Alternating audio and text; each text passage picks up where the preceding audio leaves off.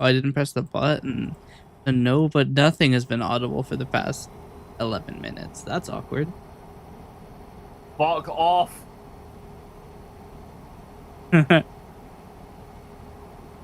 Wait, are both microphones audible? Uh,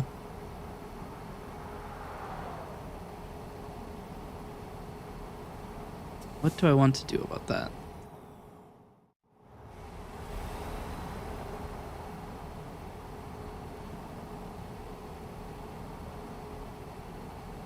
I have to pause the music for a second.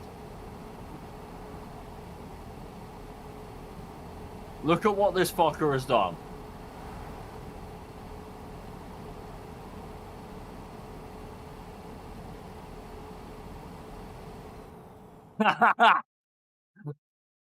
Wait, let me catch up to the Venga bus. I want chat to see it. Mate, it is still like completely audible from back here.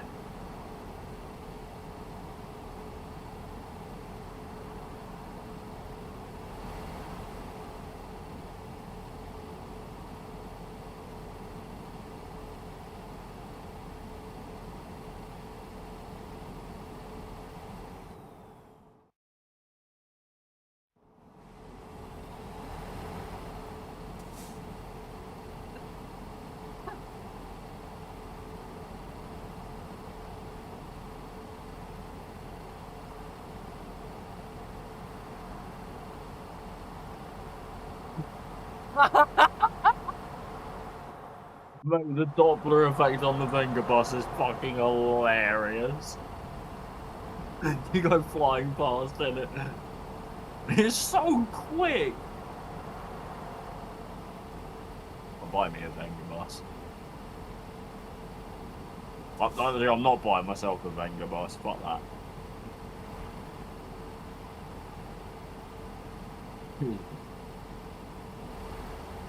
There you go, guys. There is the Venga bus. The Venga bus has 100% damage. Blue's broken the Venga bus. Good. Fuck off.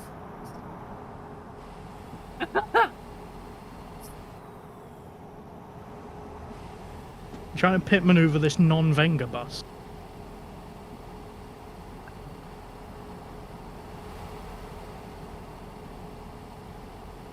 Just wait till I buy a Venga It's a bus, bus. just not a Venga one. Oh, you bull bag, I went the wrong way.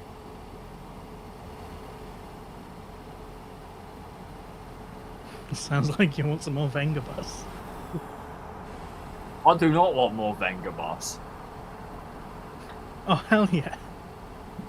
The Venga bus only costs 631 to replace all the components. Oh, for fuck's sakes.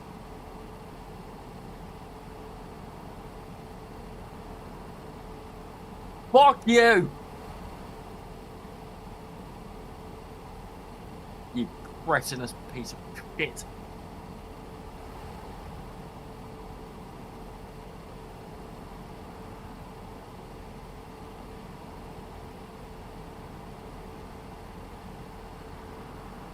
There, you can all have Disney music.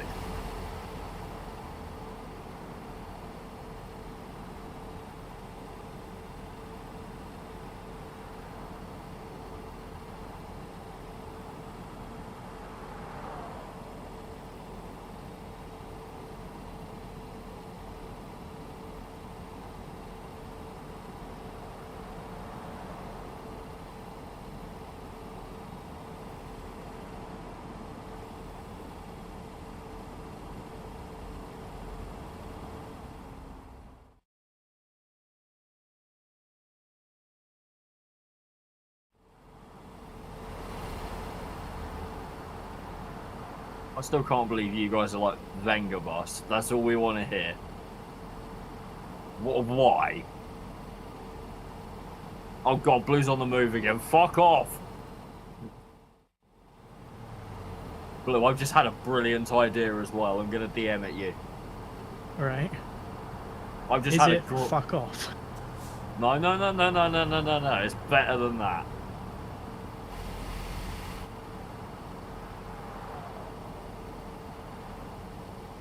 I need to go that way, and he's going, I don't want to go that way now because you're there.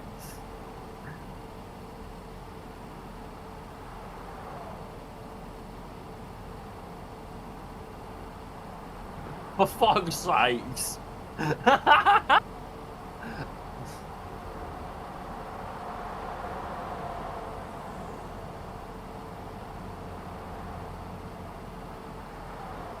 There you go, there's the Venga bus. You've done a... Also, mate, can I just say something positive about this Venga bus? Yeah. You have done a fucking cracking job of it. Well done. It looks amazing.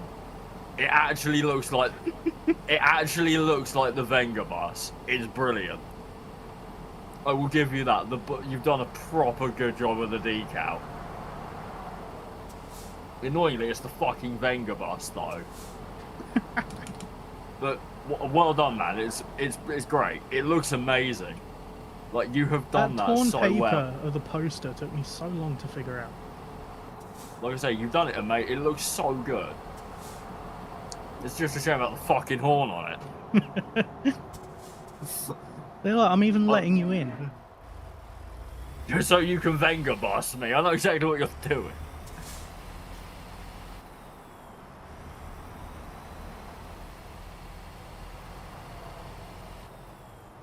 We need to have a drag race, Venga bus v Scania, because this thing's pretty rapid.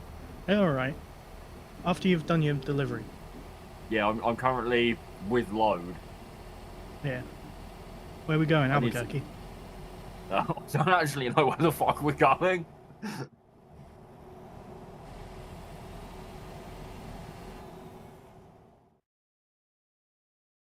Oh, for fuck's sakes.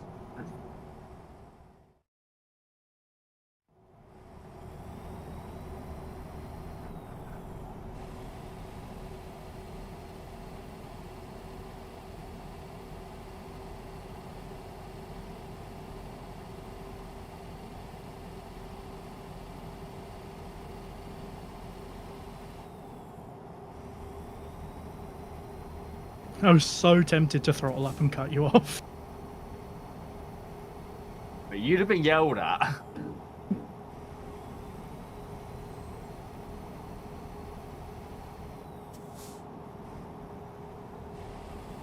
What am I listening to?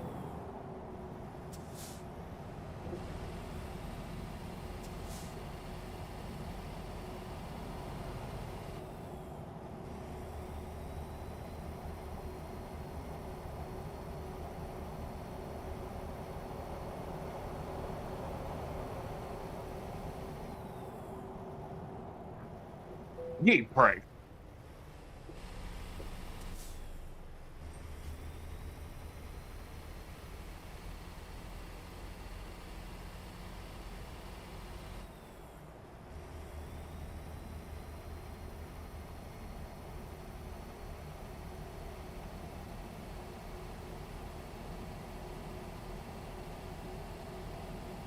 Hey, my race car driver's leveled up. I bought the garage in Bend and I put my Lamborghini and Ferrari there. So I have car garage and truck garage. I need to get a Ferrari. Yeah, I got the F4. I haven't driven it yet. I I hope know what in the song the is now. 1.60 update they release that road trip thing where you can have cars and they don't act We like don't have to trucks. mod them in.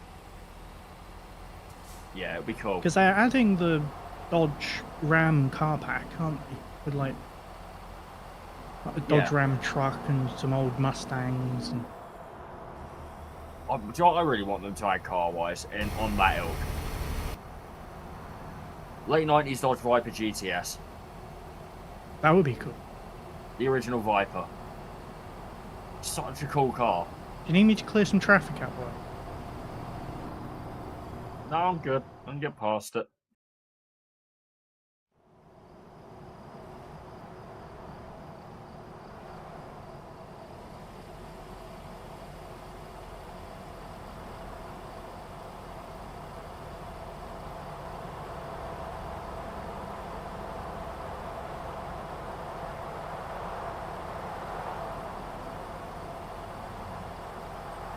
There's gonna be some dickhead lane switching going on. You hit that guy.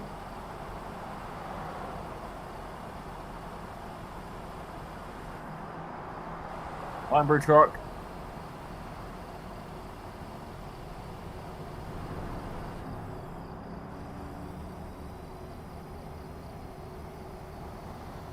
I'm gonna need to DM you my silly idea. I'm just trying to get to destination before I do. I'm also racing my rest timer. Oh yeah, fun.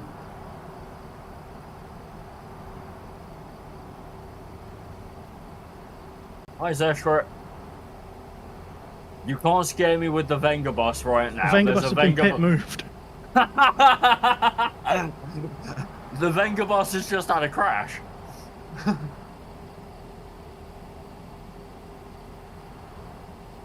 Venga bus has been pit maneuvered by an NPC. The Venga bus got out of them safe for a minute.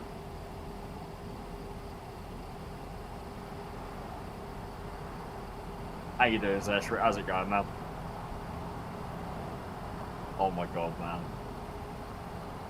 Do you know how scary it is, mate? When I'm gonna be playing this game in convoy mode, you're just gonna join and you're gonna get fucking Venga bust out of nowhere.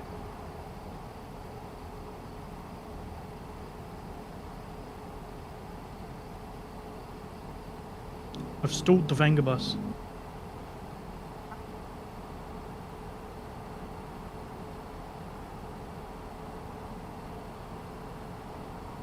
Like I say, mate, you have done such a that it actually looks amazing. You have done a fucking cracking job of the skin.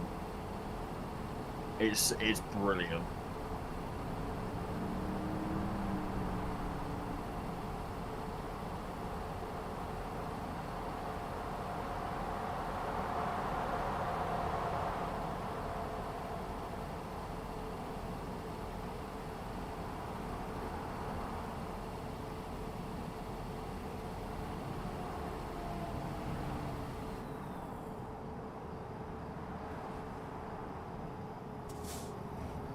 Also, these articulated trailers are horrible.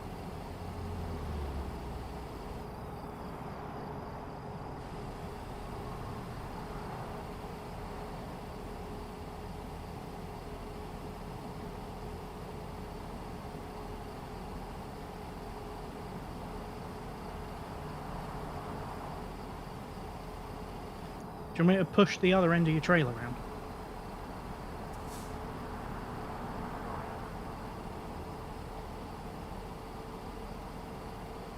My brute force and ignorance is going to get me through.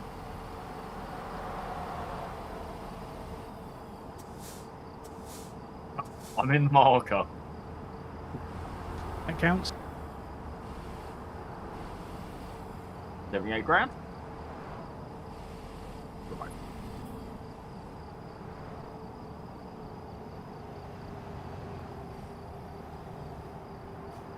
The thing I love about this truck, mate, the turning radius on this is amazing. I've been Yeah, it's ambushed not by bad, the yeah. Venga bus.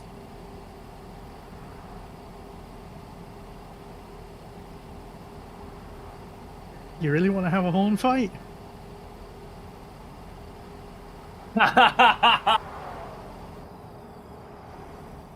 Also, mate, I found something out very funny. You know the Doppler effect exists, right? Yeah.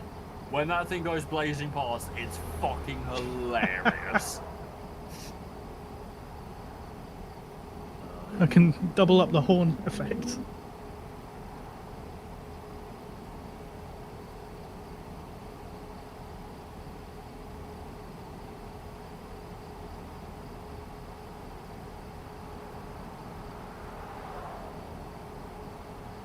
We'll just have that engine by default.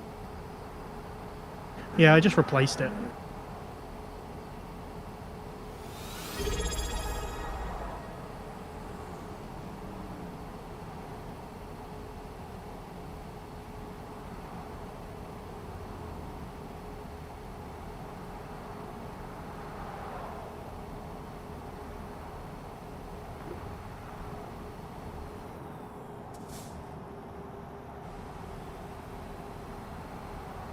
I'll do a quick tow to service.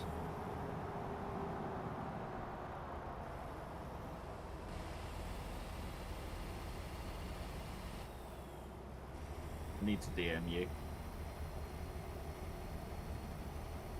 I can't believe it cost 631 for a full new Venga bus.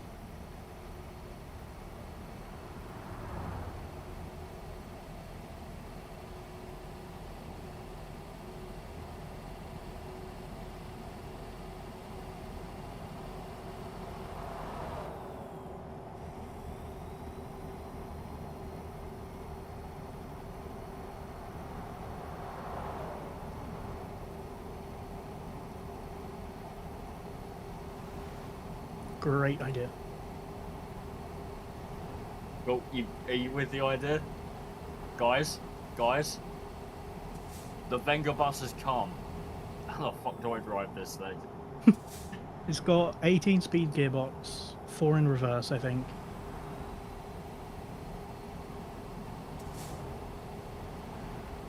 I've driven out the garage the wrong way, hold up. You're God. facing the invisible wall. Yeah. Mate!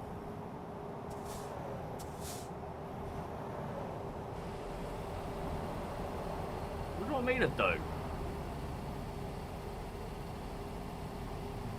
Why is the Venga bus so fast? It runs on the power of Eurobeat.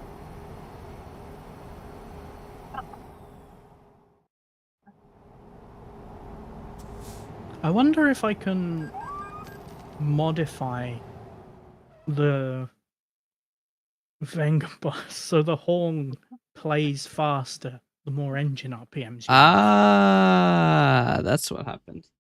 This is American Truck Sim, but it's the fucking Venga bus. Yeah, I forgot that I had this one on, Why is the Venga bus so but fast? not assigned to channels 1 and 2, which was the solution to having 2 different audio recordings of the same thing. But Blue made this. This is Blue's doing. He Oh made well, this for the game. the first 30 minutes Fine, just doesn't have yeah, any audio. I That's fine. made a That's all Venga right. bus, Yeah, no, I was saying thanks for resubbing. Thank you for staying as here. well as that Beyblade truck you see. Said welcome to the stream. He's modded in a few skins And decided we to are make going the to cut Venga the bus. ATS portion a little Yeah, they bit gave me early too much power. to work on coalescence today. It's funny because that was in the captions but on the audio. Maybe it's time I went back to ATS. Bob, What have you I should added? I've join us added- for this. I've added Iron Brew, Tesco, Kurgabing, Weezer Prime, Weird the Venga Prime. bus, Beyblades. But yeah, we are I gonna still we're gonna need work to on add coalescence Cheez-Its today as well. or Weez-Its. This is its van. To Mate, Yep. why I'm trying to is- get it out to there's only one release, problem with the Venga bus which is that I've funny spotted because so this far. is not the third time I've said this. What's the issue? It's with the only Venga one bus? time audibly. The brakes are terror. I am trying doesn't to have get great coalescence ready for release because there are people interested in buying it, so it's actually kind of time sensitive now.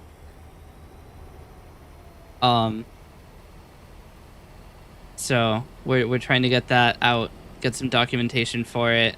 I need to talk to Oliver about better ways to store information because I don't want to release in the broad world an application which is not super secure with how it stores data. I mean, technically, if your computer is like already compromised, there's not much I can do. Am I yapping and audibly? No, I'm not. What's up? Venga bus is coming. Oh no. All right, chat. When we get Venga bust, I'm gonna have to Bus close is the game. ranks. Oh my god, there's 2 Venga buses. So it seems that there are 2 Venga buses coming.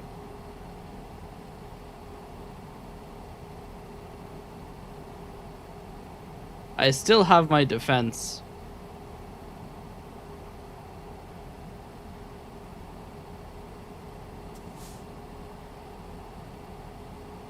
Going.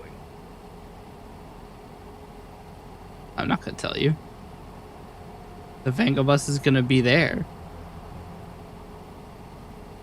Mate, the Vengabus is faster than you are. Yeah, but I have Alt F4 and an actual need to work on Coalescence today.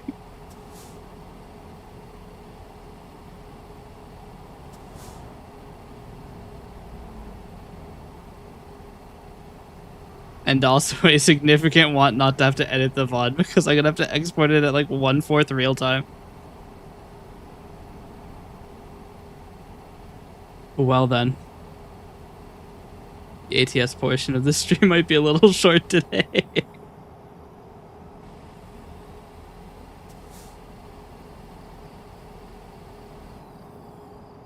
There's a double party situation ahead.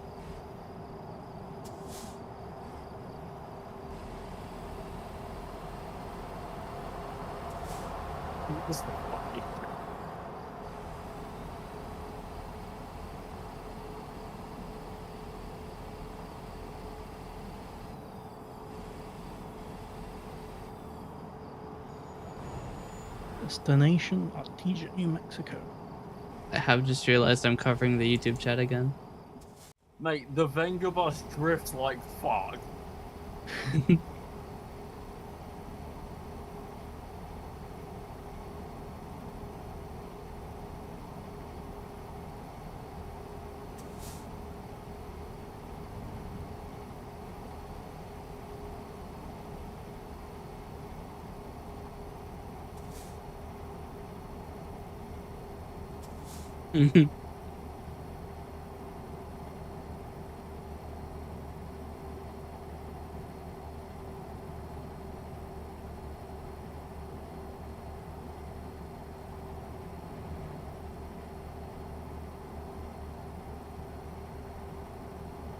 If you get off throttle while you turn, it's actually quite good.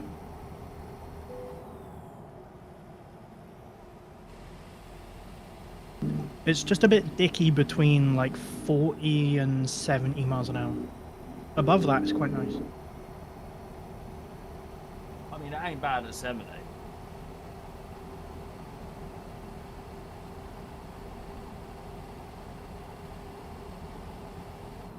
Chat, the ATS portion of the stream ends the second I hear the Vengabus music.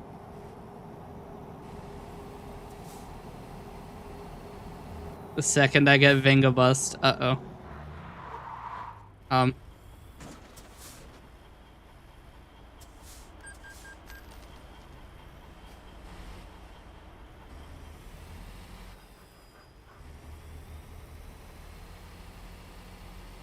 There's a possible defense. Why did I buy the Vengabus? Because it was cheap. I mean, yeah, if I give this to a driver, it'll make his money back pretty quick. He'll make his money back in like a job. There is a defense.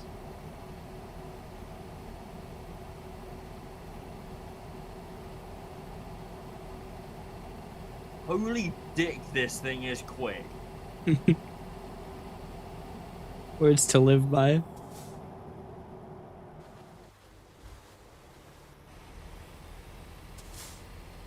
Alright, chat. It might be time to put in the... He's so fast. Might be time to put in the defense.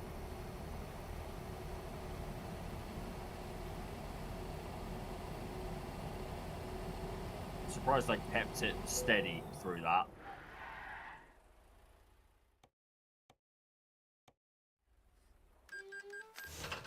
This thing is not undrivable. He teleported. Bastard! Where'd teleport to? He towed to service. The stream ends the second Fate I hear the Larry. Vengabus. He crashed.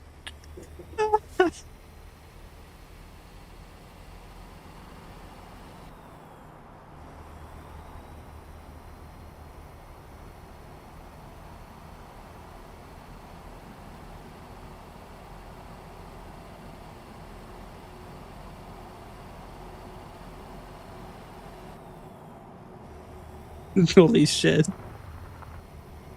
Chat, they're upon me. I seem to be being pursued by the sun.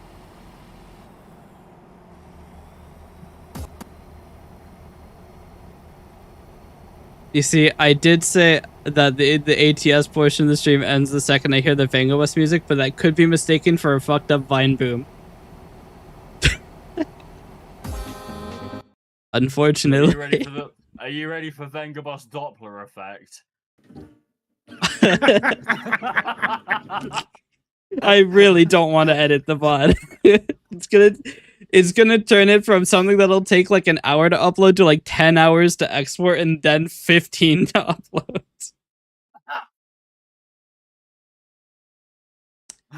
Anyway, so it's Coalescence development time. Do you want to drag race the Vengabuses? Yeah. Mate, we're on like the perfect bit of road to do it. It narrows up, but we've still got 2 lanes.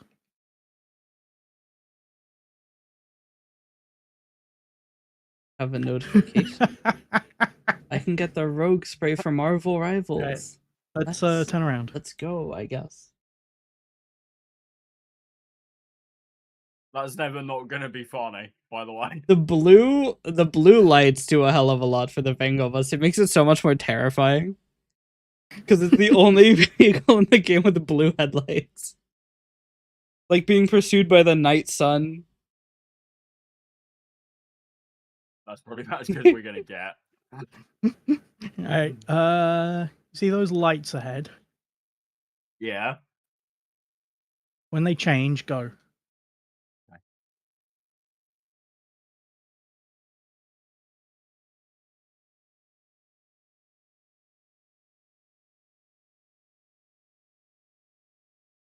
Watch them never change.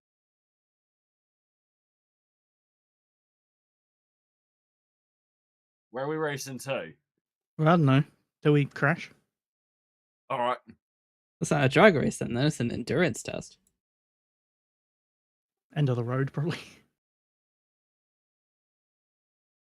Until we can't make the corner by having our throttle pinned. Yeah. Until we can't connote.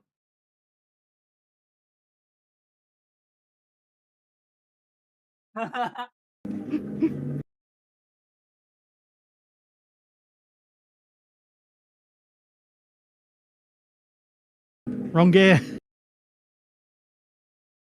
He's fucked it with his gears. I upshifted too far.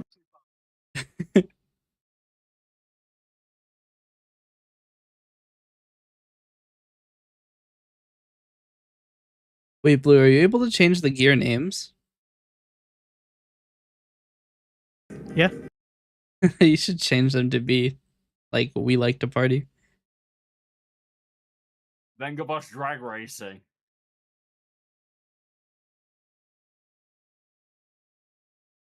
You guys are absolutely fucking hauling ass.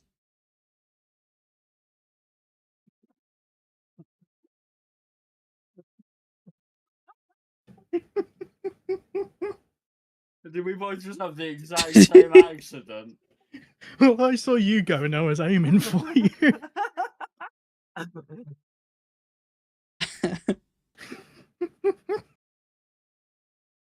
We're never getting anything else in this game done again, are we?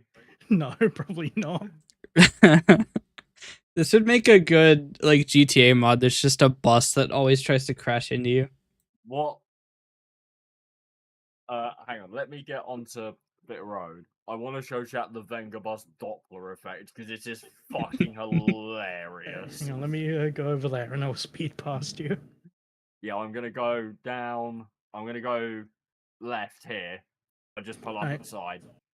Give you a decent run to get some speed. Oh my god. There we go. I'm gonna stop here.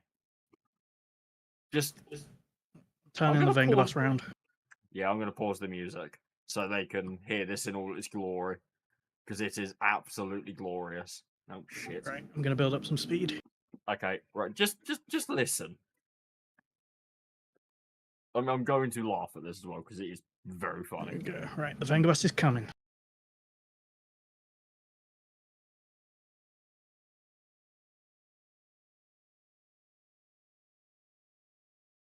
Don't hear it yet. That's the scary thing. I don't hear it. I didn't. Oh, I wasn't tapped in. Fuck. Okay, hang on. Coming back the other way then. Right, I'm tapped in now. I can hear it. Hang on. There's a Tesco lorry in. Let me pull up on Central Reservation. It won't matter really, will it? You'll still hear it from here. The horn's loud as all fuck.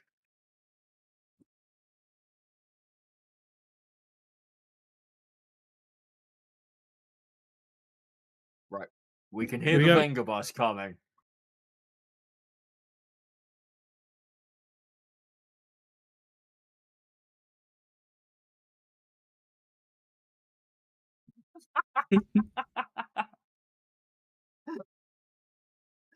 The fucking Doppler effect in this game's amazing. It's so funny.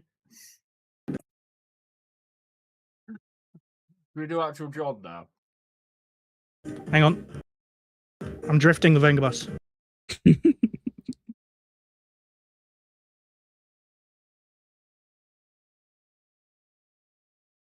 All right. I might pop out while because I'm gonna switch to software development. It actually drifts, man. I can't drift it, but it drifts. Back to service. Yep. I've broken the Venga bus. Look at what you've done. How are they gonna get to everywhere? They're not. Oh my god, mate. This mod is... Mate, in a way, you're a genius, but you're a fucking idiot. Right. I need to change the gear names as well. That's a good idea. Like that the tires are the most I'm- expensive part. Yeah, can't cheap out on tires for the Venga bus. Otherwise, how's it going to get all the way from San Francisco to fucking Ibiza? Fair.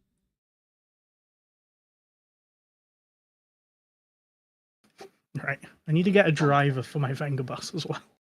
Yeah, I'm literally doing the same thing. I need to upgrade the garage in Bend as well, if I'm going to put... Because I want to put the Hellcat there as well. Okay. Give me my normal truck back. Let's do a job. Okay. All right, have fun with your Venga buses. But I'm gonna go do some software development. See ya.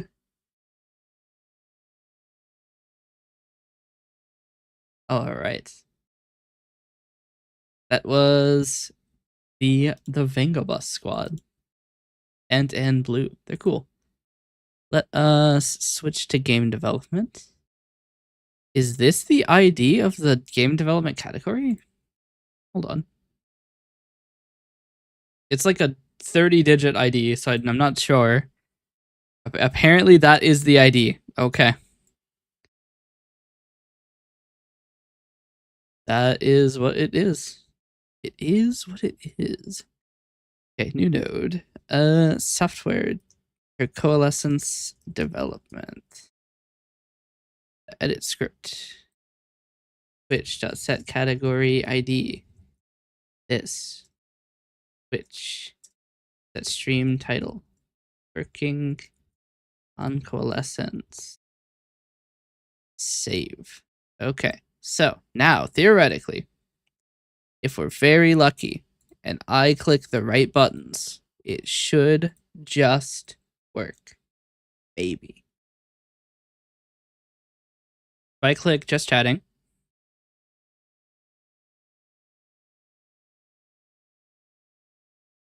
stream title should go to just chatting. No? Okay, well, guess I'll die. Why not? The stream title hanging out set category to 509658? Yeah. Why is it not doing that?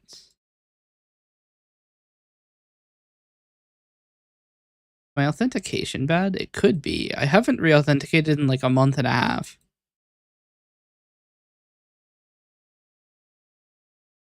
Okay. New authentication.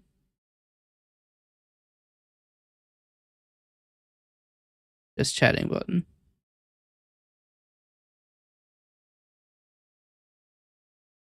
Okay. Click the Coalescence development button.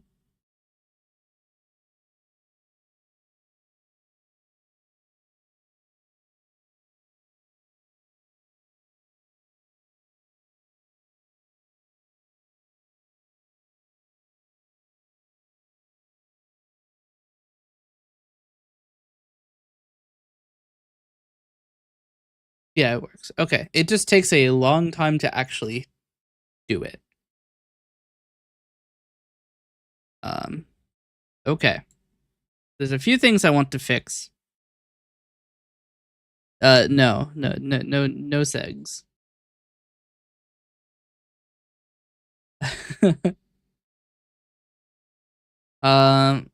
Let's do main scene.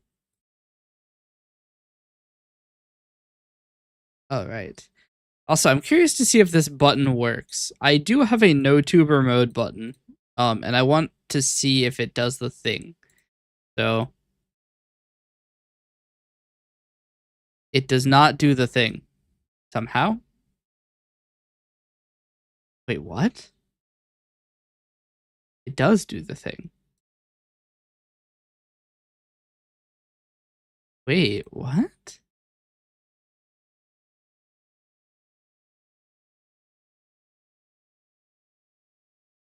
Huh?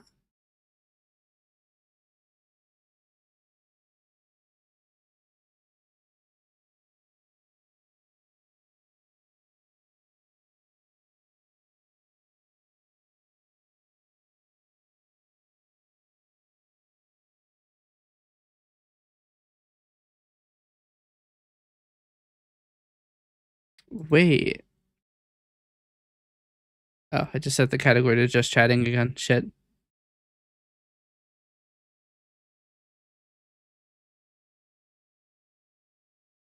There's something wrong with the node data.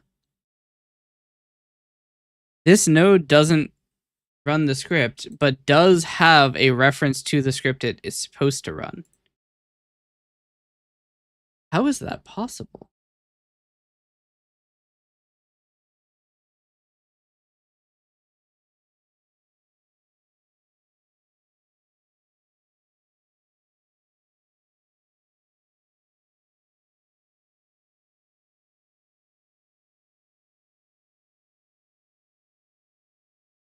I mean, technically, I can bind it to any script name. So I could just change its... Let's change this. So let's do...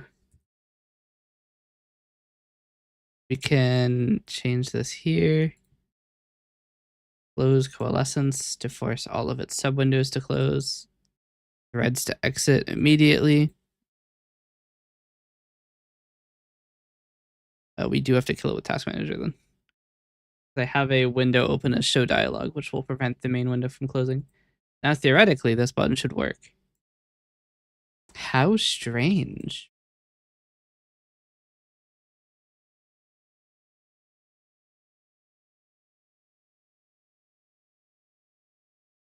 I don't know why that works.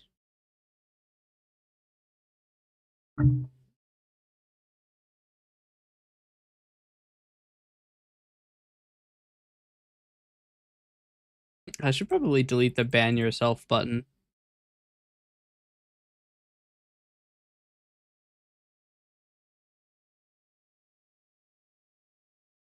I also delete the trivia show. Maybe I should leave it because I don't think it'll be recreated like this. Well, you have a ban yourself button. I'm getting rid of my ban myself button.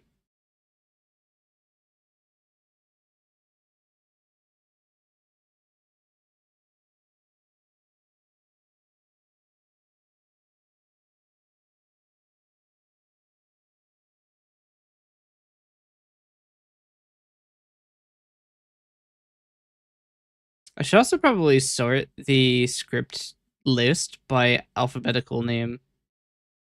because right now it's not sorted and it's actually kind of difficult to navigate most of the time.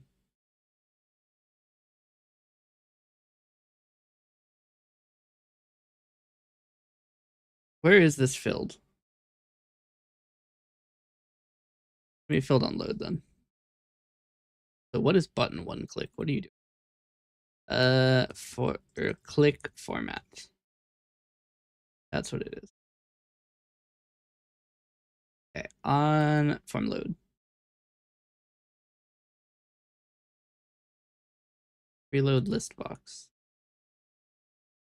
ss.script.sort. Oh. Scripts is then a key value pair of what? String to string. Okay. So we only care about the keys. I've been banned from this channel more than any other. Is that true? I think it is true. Well, okay, technically no. Because there's about 500 bots that have been annihilated. But in terms of actual people, that's probably true.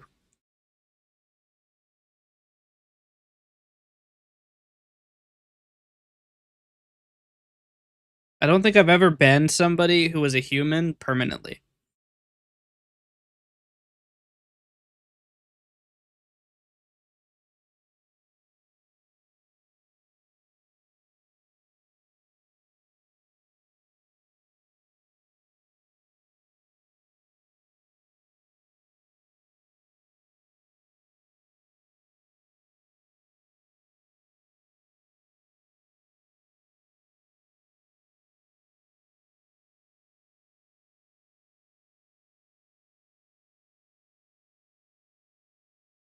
Okay.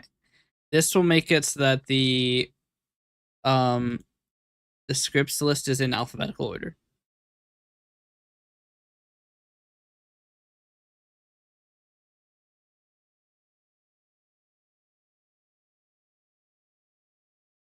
I may have to build again, actually. To be fair, 2 of those weren't my fault. I mean, if you typed in a banned word or you redeemed super timeout, it is your fault. So I'm pretty sure that the only person who's ever accidentally been banned is Vrolok, because I missed when I was trying to tab back it, or when I was trying to select something in chat, and I absolutely blasted him. I think that's the only accidental ban that has occurred.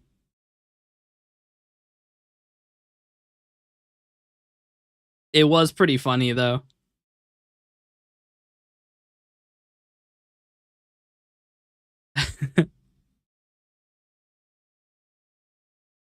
Control surface. No, scripting.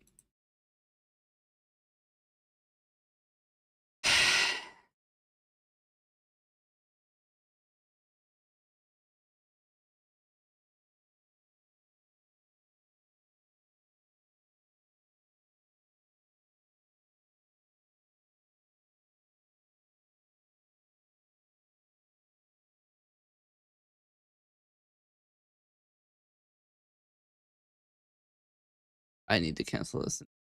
So the problem is I can't overwrite stuff because scripting is actually one of the most basic things in here. It's one of the first things to get overwritten. And because it keeps getting canceled to overwrite the signed copy of it, I have to rebuild. That's the version I'm testing on. Okay. The script list is now always in alphabetical order, which is a huge, huge, huge improvement. Now it's not very difficult to tell what is going on.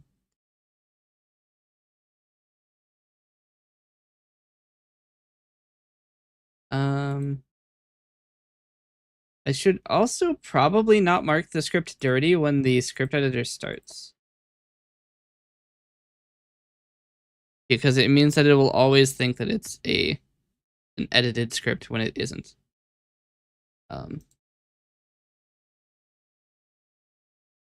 Okay, so the video edits or the video reencodes are done. Excellent. I'm gonna push these to vBundles. I'm basically just trying to reclaim drives at the moment. The issue is I have so many drives that are locked down by the vBundling.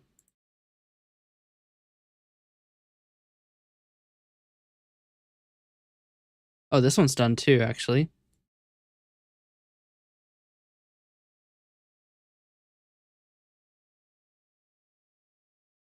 Was this already moved? May 6th, 26th. It is. Oh, there's our bots. Rip Bozo.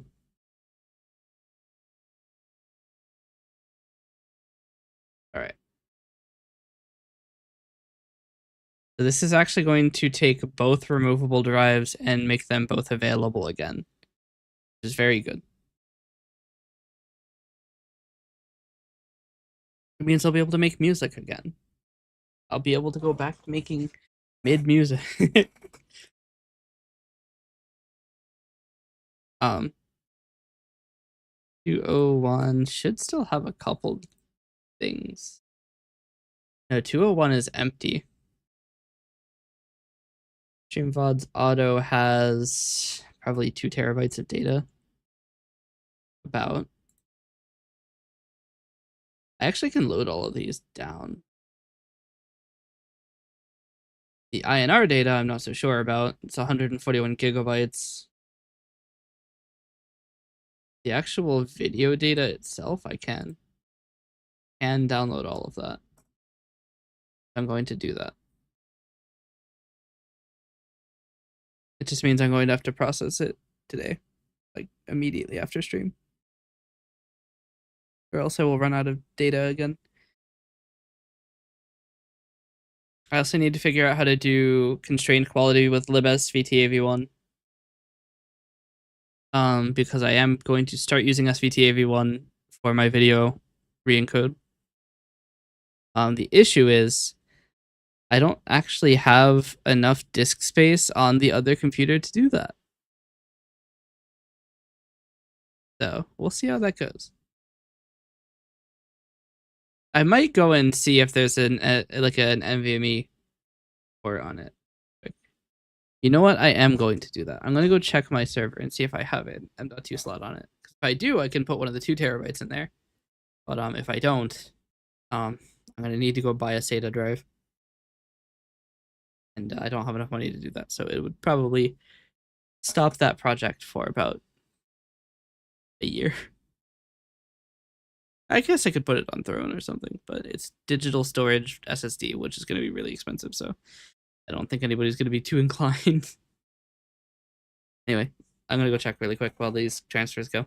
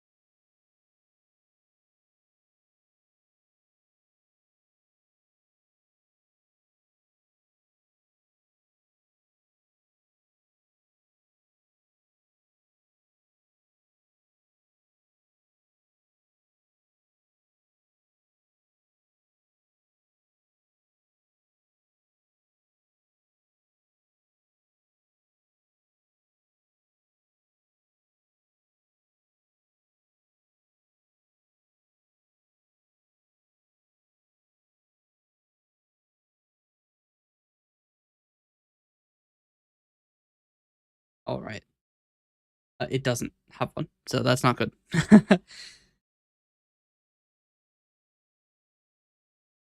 Not ideal.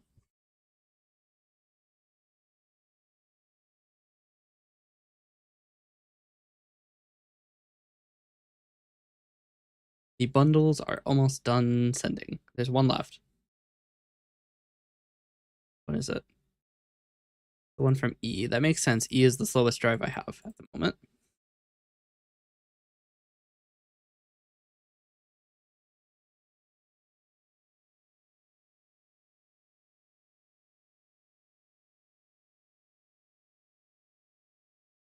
$60 left.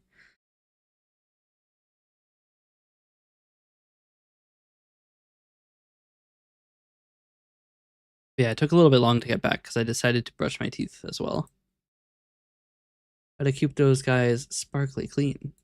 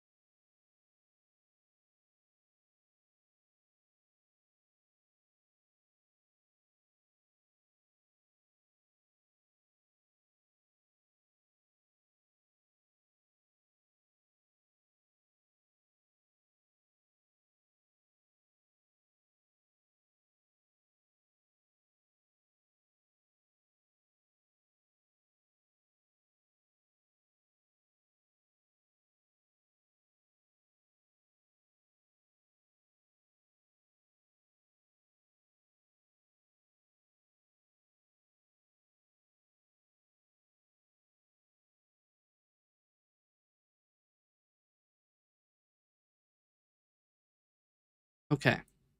So that is E finishing its send. Means I can delete. Yeah, I can delete this folder.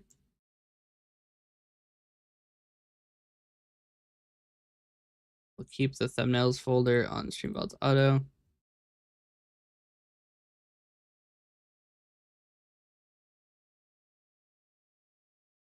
Transfer is going to take 5 hours. That's fine.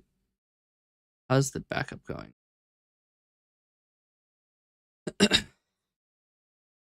89 files spanning, or no, 108 files spanning about 1 terabyte up.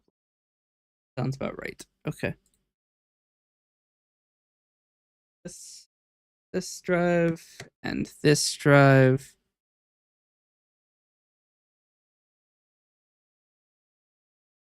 And this drive.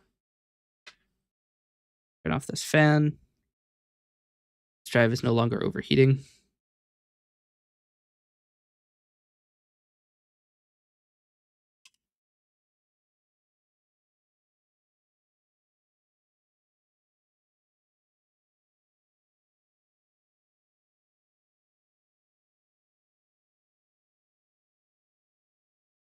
Put this back in here.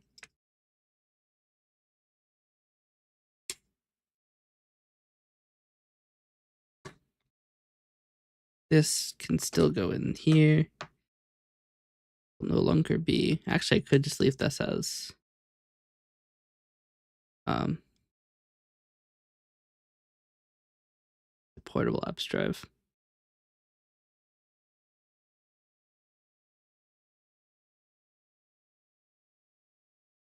I don't actually know where it is.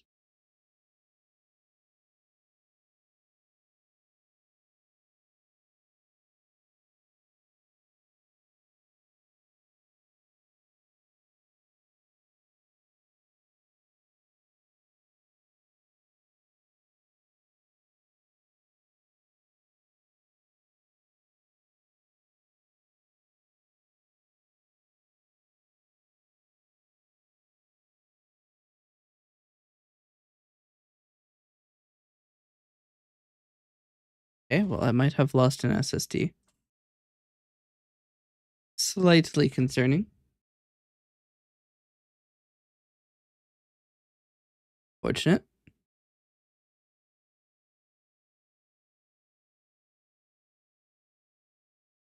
Hmm. Oh. Programming. All right. Clear off my desk a little bit. Dump a bunch of this shit behind me. I'm gonna like.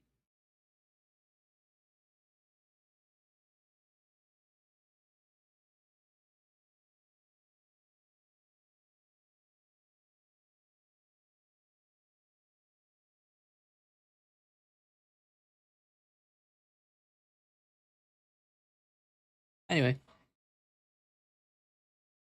I could have erased it and just deleted my portable apps in favor of the question, though. Entirely possible.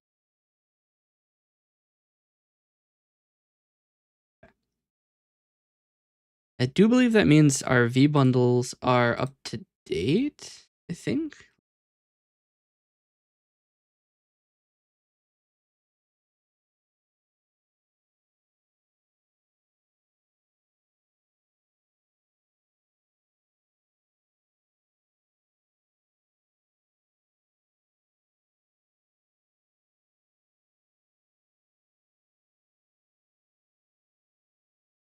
Not quite. 7, 8, and 9 are missing, actually. For May. It's strange, because they're not down here.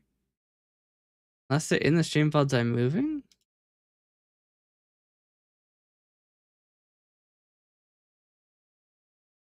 No.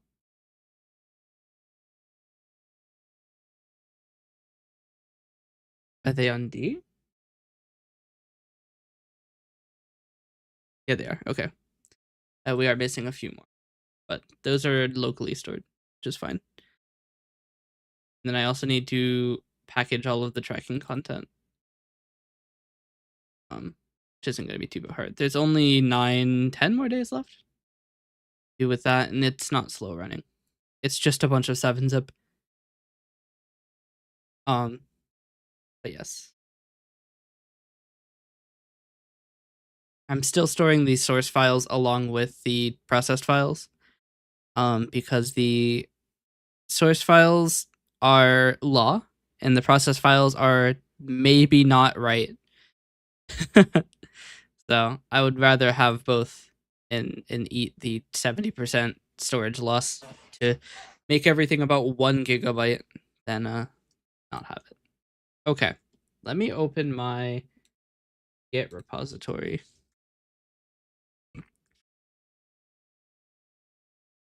And see what the issue list says. No issues. Right. I just deleted the repository.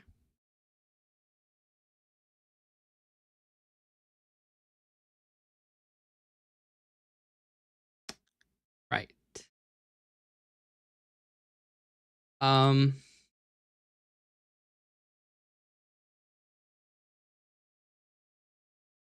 Well then. Not ideal.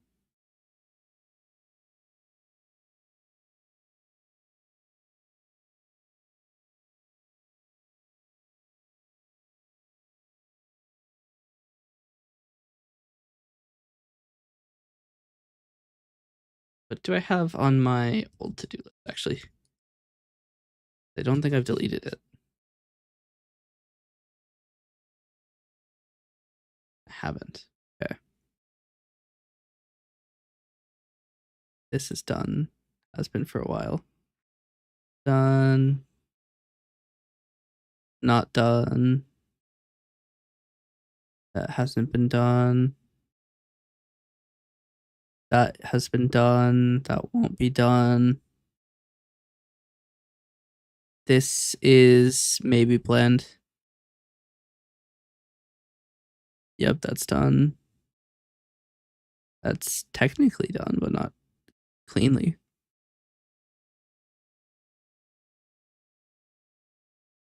This is technically planned. This is not happening. Okay.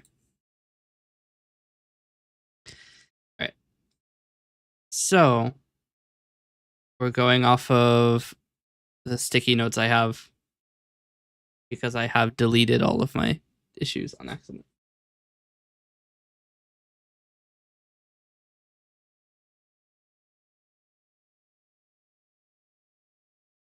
Here's what we're going to do. I'm going to write a page of issues with Coalescence, and that will be my locked in list for 1.0 release. 1.0 will require this set of things to happen. And I think first of those is... Oh, I got another Marvel Rivals drop. Okay, first of those is going to be implementing a better way to store secure credentials.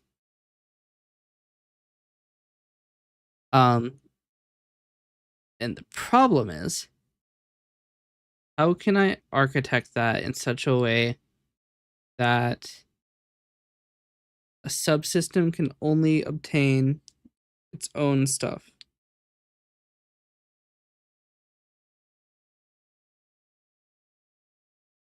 I can't encrypt it with the standard key because you could decompile the thing and obtain the key.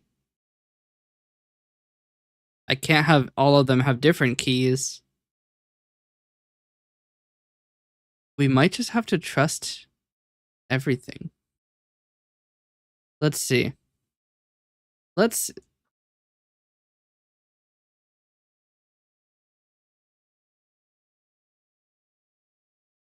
We might ask Oliver to see if he has any ideas.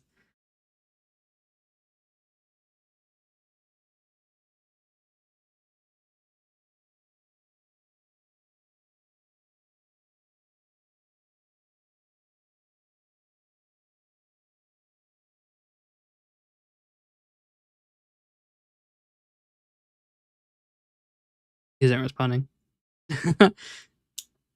That'll be one of our notes. More secure credential storage.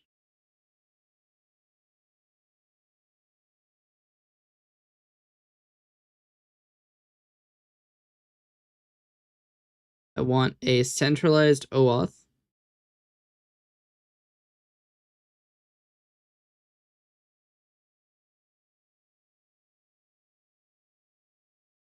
Provider.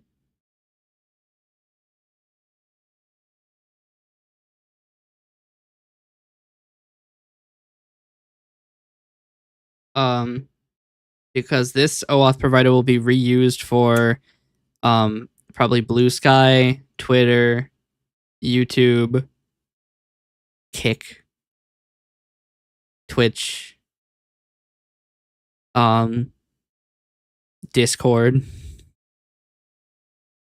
So this OAuth provider is going to connect to 6 different services. So I want it to be centralized so I don't just have to re-implement OAuth 6 times. So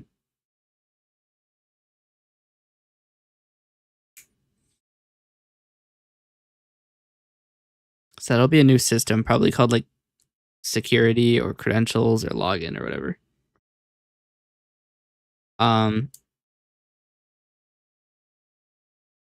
I want full documentation of all systems that exist.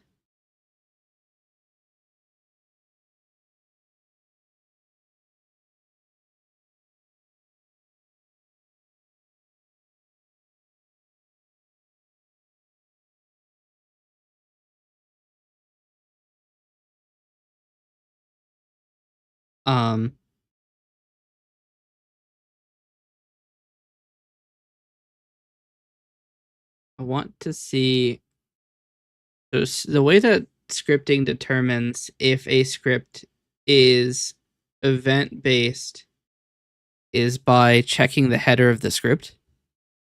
which does mean it has to read every single script and process its first line, which is perhaps not very fast. We could build an index of these, and that would save a lot of time, especially since events are planned to be high throughput things. There could be as many as thousands of events going through transport every frame. And I want to treat that as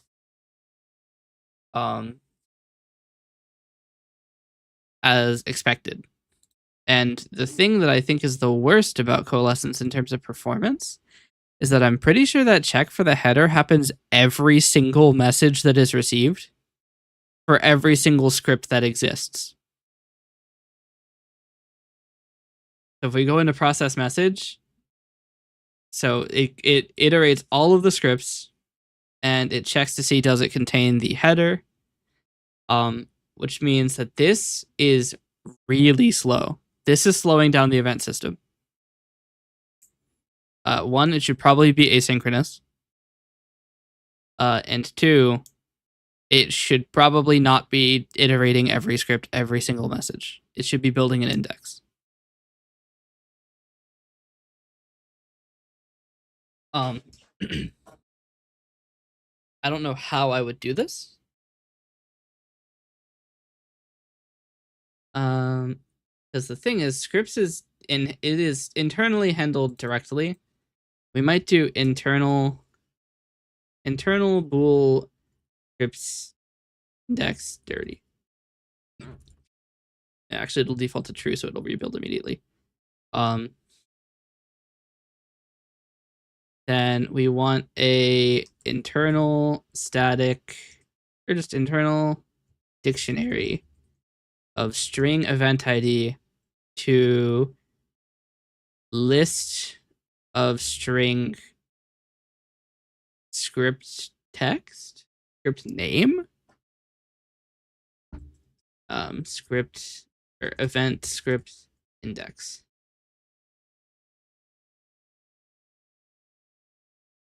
Private bool rebuild script x will lock event script index to ensure that it's not accessed cross thread. It will do event script index.clear, and then for each var v in scripts,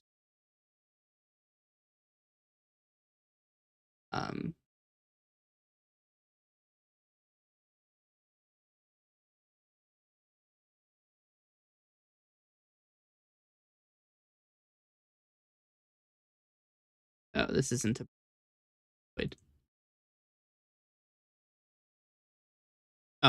If value contains event subs is the header that says what the event subs are. It says it's the special line that means that this is an event sub thing. So,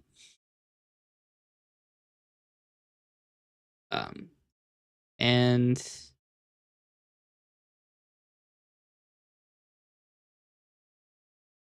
if not event subs that contains line, then continue because the script is empty.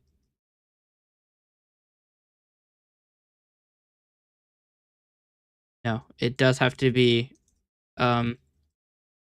string / literal n because these are escaped.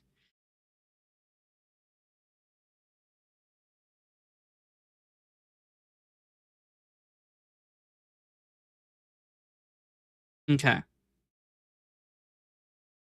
Then we get the subscriptions are the list of event subs split and removed empties.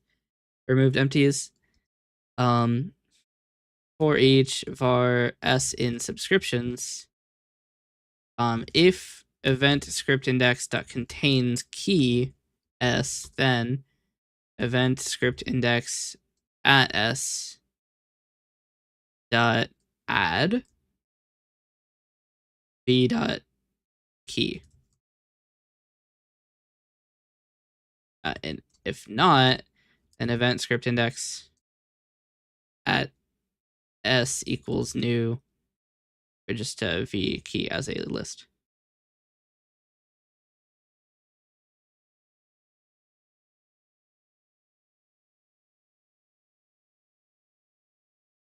That works.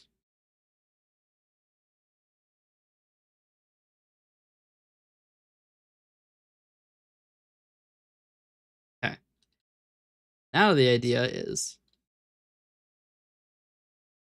we can do if script index dirty, then rebuild script index.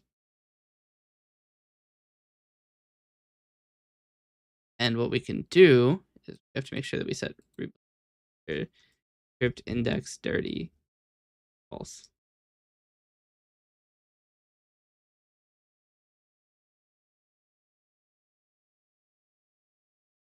What we can do is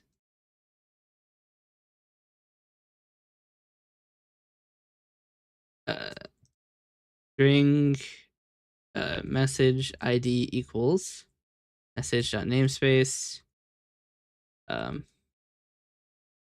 message type if v or not if script index event script index dot try get value message ID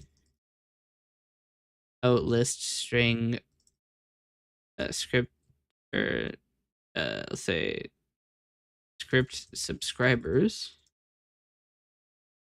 then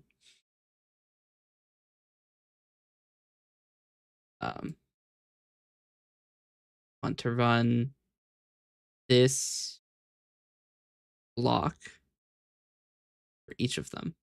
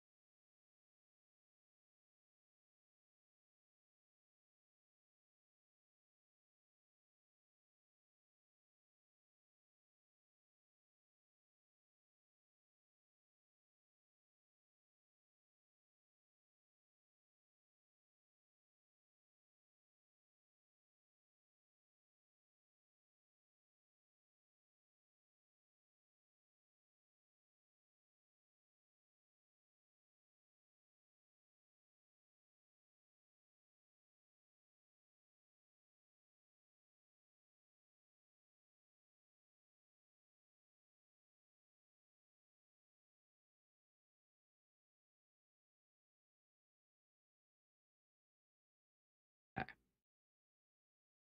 Say this is nullable. All right. This is still key. Okay. Now this entire thing doesn't need to exist because the script index will handle this. And now we test this through the power of just reinstalling it, I guess.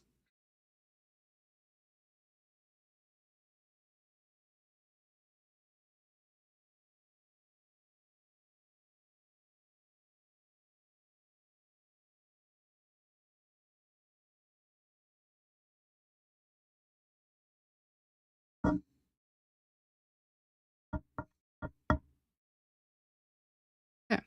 See how it goes.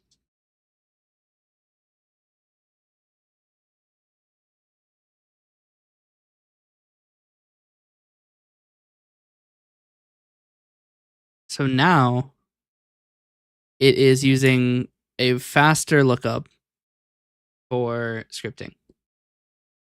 Problem is, it is never marked dirty, so it will never be regenerated. So we're going to do a couple things. One, when the system is connected, we're going to do script index dirty equals true. When the new script form, when the scripting form has the save button pressed. We're going to mark the script's index dirty.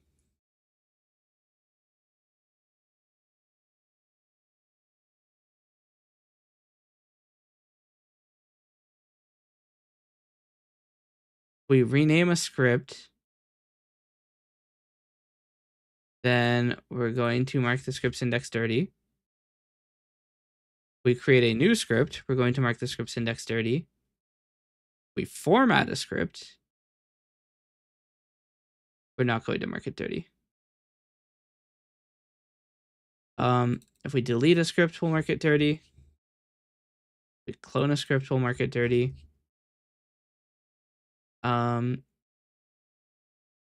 This is just changing the loaded script. Save a script. We already marked it dirty. So this should make it that if we add a new script to be subscribed to an event, it should automatically mark it dirty, which will cause it to rebuild the index. So this is what it was doing every time a message was received before. It is only done once.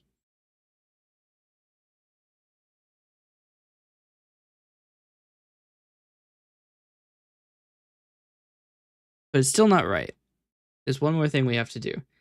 So in register new script, we need to script index dirty equals true. In rename script, we need to mark it dirty. I think these are actually run by the scripting window, but it's okay if we set it too many times. Okay.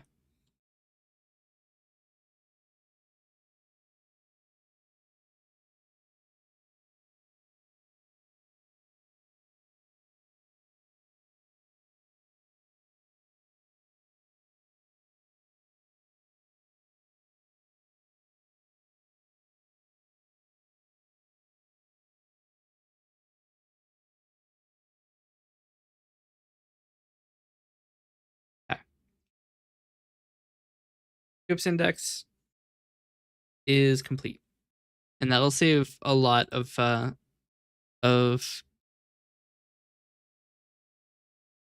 performance, especially as scripting or as the messaging system becomes heavier and heavier with more shit running.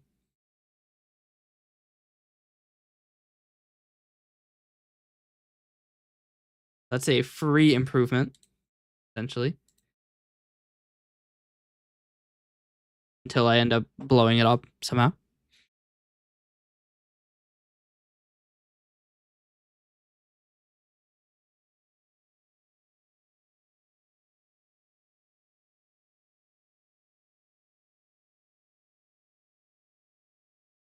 All right.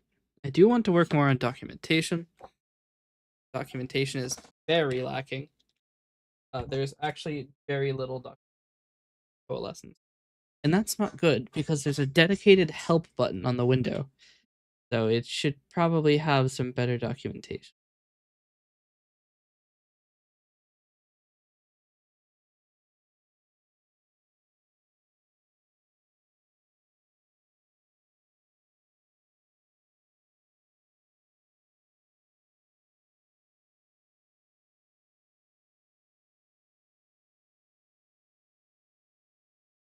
Okay. I do kind of want to update this. So the coalescence audio window is a little bit shit, and it also doesn't control input and output audio, which is probably not good. Well, it controls sound audio. The audio system itself is not that complicated because Coalescence doesn't really do a lot with audio. The real-time audio system is a little bit more sophisticated, but it would be nice to have a better system to send and receive audio from like the microphone. I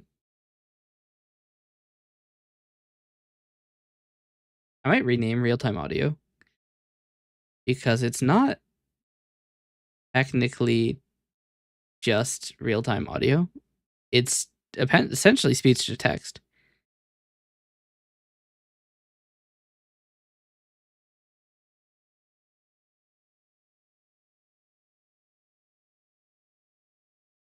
Yeah, it's probably good to rename it.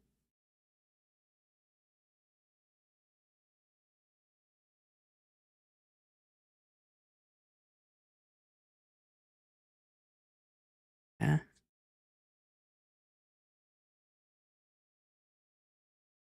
Its main thing was that it was going to be like microphone audio, but I don't think that that's better than just doing that in audio. It should be done centrally in one place for all of the audio. Having two subsystems doesn't make any sense. Which means we're going to have to redesign the audio subsystem. This is what we call feature creep. But I want 1.0 to be a good, stable UX. I shouldn't have to change it. So move microphone audio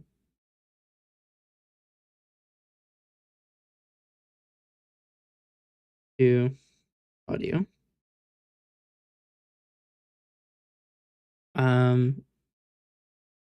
Add output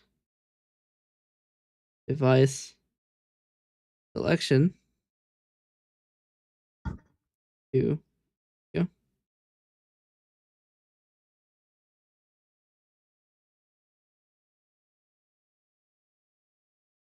Actually going to write output devices selection because I want it to be possible to output to more than one. So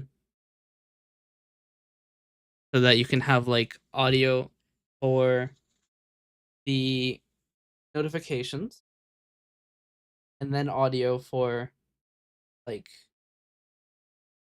side tone, I guess, in a way.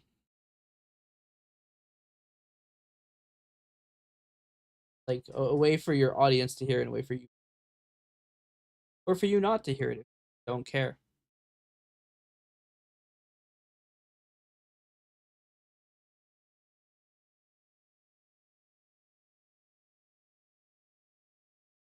I also don't believe audio has a script provider to play sounds. It probably should do.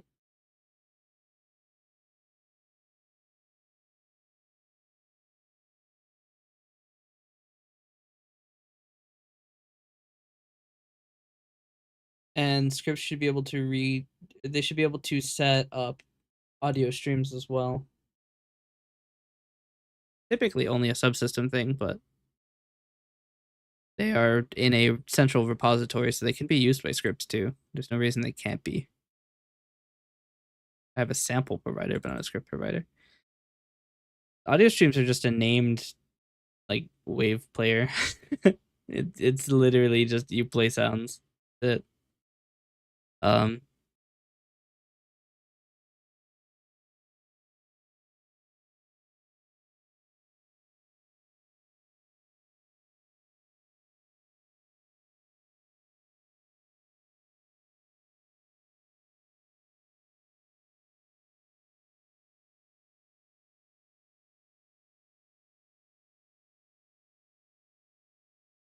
mm.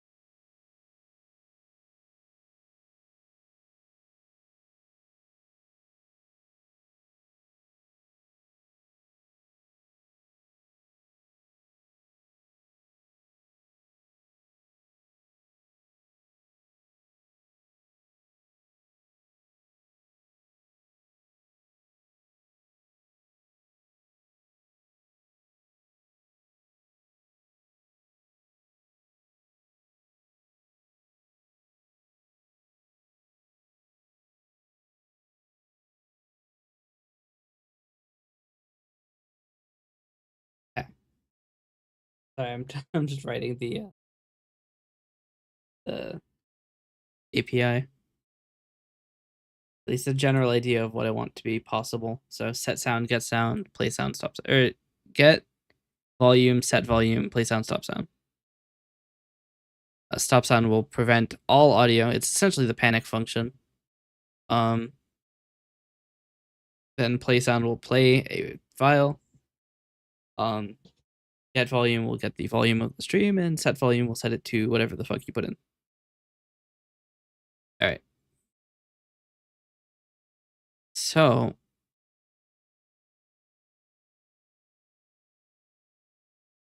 there's a bunch of folders that just have empty object folders. I need to delete these. I might need to do a little bit of solution cleanup here.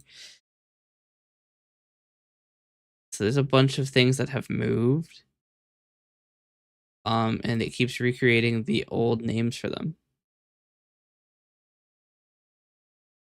This folder is empty. It'll keep recreating it.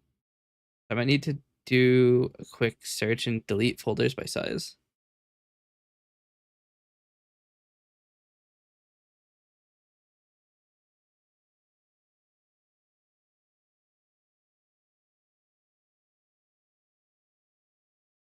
Oh yeah.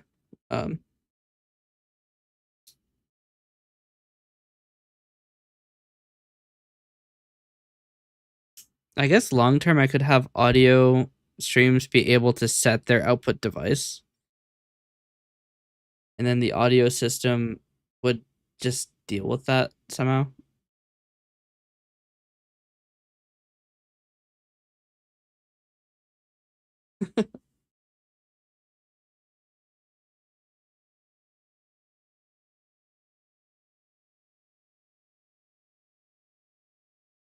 This would also delete the audio router planned module because it would just become part of audio.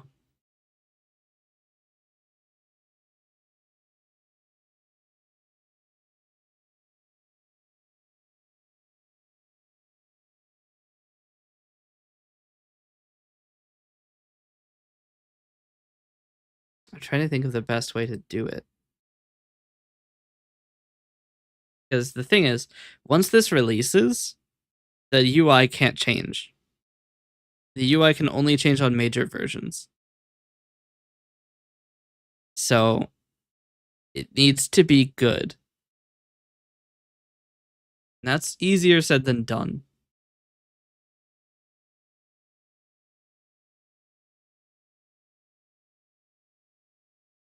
I also want to add support. This will probably be a 1.1 thing, but support for remote logging. I've used Seek. Is it Seek? I think it's Seek. Like a log aggregator.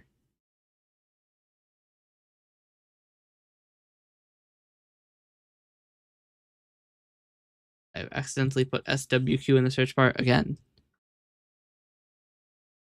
Yeah, it is Seek.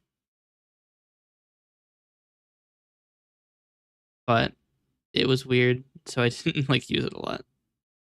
Oh, another thing I want to do is remove bot interrupt.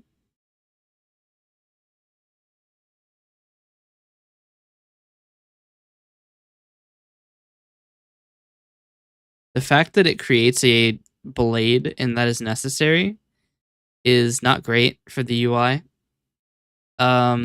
It is generally not very stable, and it would be better to just simply merge that copy of TwitchLib and all of its dependency directly to Coalescence.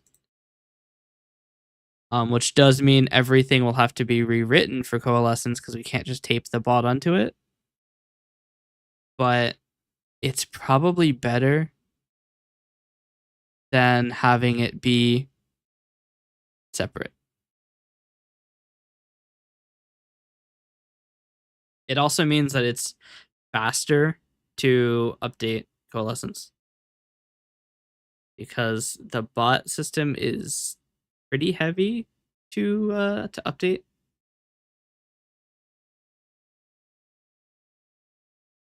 to load a different project. You have to build it, wait about a minute, and then it pushes things to KT. That's the only way I have to debug it, which isn't. I probably could make a better way to debug the test versions of the bot library, but I don't know. Maybe I'm not sure if I want to fully merge them or not. They're both pretty volatile.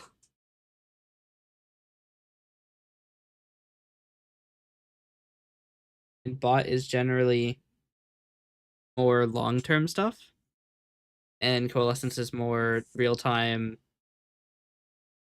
like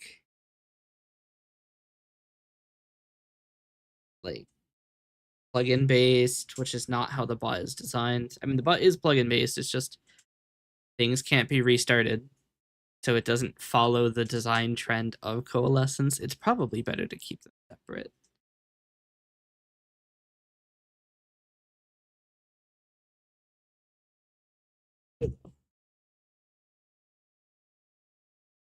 Do you want to add? There's like, I want to update the bot library to be more like Coalescence. I think that the messaging system is better than what I have for the bot. The bot uses like notifiers and subscribers. Means that you have to have two different systems. They're both services. So you have to have two different services running, where one's entire job is to send a message and one's entire job is to receive a message.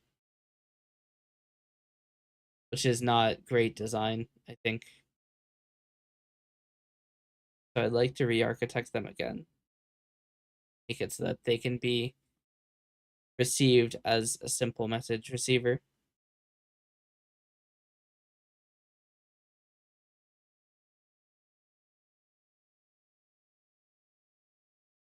Essentially everything is connected to. Problem is that means that there's a lot of unnecessary messaging. The major question mark for the future of Coalescence, the messaging is going to be very loud. A lot of things running because real-time audio, every time N audio raises the data available event, it outputs a message. I don't know how often that's happening. I actually have no way to tell.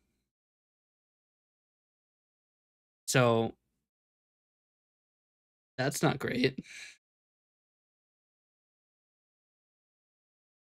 I suppose what I could do is add a subsystem that simply records the time that any message was received, and we could build graphs from it and stuff. I know that the real-time audio stuff is going quick. There's a lot of them. I know that. Because it only sends a couple milliseconds at a time. So that's probably 100 messages a second.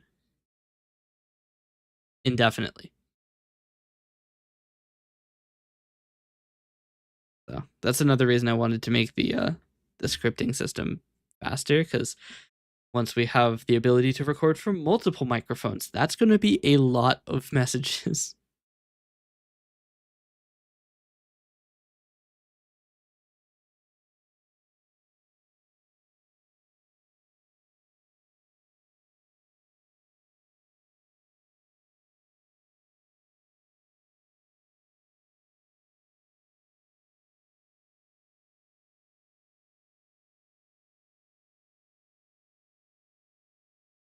I also need to figure out how I want to store or like structure that data.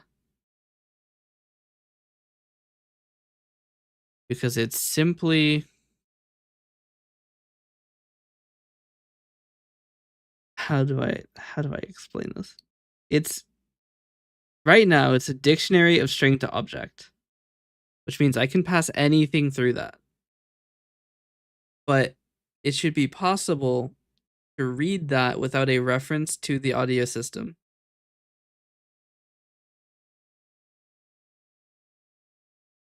The plan is to fully separate audio from other subsystems.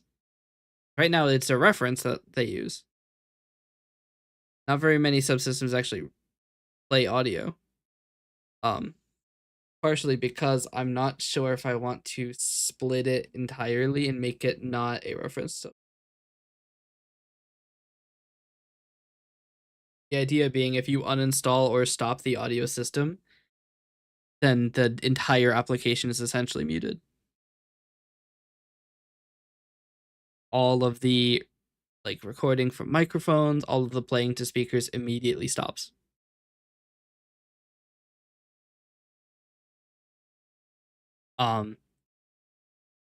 Which is not currently how it works.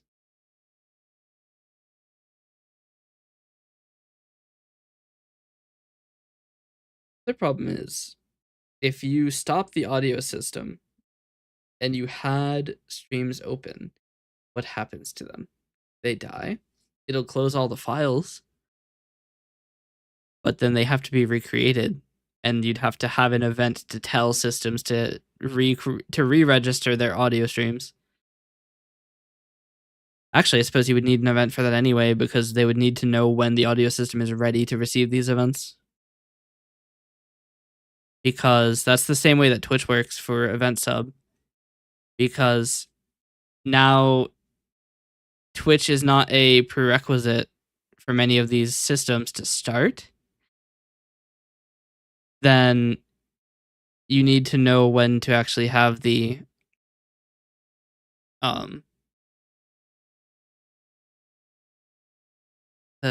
system ready to send messages. So, like, for example, the control surface depends on Twitch's channel chat message if Twitch is present. If not, it simply moves on with a simple click the button thing. But if it loads before Twitch, and it might do because it's got a higher sorting name, then it will register for a channel chat message and Twitch won't be connected, so it'll ignore the event. So the way I got around that was to have Twitch emit a message, register event sub request, something like that, and then control surface will register its event. And that actually has the benefit that I can resubscribe to events automatically by blasting it and then sending that message again. So hello Bertels, I am currently going crazy. I am re-architecting for version 1.0 of Coalescence. I am planning on releasing it. So I'm building my list of things that I have to do before 1.0 and also preventing myself from adding anything else to this list. And a lot of my improvements are streamlining the audio because the audio is weird, and then also removing the weird Twitch integration thing and doing it directly. Crazy, relatable, yeah. Actually, if I do Central OAuth, I will have to merge Iowa. Why is Iowa lowercase too? What? Iowa is a state, what? If I do Central OAuth, I am going to have to fork my Twitch connection because it's not going to be like compatible at all.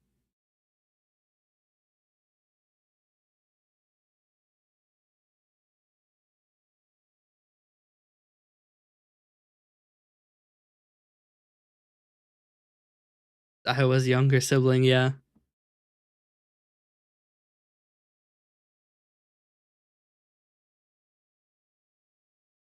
How am I going to do this?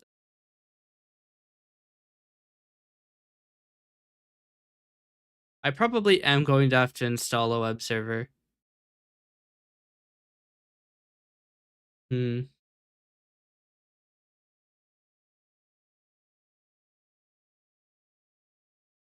So the problem is I have to implement OAuth because OAuth isn't technically implemented in Coalescence. It's done jankily and directly through Twitch is how I do OAuth. And perhaps a new verb to Iowa. I'm Iowaing. Yes.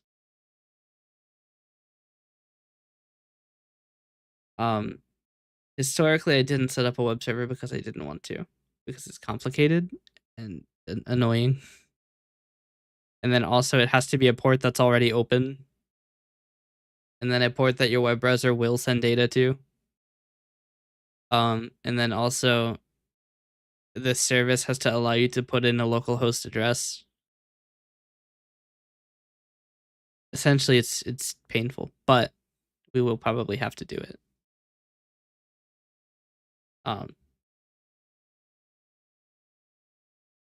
Because also not using my relay is probably best. Okay. So big plans are implement a credential store with OAuth. Which I'll probably name security.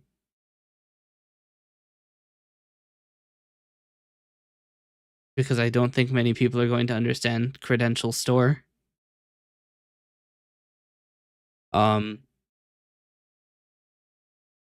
Delete real-time audio and move its functionality to audio.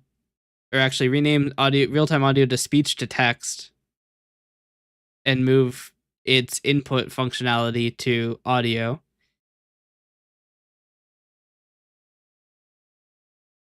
Remove the dependency on the bot library for Twitch, which also gets rid of the bot interop subsystem. I think that's it. And that'll also prime Twitch for 2-user mode.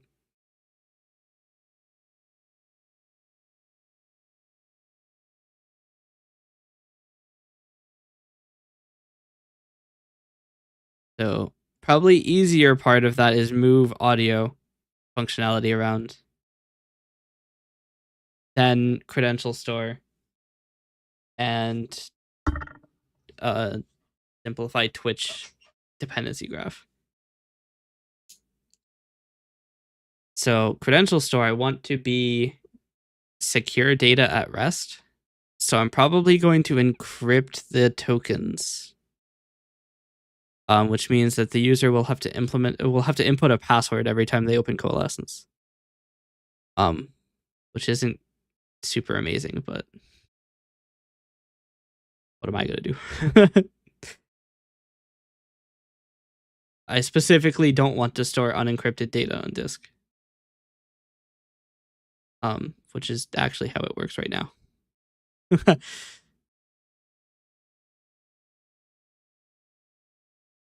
So let's try to do that. And then later down the line, we'll add more connections to like Discord and stuff to be able to send go live notifications and other fun things. I mean, theoretically, we could even have it that Discord messages could be forwarded to Twitch, but that seems like a bad idea. But hey, that's not my job. All right. So let's get down to business. Let's take the input functionality of real-time audio and put it into the audio system. So the first part of that is to redesign the audio form, which is currently just a list of bars that you can move. So I need to undock this.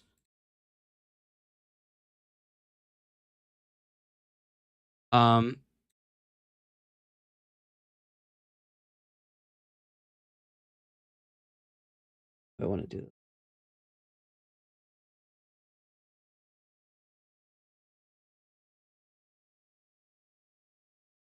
Oh, we also need a script provider for audio. What is the format of audio stream? Is it it's a sample provider. It is created with a name, format, and parent.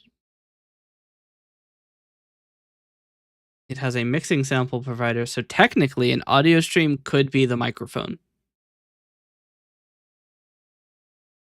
The only thing I would have to do is make it not output to the speakers.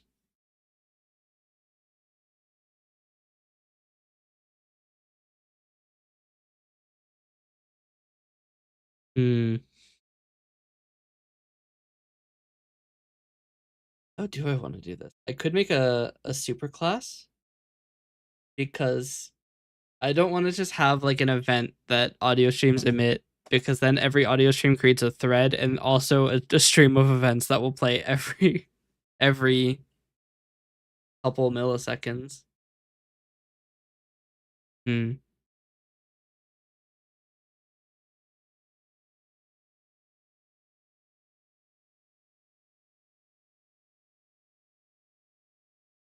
I don't know how I want to do this.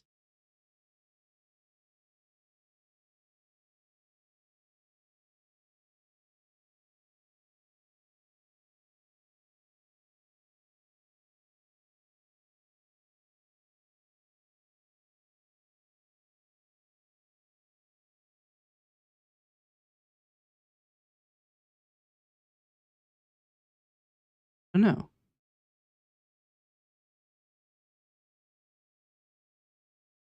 I gotta run to the bathroom too. All right, here's what I'm gonna do. I'm gonna think about it while I run to the bathroom, but I will be right back.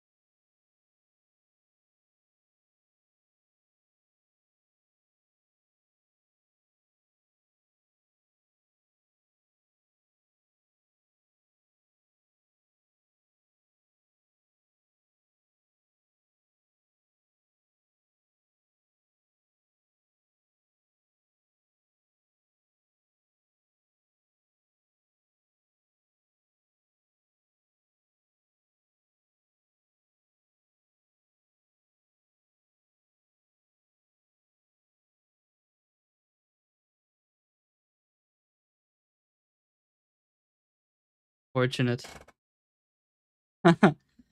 Got back immediately after I left. I had to run to the bathroom. I have done some thinking. And I'm probably not going to decouple from audio. The main reason I decided to decouple many systems from each other is that theoretically, you may not have all the systems. Because Coalescence is a plugin based system, and the idea is that the base will probably not have all of the plugins. Have most of them. But I think I watched the last time you were on, and I still lost my streak. Damn. I think you have to watch within a within every 24-hour window, I think. I don't know how it works, if I'm being honest. Did you watch during the it was a 1-hour stream. Don't think I saw you.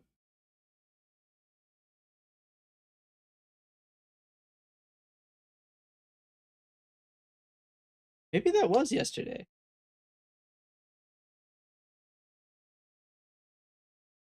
I watched it today because I missed it last time. Yeah. He's been stream for a little while too. Yeah. The problem, I guess I could go onto the become visible, huh? I don't have to just sit here and be a stopwatch. The problem is I had one stream where I was just so tired because I had been awake for like 27 hours because I couldn't sleep because I had interviews that like perfectly blocked me from sleeping. And I wasn't able to sleep before them because I was freaking the fuck out.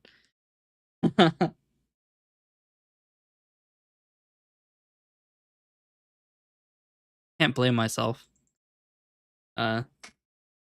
Being able or being possibly hired is, kind of exciting. Especially because it's some pretty big money. I'm used to making like $100 a month, so having the ability to make, a couple thousand a week. Okay, well, maybe not a couple thousand a week, but like at least 1,000 a week. Very exciting. Is it 1,000 a week? I can't remember. I don't know how to do math. I don't know our mouth. Nice. How much is 1,000 a week in dollars per hour? A week is 40 hours, so it's $25 an hour for 1,000. It probably wouldn't be 1,000 a week. But even then, like making $100 a week would be crazy more than I'm making now. Missions aren't very profitable.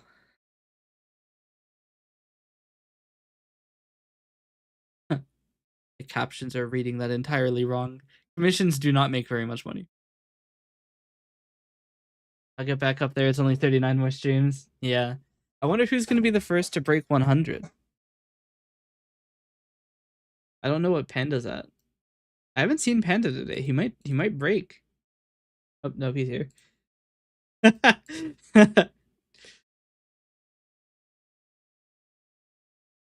Well, he's not breaking, that's for sure.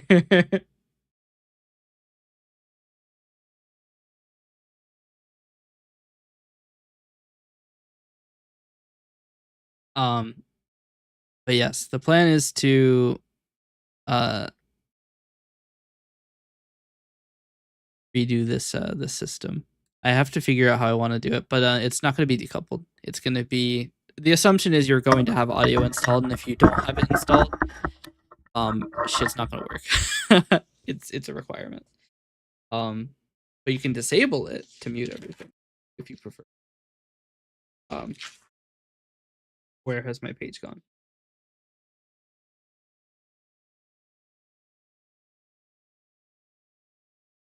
But yeah, I'm hoping that I can get a job because I can also do a lot more with the stream. Because I'll be honest, the main reason that I don't have a fancy model is because I can't afford to make many of my models in high quality. Like a high quality live 2D model is going to cost me like $700. And that's just not going to happen. If I get a job though, I mean, probably going to put a bit of money on a model. Because the thing is, like, I don't need that much in the way of hardware. I'm a little fucked on storage at the moment. But I don't need a new graphics card. My power supply is literally brand new minus 6 months, but like it was brand new in box when I took it out of the box like a few days ago. I don't need a new CPU. I'm not doing anything crazy. Oi. CPU. Okay, well, fuck it. Why does it not understand the letter U? That's funny. Anyway, but yeah, I don't need anything crazy for hardware. So there's not much for me to buy. Really, the only monetary goal I have right now is to pay off my debts. My new shift plan, I earn approximately 75 to 100 a week. I used way too long calculating that. Yeah. Your new shift plan? Seems kind of low though, isn't it?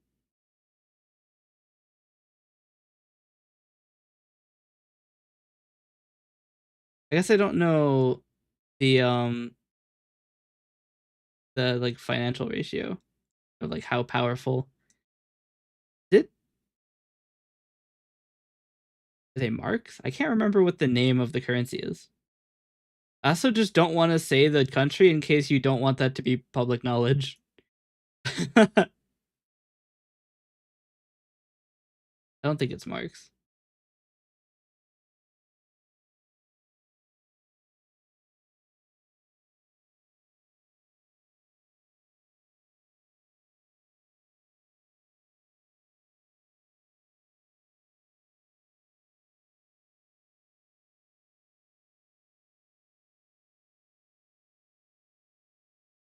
But yeah, it would be nice to pay off my debts. I still owe like what 20 grand? I think.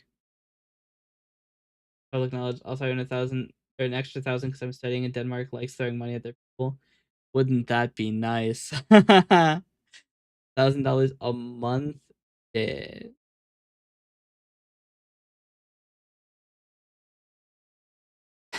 It would be nice to have $1,000. There are a couple places you can live that will pay you to live there. I know Alaska pays you to live there. My rent is $950 a month. Yeah, that sounds about right.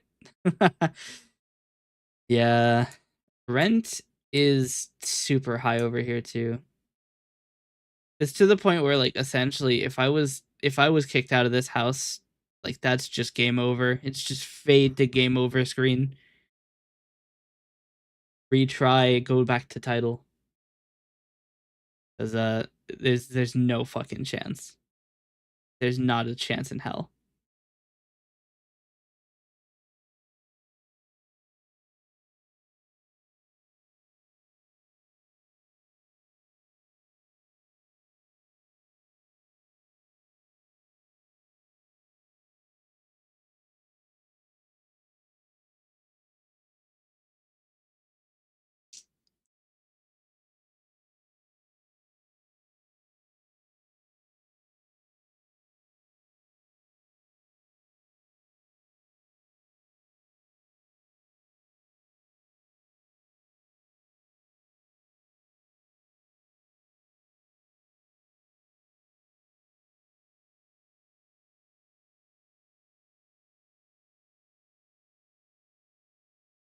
It is a little funny though.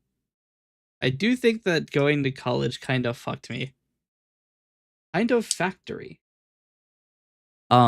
Because it put me too late to get into like the workforce, and then AI came out and fucked everything. Now every programming job is just have Claude do it for you, and maybe we'll give you $10. What did you say? Oh yeah, you said job. Van Bertel. Can't say job here. That's treasonous. Let's get money here if you're jobless. Yeah, I might be able to apply for unemployment. What are the conditions for unemployment?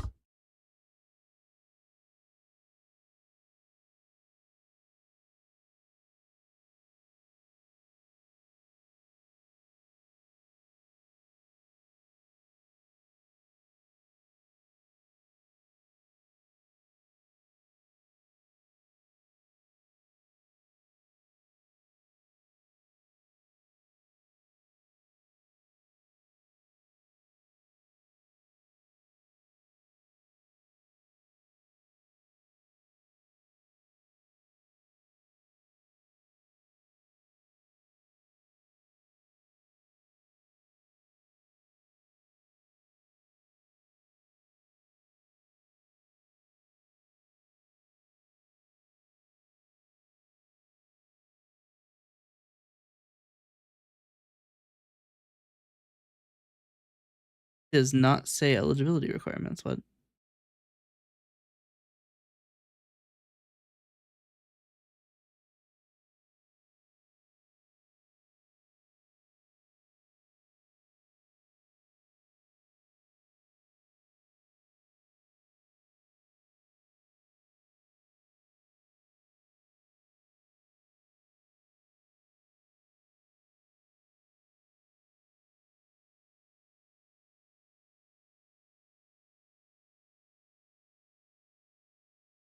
Hmm. I don't think I am. Do I have that word on my ban list? The VTuber. We're afraid of employment. I'm not technically not qualified because I did technically quit my last job. I mean, to be fair, they were overworking me, but I mean, law don't give a shit.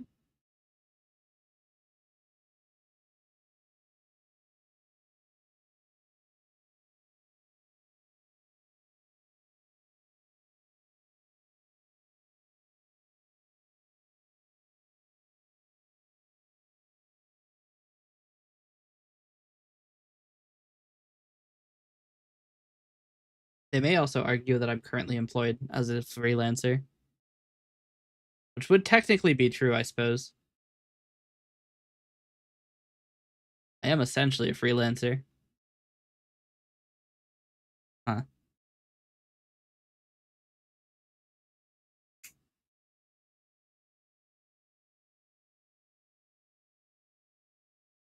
But we'll see how these prospects go. If the prospects come out, then I'm gonna be very excited. I'm scared to write anything in here now. I mean, the amount of banned terms there are, it is actually quite low. I can show you the banned terms list. I can show you every single one of the banned terms.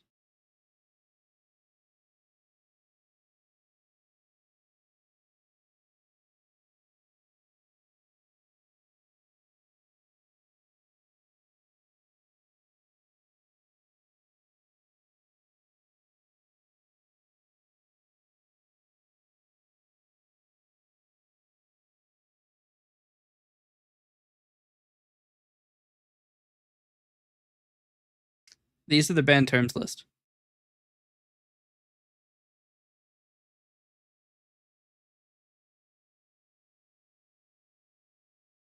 If you're not trying to sell me viewers, any of these, you don't say 6-7 and you don't say job, you're good to go.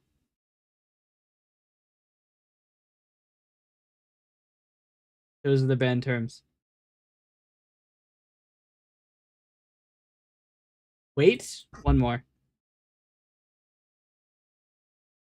There we go.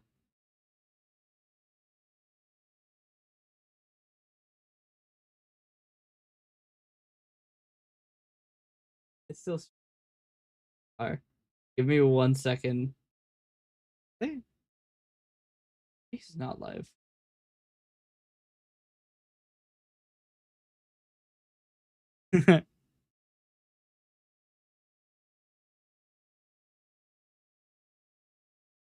Oh, he's not live.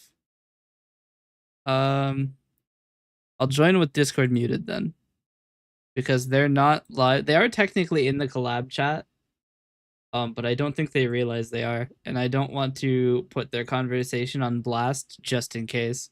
So I'm going to mute and then tell Ant. So you're currently not audible. I just wanted to say, Ant, I have closed the hole. Take a look at the collab chat really quick.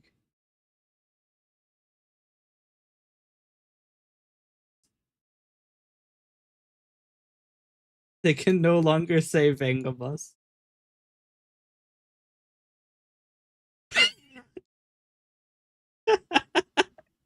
You're right. I should probably disable automod when we're in share chat, huh?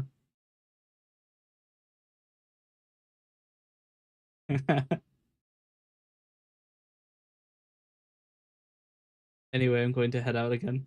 I just wanted to come in, tell you the news. You enjoyed that. Yes, I should also probably make it that automod can be turned off, because right now if you disable it, nothing happens. At least I'm pretty sure. Actually, no, I guess it does disable, doesn't it? Because it can't receive events when it's disabled. Because the first line of the that's not it. The first line of the process message is always did base handle it. And the base process message is if the subsystem is disabled, return true. Therefore, if the system is disabled, it will always immediately exit the message handler. So yes, no, disabling the automod should work. We could test that. I'm gonna need you to do something for me here. I need you to 6-7. Going on the TV while you're being a responsible adult. Nice. I'm on the big screen. I do need you to 6-7 though. I literally can't do it on myself. Oh, oh, that's not the right one.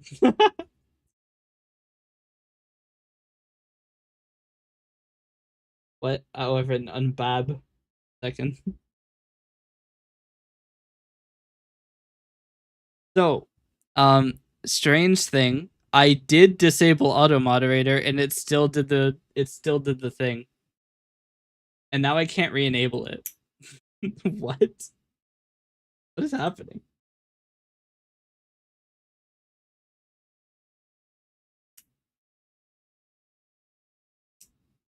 I might need to take out the this. I'm gonna need to type in 6-7 a lot. Twitch.tv.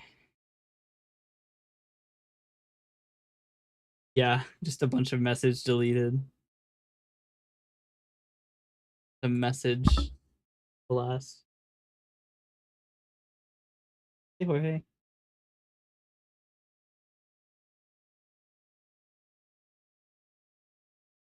Start watching. Now if I 6-7. Ooh, I can hear this dumb guy. No, it still didn't work. What?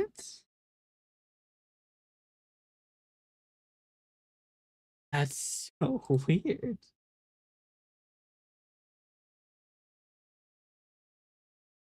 It's literally disabled. It shouldn't be getting the message, but it is. Why is that?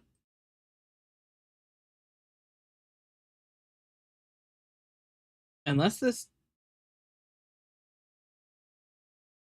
Oh.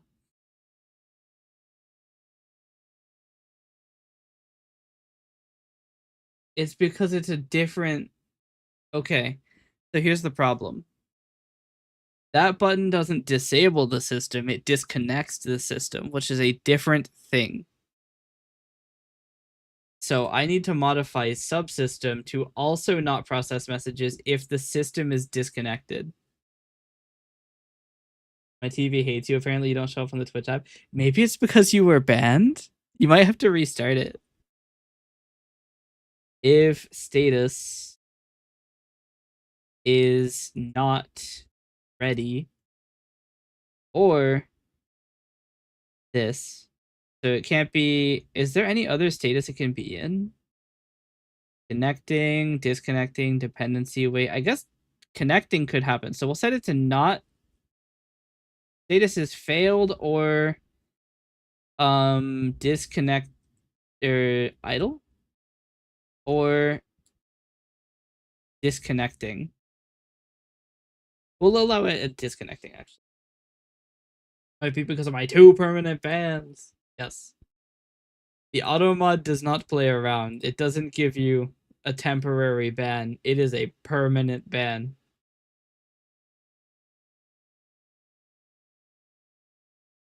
Auto mod does not. I do eventually want to like make auto mod more sophisticated, where it can give temporary bans for certain terms and permanent bans for others. And also to disable things automatically when doing shared chat, because it's kind of funny when it's one chat, but also kind of annoying when you're sharing chat with 5 other streamers and now suddenly you're banning all of their chat. So.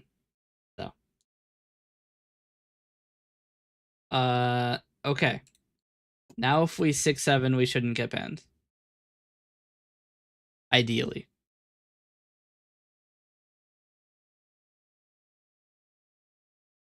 Chat, it just works.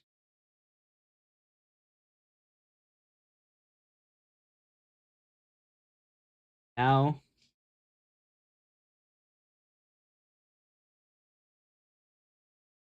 Oh yeah, that's right. It wasn't receiving messages, so I can't do that. We'll just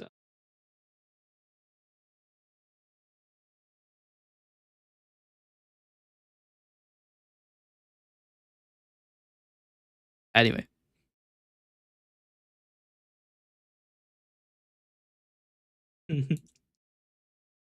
No 6-7. What are you talking about?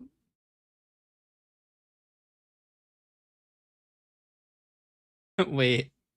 New plan.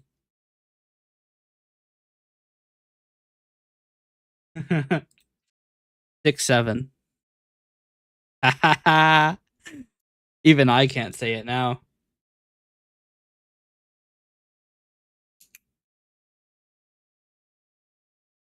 $67. We're blocking that one out too. 67.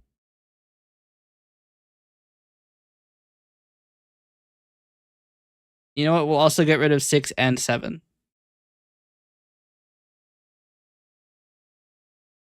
All right. I am now not able to say the number after 5. And the number before 8. And the number after 5. 6, 7, 6, 7, 67. I can't say any of them.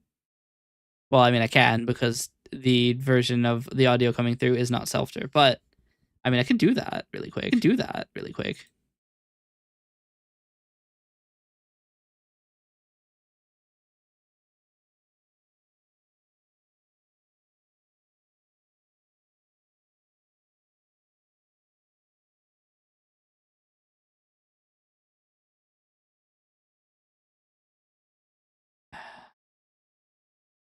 If it goes into the output despite being muted, then the audio is going to be a mess for the entire recording.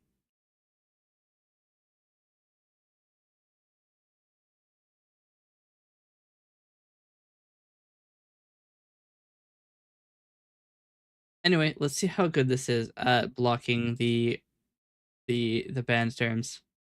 6, 6,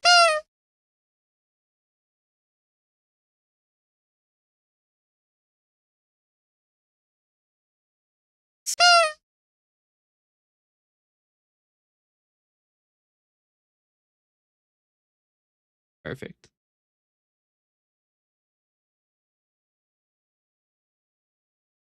All right. That's nice.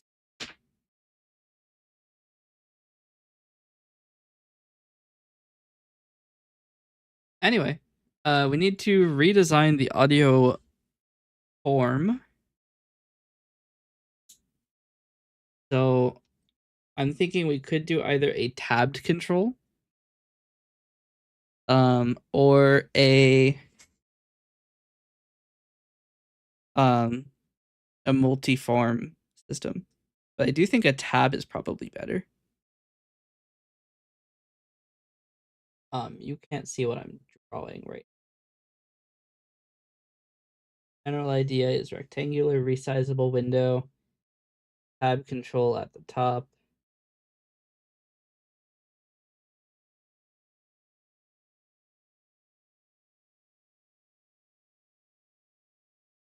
Probably actually docked and not just the size of the window.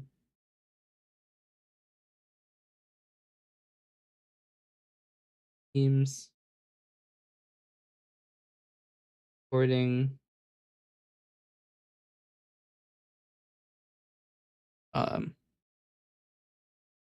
Etc. Question is, how do I set these up? Because I don't actually know how to do a tab control like that. I think there's a control for it. Tab control. Oh, so I can just do it in Miner. Okay.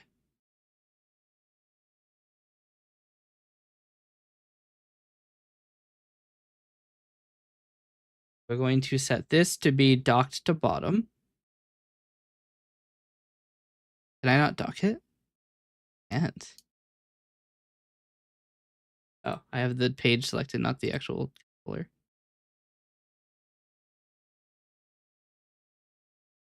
This would be here. Back color of the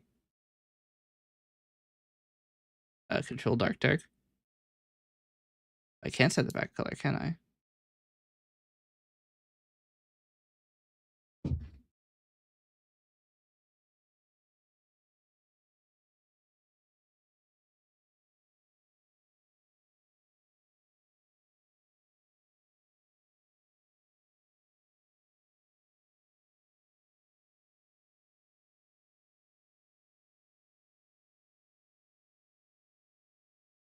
The back color is transparent, but it should be dark.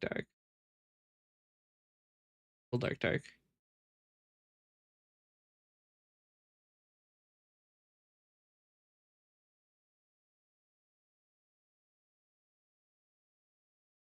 want the border style to be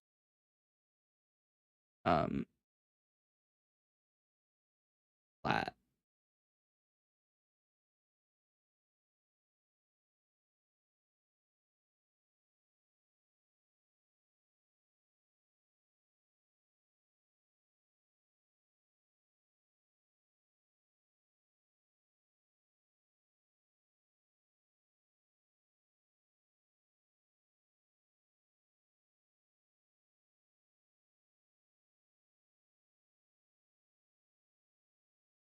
It looks like we'll have to do this for every page individually.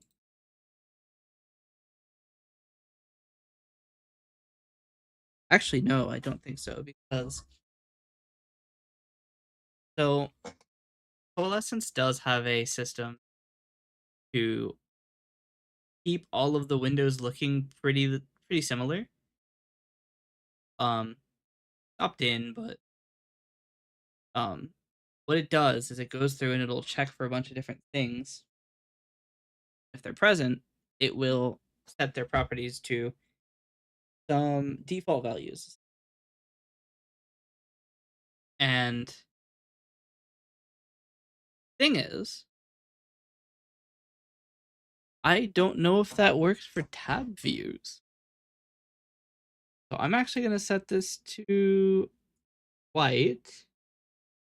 Going to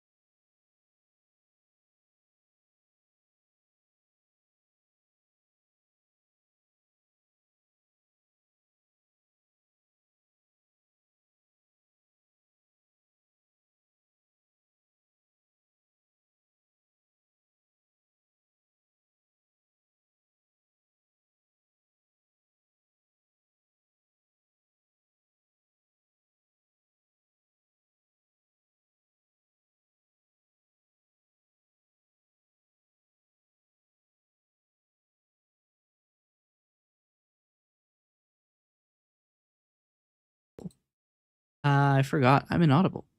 What's up? How you doing? I forgot when I'm not running Coalescence, you can't hear me. Oopsies. Yeah, no, I had like a tingling sensation in my foot and I looked it up. And normally whenever you look up your symptoms, it's like, oh, you've got every disease and you're going to die now. But this time it didn't tell me I was gonna die, so that's great for my hypochondria. Um, the way I said that makes it sound like I wish that it said I was gonna die. Not quite, but you know.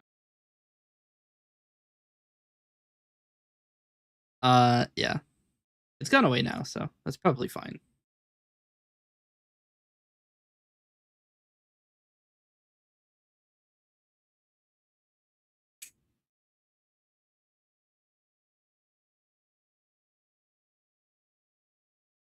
Okay, so the automatic style enforcement does not affect these. Which means either I need to go. Oh, it's not. Don't run. See,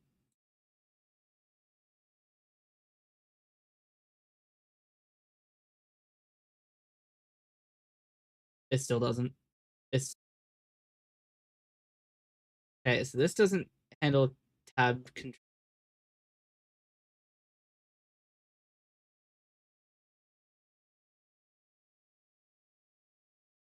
If control is tab view control, tab control T, then T dot back color and for color equals this. And we will do for each control in PC dot control. Uh,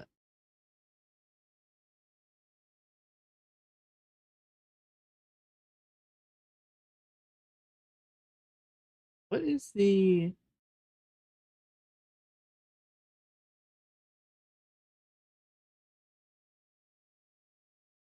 tab page?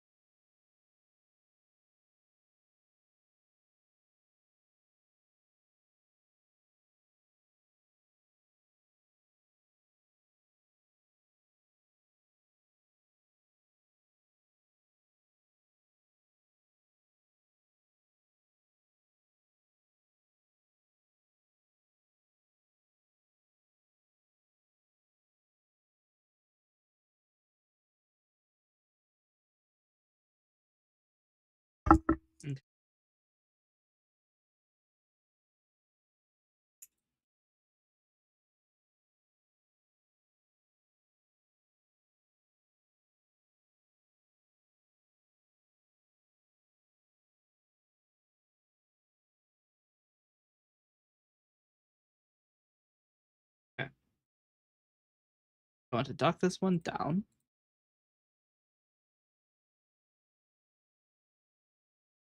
This will be the. I reorder these. Oh, shit. Actually, don't want them to be in this order.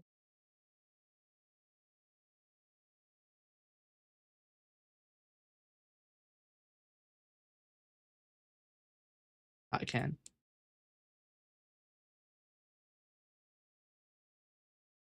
This will be. We'll name it volume.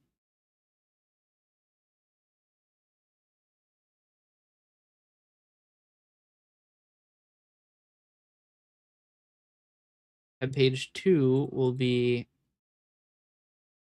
devices.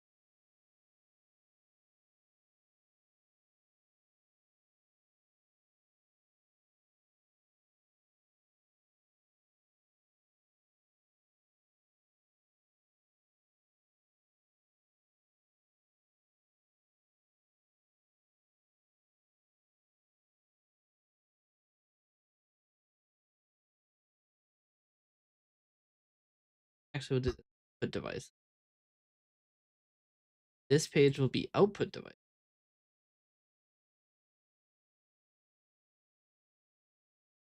Second in the so input devices will be a rack of all input devices. And output devices will be a rack of all output devices. Crazy how that works, I know. So we are going to make a new control, user control. We will call device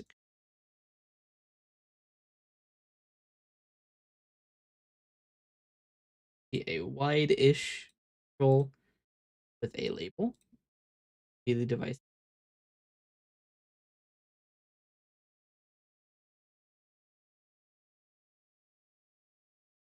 An 11-point font. Have a text box. Text box.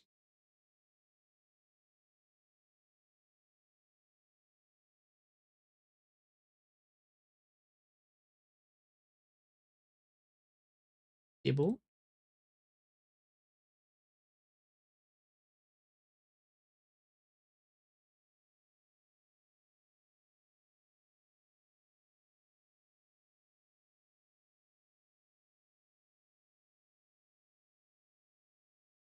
Text box will be anchored to the bottom right.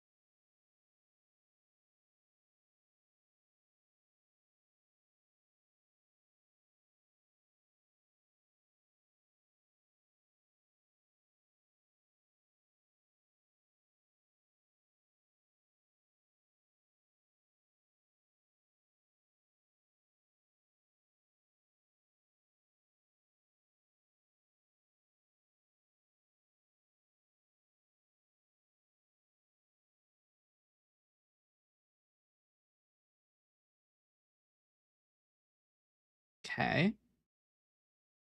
Plan is that this will not be auto size. This back.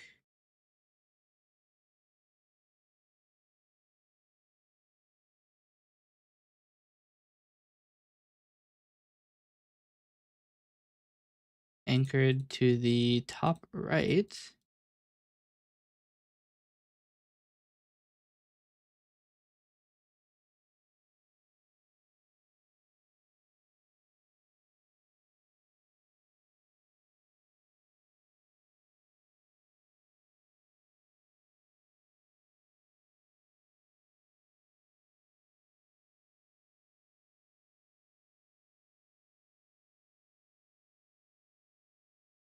This is probably the size.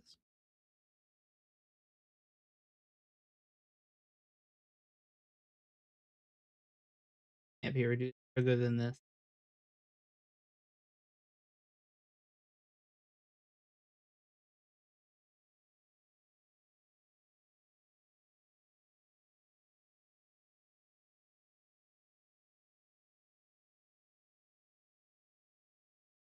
So the UUID won't be. This device name is likely to be something relatively long. Maybe we this and this.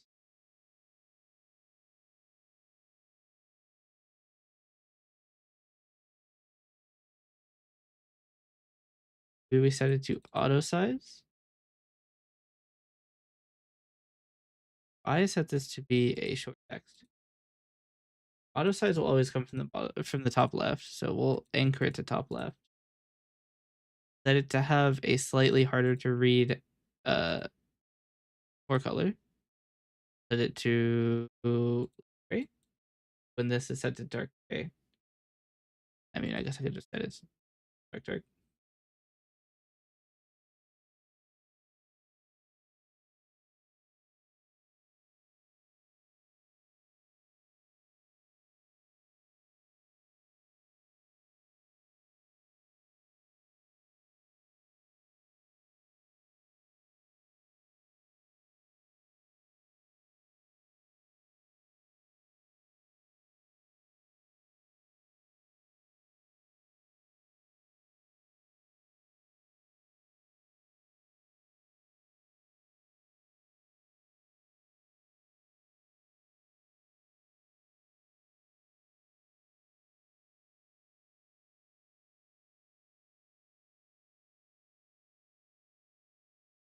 Okay.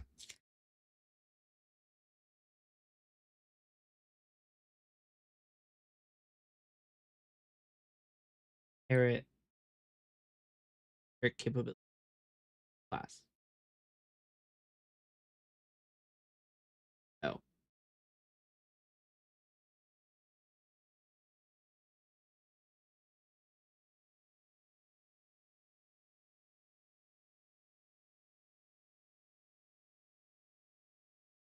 Okay.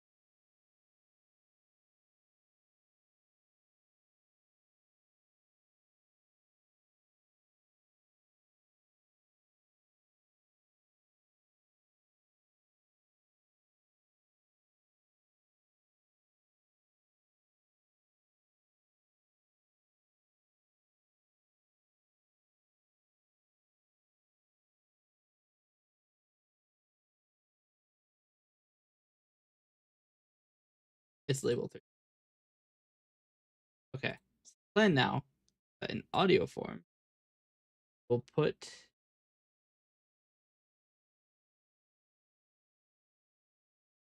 um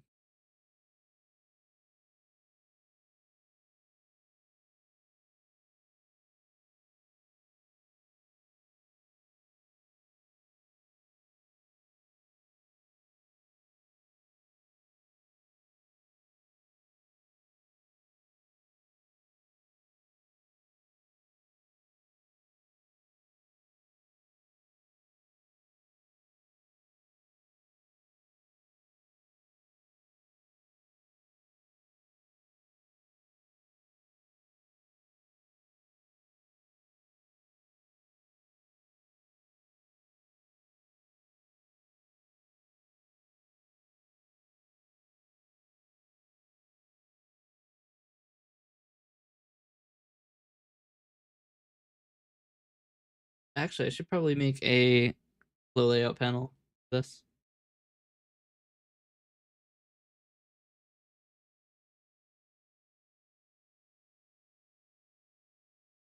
So we'll dock fill.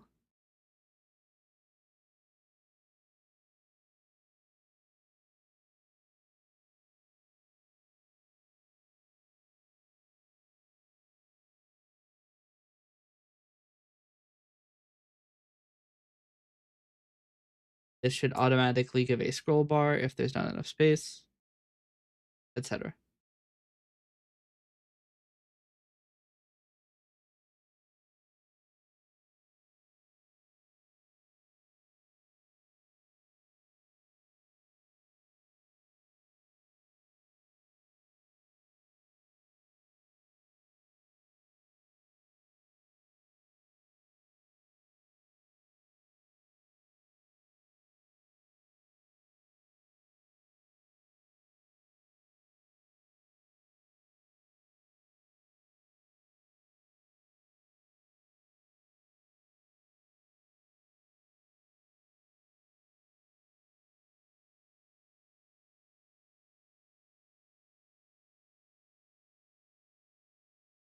Play issue. All have the same product ID.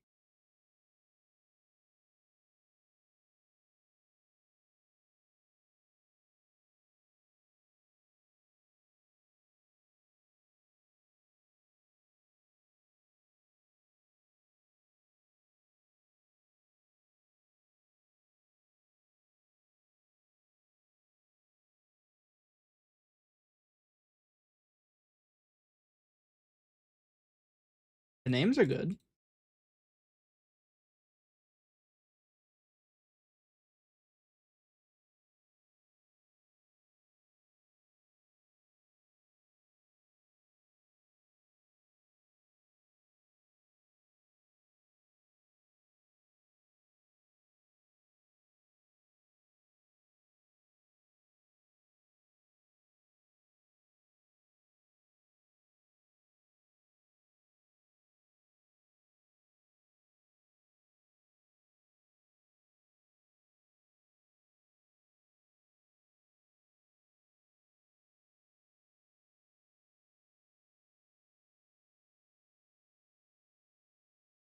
Oh, now all the GUIDs are 0.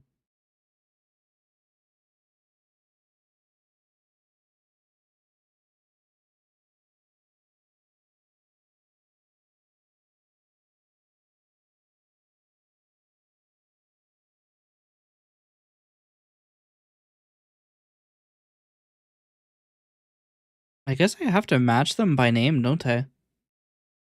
The problem is if you change the device in Windows, then it'll stop working in Coalescence.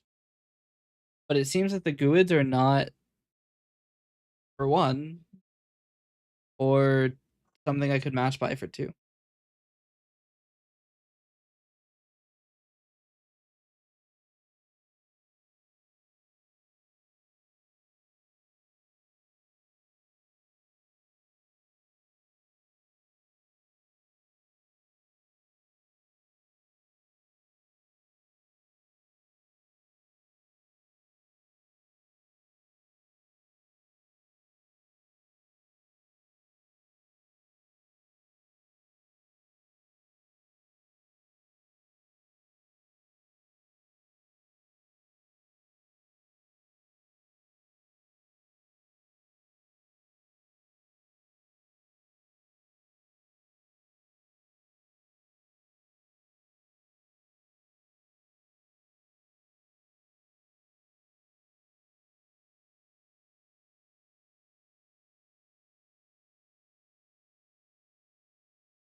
The other problem is that the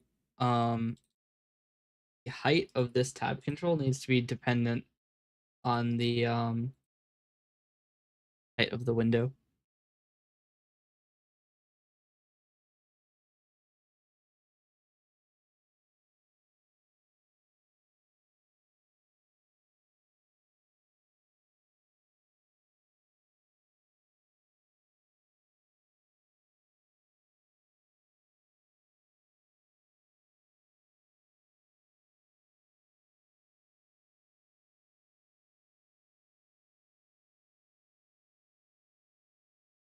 Audio form apparently never handled the resize event.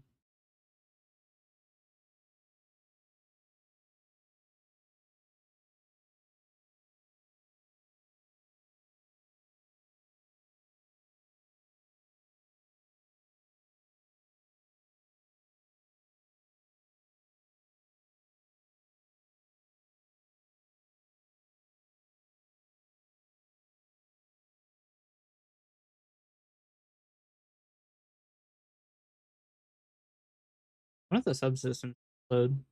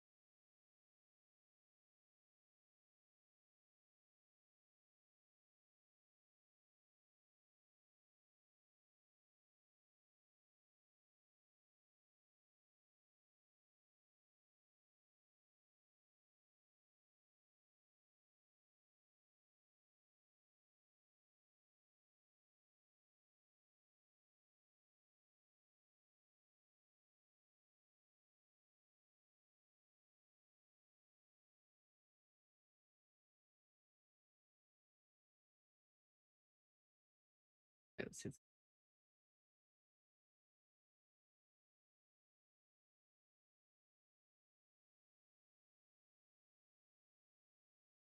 Okay. One pixel that causes it to actually do the thing. It no scroll bar. Should be a scroll bar. There isn't one. I think I can make it out. This flow layout panel itself. Auto scroll, yes.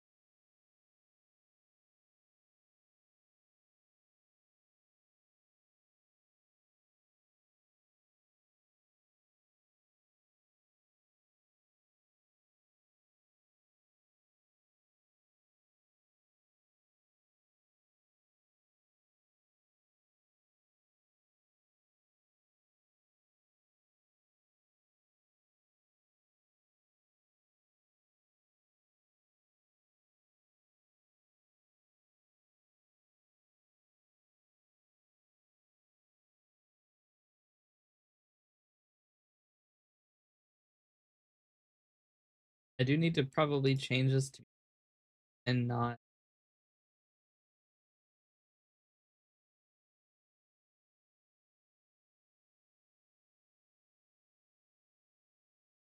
have page 2.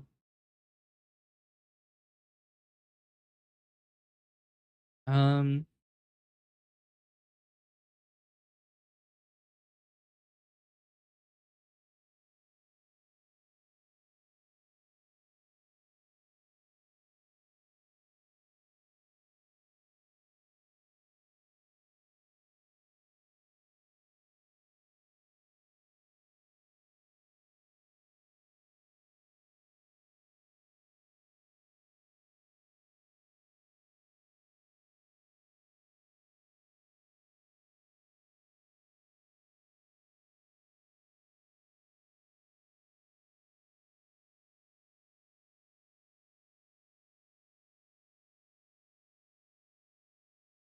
Now it will set up the tab page.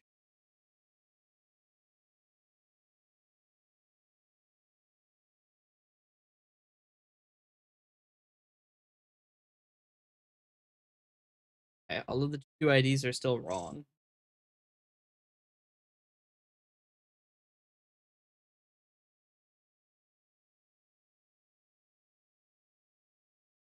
Are these all really BB Audio Matrix without the ending parenthesis?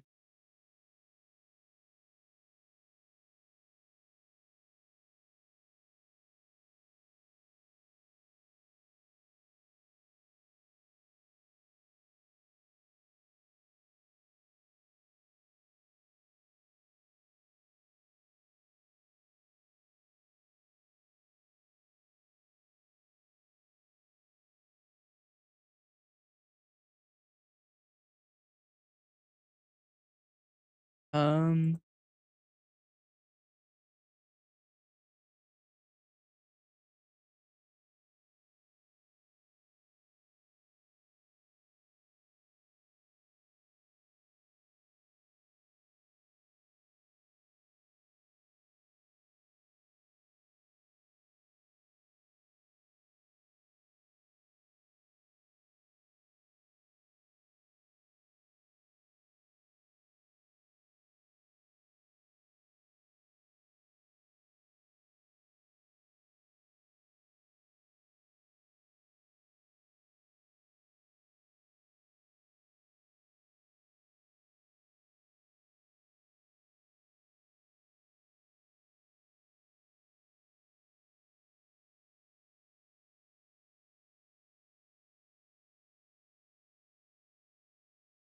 the refresh button has destroyed it.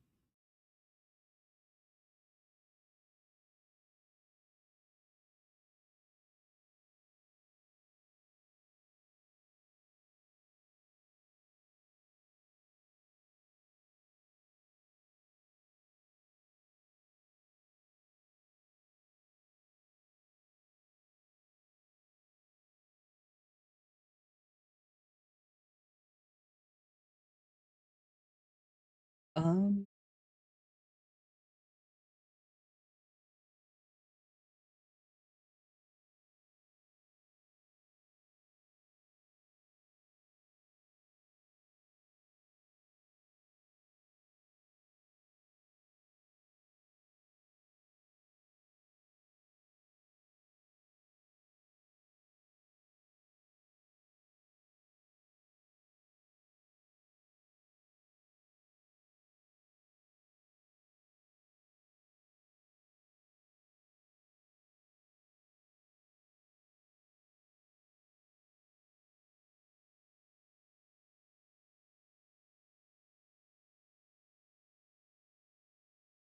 trying to type.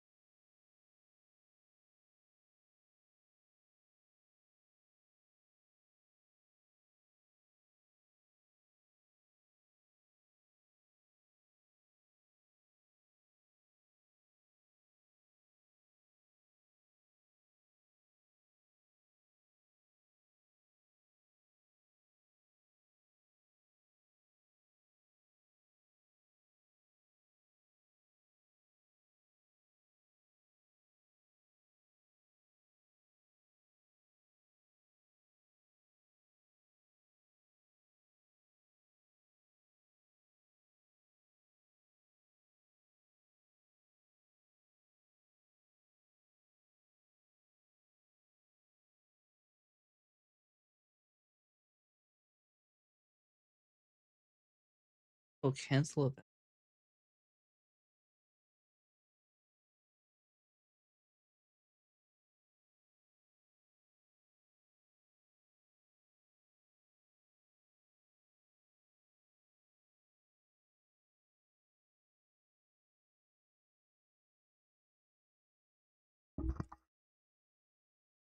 Don't actually know which tab page.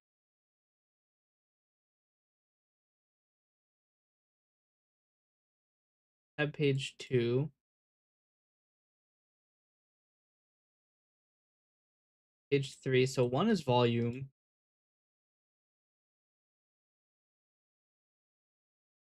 Talk to top right. Anchor to top.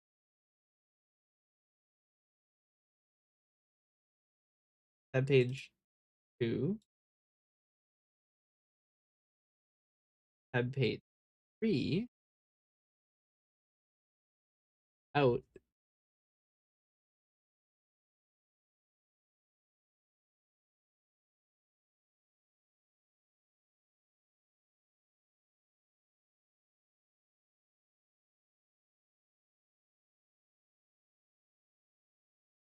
Probably be wavin.device count.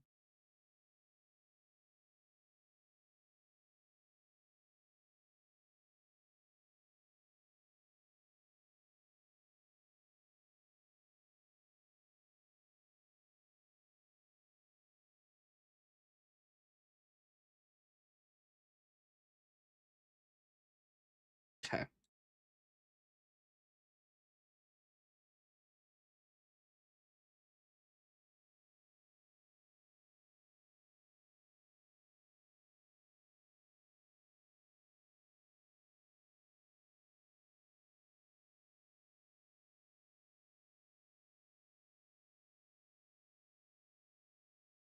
Tab index. Tab page.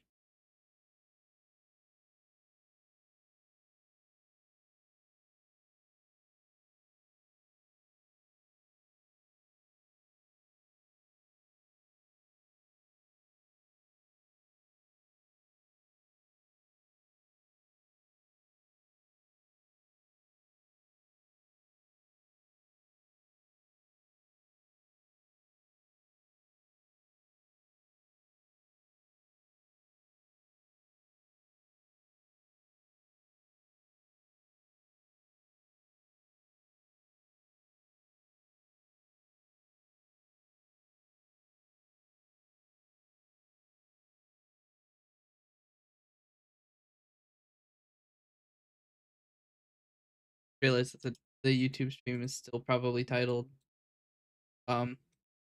ATS. Yeah, no, the ATS ended.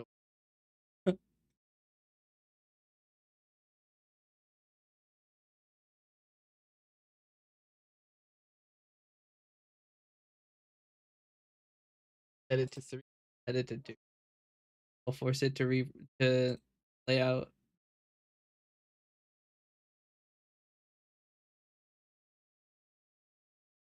Eight.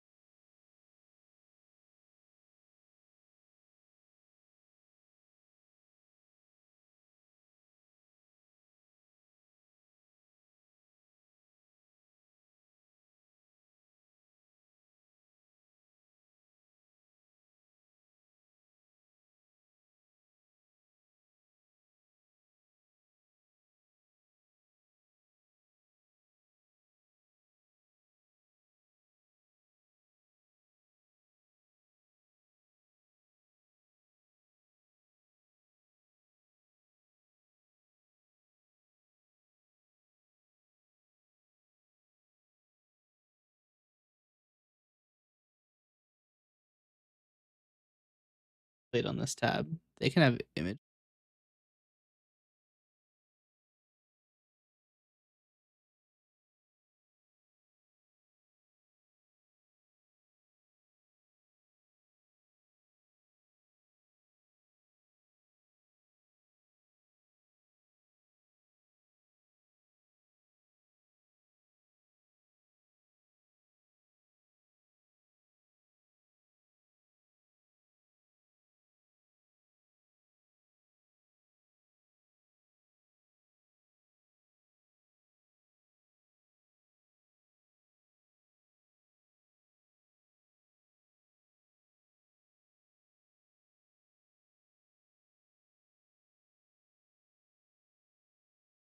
Making our own event. We'll do it.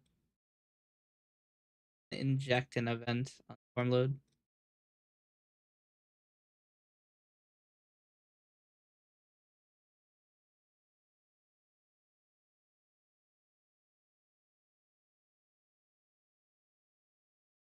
Actually, a couple of these have different IDs.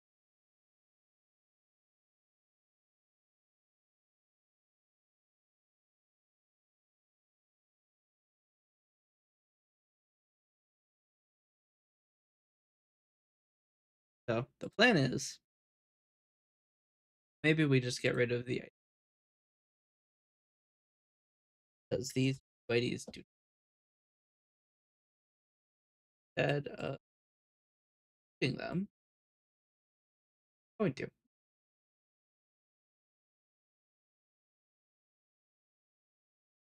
failed.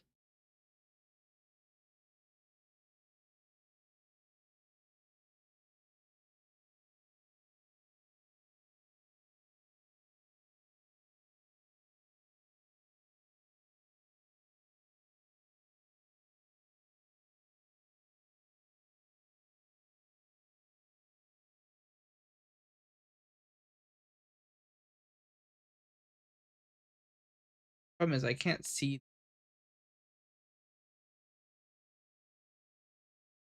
bonus perfect.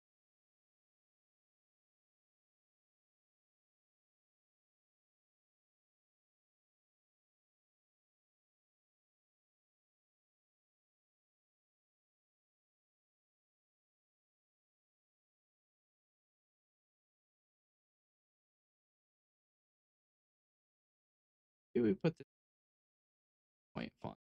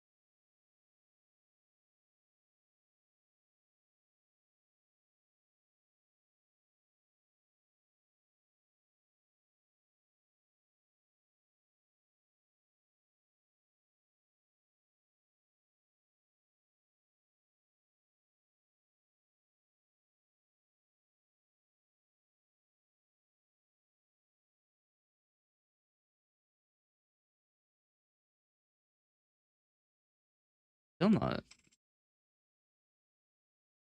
that really the name? Auto says. It is set to. Why are the names of the components not correct?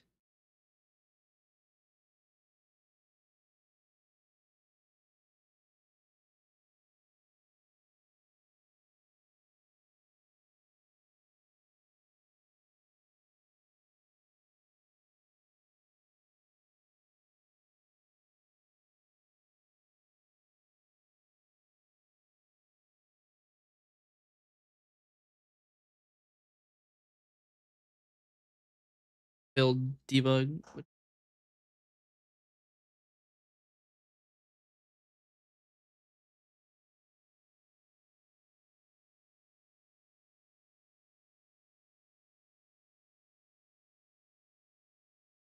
Let's see.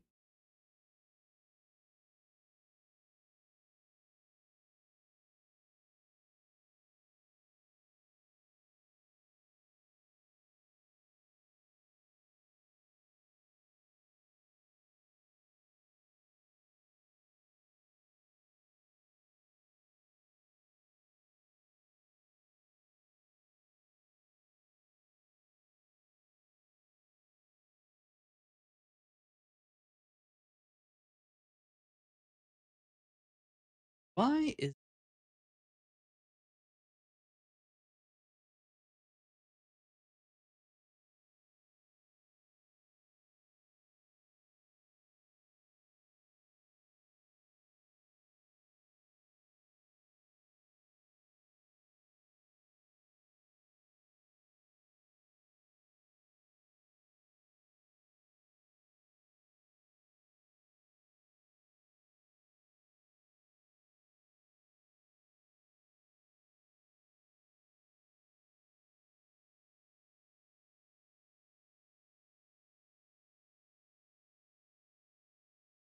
Wonder why I had so many things. All right. I'm at it's wave in get dev caps.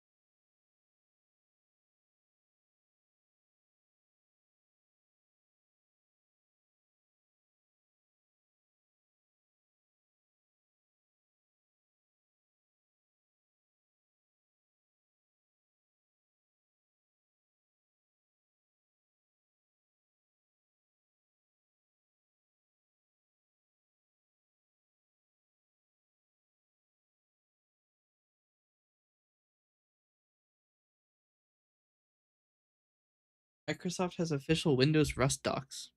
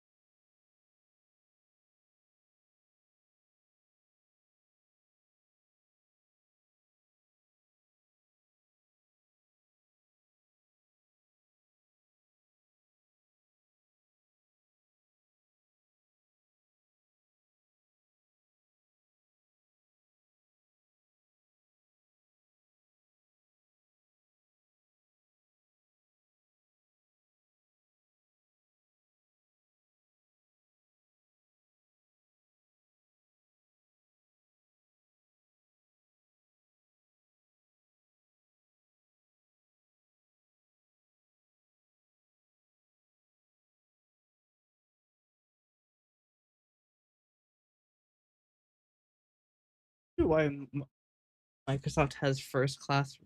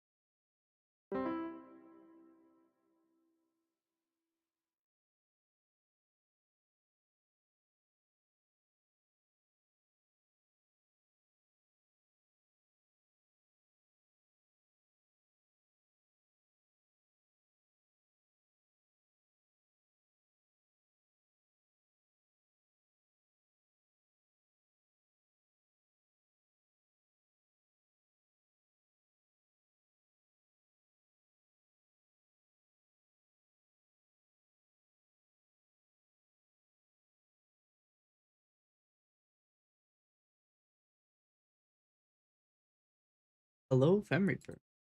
Welcome.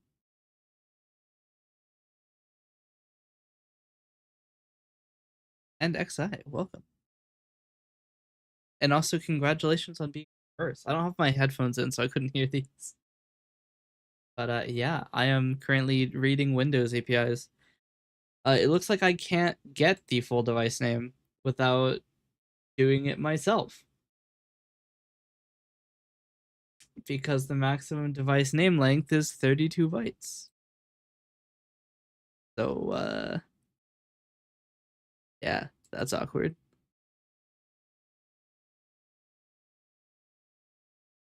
So it's always going to be this slightly fucked string. That's as good as we can get, unfortunately. I mean, I could probably go find a Windows API to do it, but then I have to like build bindings for it and stuff, and it's not worth it. It's just not worth it.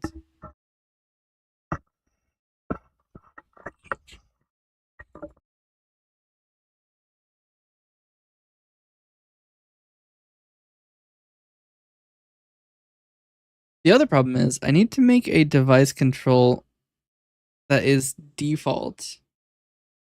I could put a text box for default control or default device. Or we could just do this. Check this out.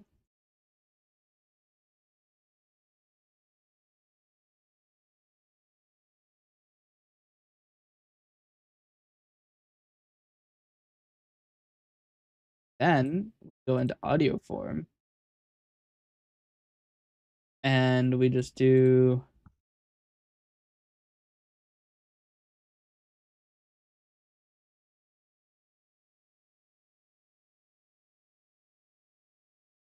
and now there's a default device as well. Easy clap.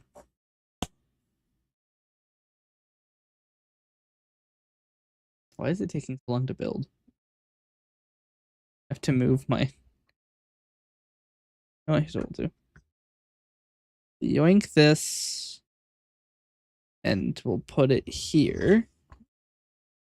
And we'll take this and put it here.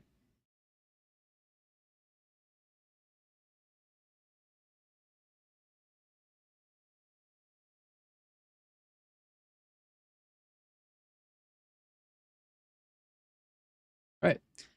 And now we are calibrated.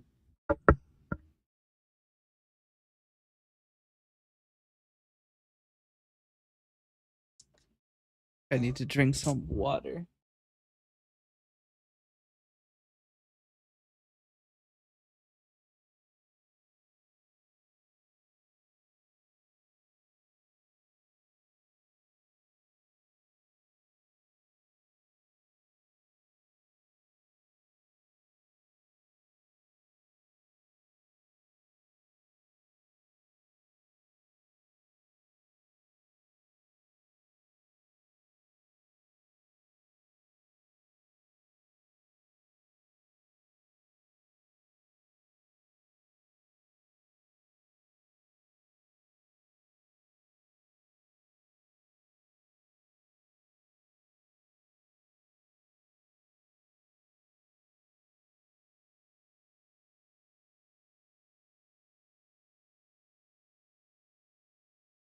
Normally I just make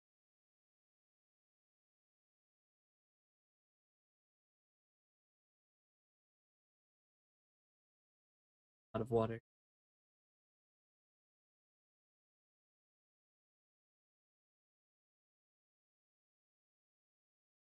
Well then.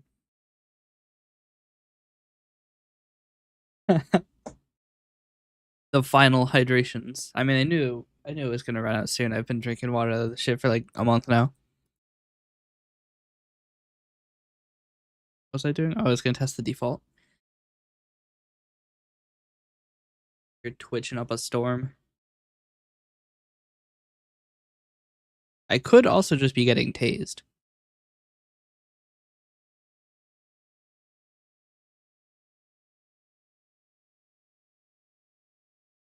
Imagine if you just didn't know that you were getting tased.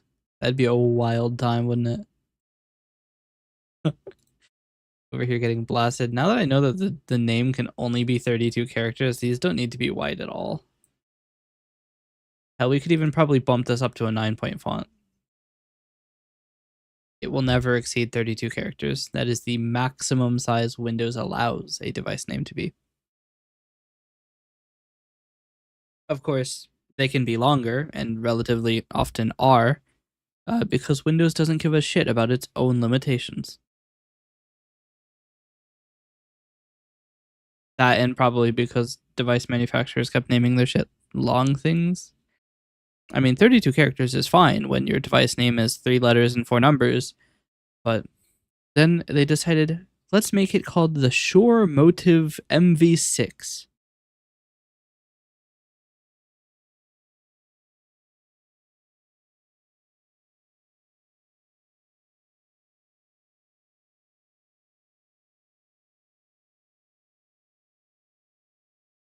Let's see. Audio.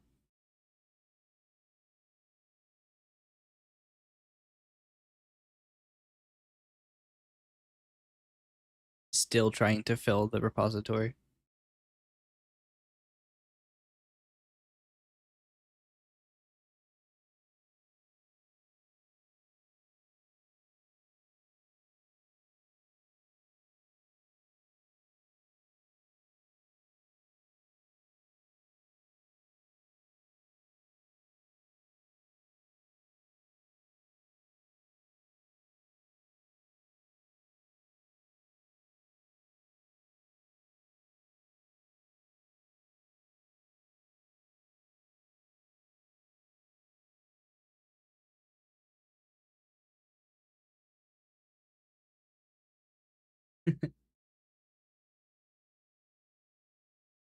Seems that you have a subscriber in the chat. I opened the door to prevent continuing to try to fill the repository, and I absolutely fucked my thumb.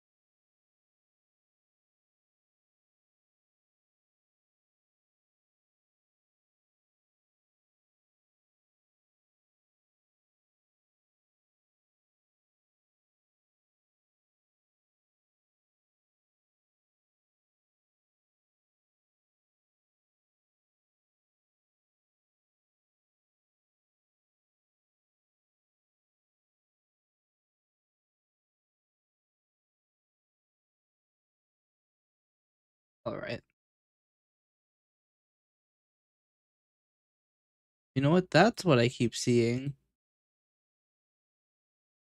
The 7TV got rid of all of their settings, didn't they? They like enshittified the 7TV extension so much. Gilligan shit the fight. I can't say 7 either. That's why. But they really made the 7TV extension atrocious. It is awful.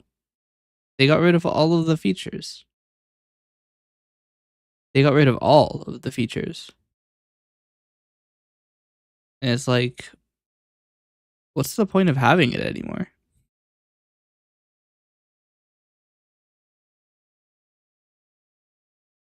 Like, part of the reason I used 7TV was because it hides the header in the chat that says how many, like the interaction header, which changes every 8 seconds and is super annoying because it keeps making me look back at chat when there's no changes, right? Like, I want to look at chat when people are saying things, not when Twitch decides that, hey, look at chat again.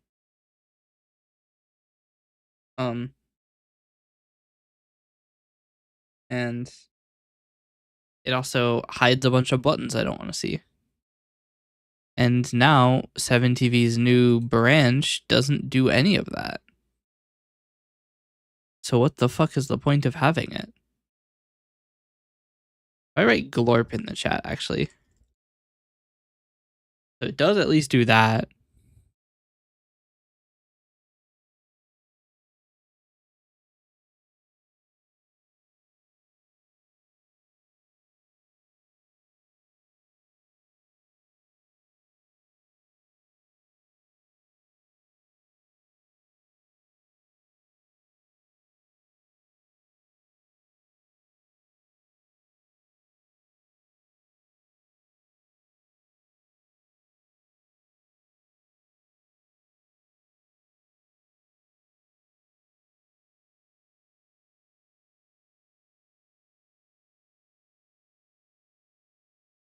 Hmm.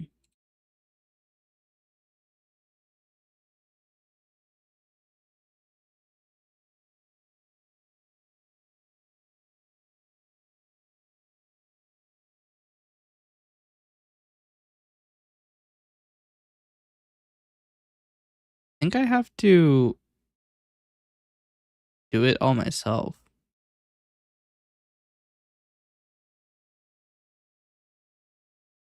I think like the settings didn't go over or something. Which I guess makes sense. I guess persistent storage between extensions is the same.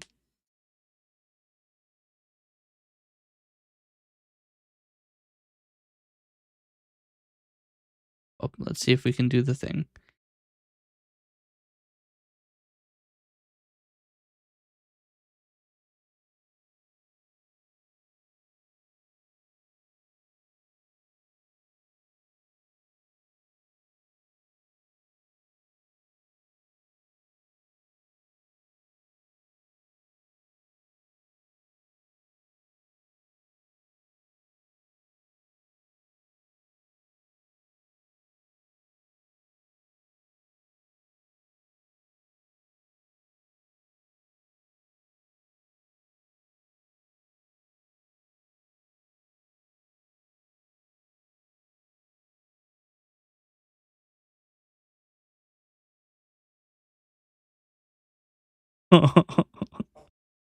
Chat. I can apparently set the emotes to be far larger than they should be.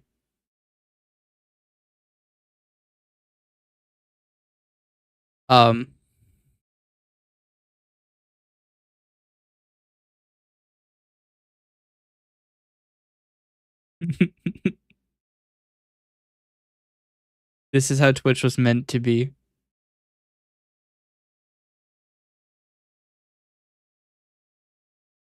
I can't even see any messages.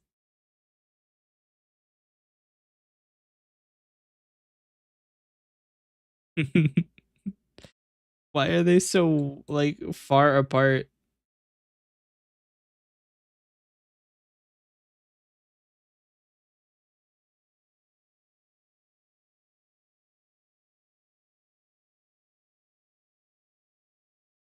The problem is they don't.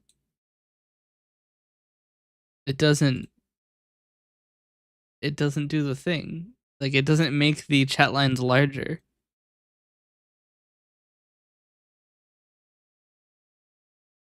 So if I set it to anything above 1 time, then it'll overlap the next chat message and I can't read it.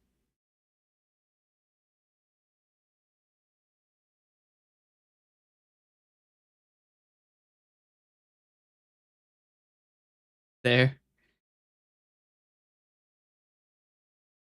Here, we'll just turn off the chat separator. See, now you can't tell.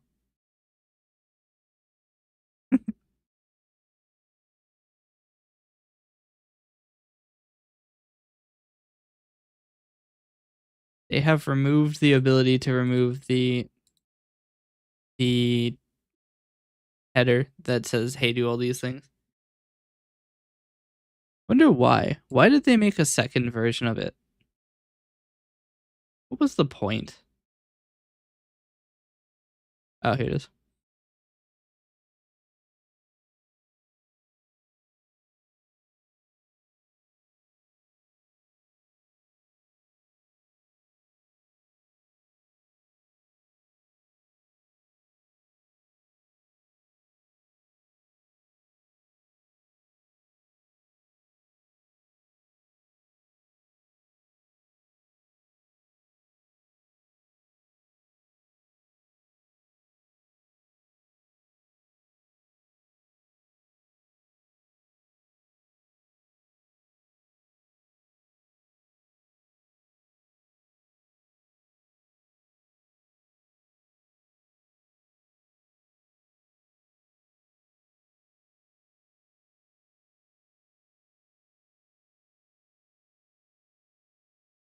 Wait, let's see if this works.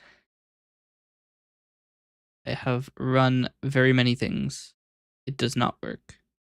Sounds about right. Getting more things for Where Winds Meet. I thought I left the Where Winds Meet stream. Who has me in the Where Winds Meet? This is another dashboard of my stream. Where am I getting Werewin's meat drops from?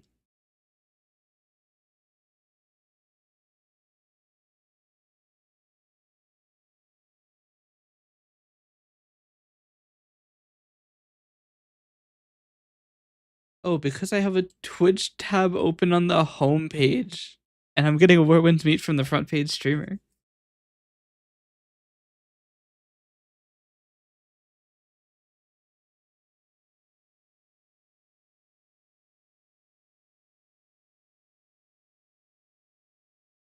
All right. Unfortunately, 7TV has failed to get rid of the giant thing that I was trying to get rid of.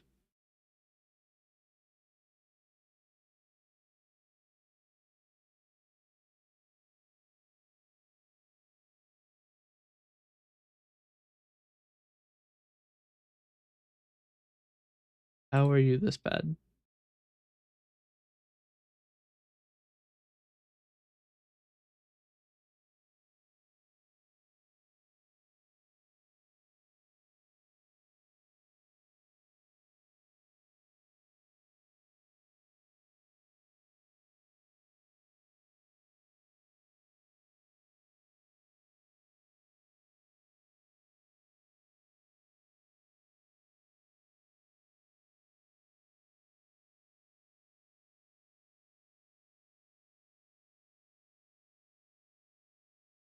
I mean, the user card looks better.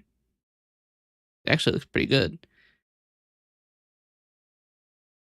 It even shows me how many times that you got banned. I can see that Fratel's got banned twice. Saying such heinous things as job and 6-7.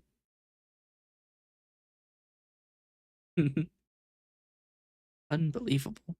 But it doesn't have the ability to fucking get rid of the chat header. I don't want.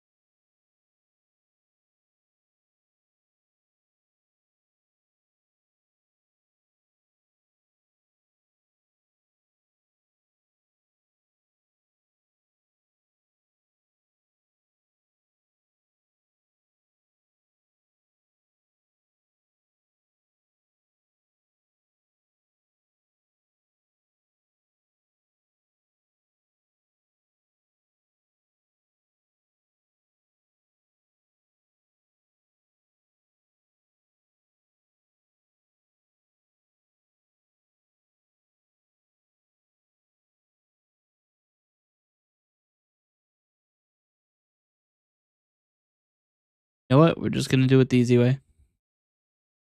When in doubt, do it yourself.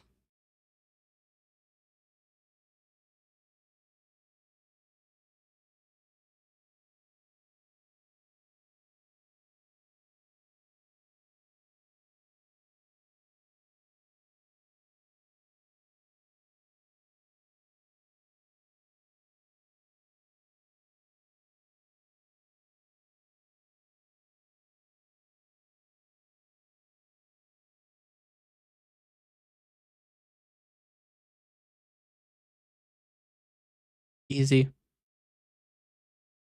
If 7TV won't do it and Twitch won't allow you to get rid of it, just get rid of it the easy way. Make an ad block rule that annihilates it.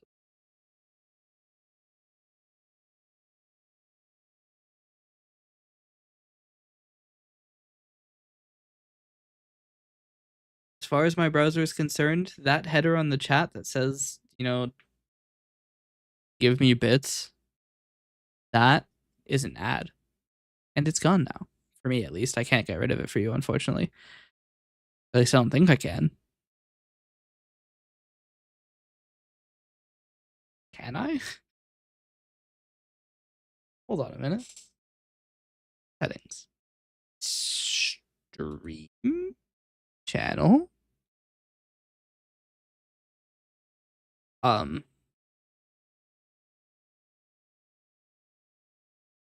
Kamicho. How you doing?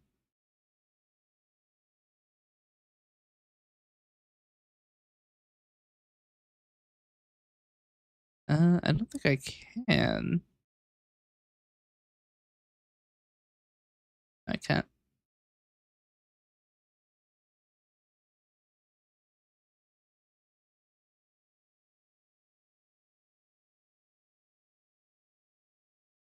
Can't do the shots. Still?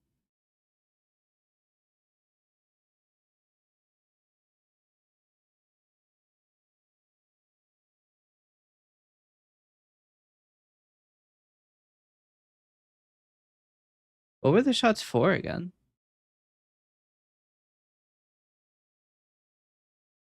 If you don't mind me asking.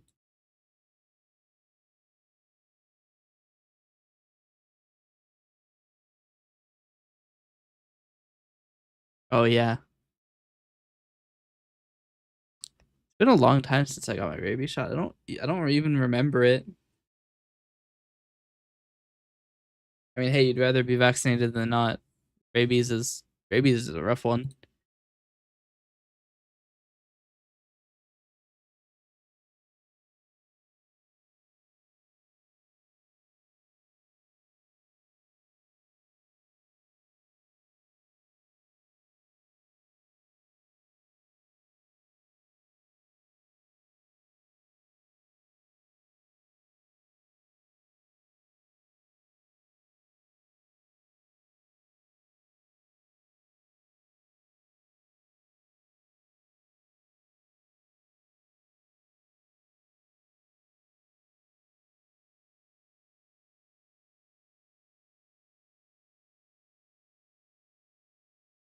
Hmm.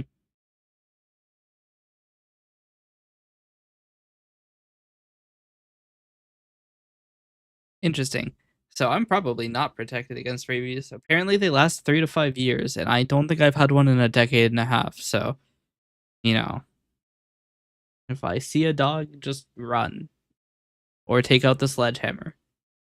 Just run with the sledgehammer. What am I up to? I am currently setting up a new version of the audio subsystem. Because the plan is to have the ability to filter in audio from and to Windows devices. And also to take the real-time audio system, which will now be named the speech-to-text system, because it doesn't do anything else. To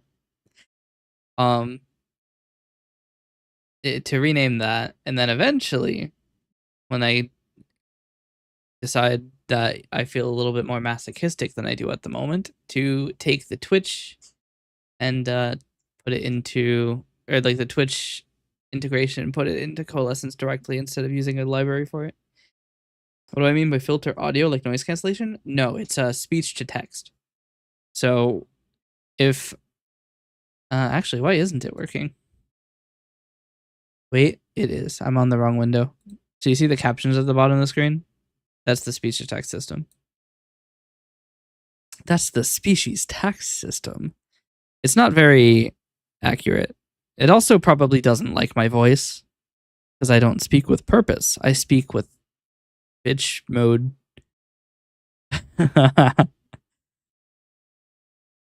If I were to be a little bit louder and a little bit clearer with my diction. Okay, well, I tried. It thought I said addiction.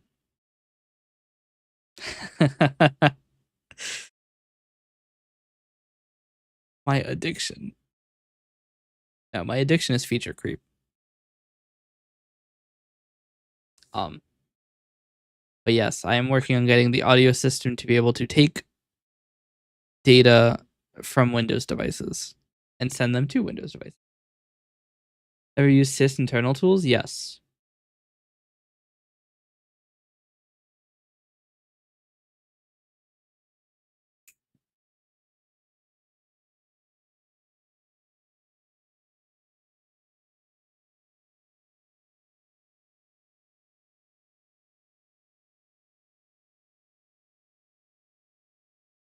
Yep. That and Power Toys. Power Toys is pretty good. The Power Toys is a lot. It's just a collection of other open source software that they renamed.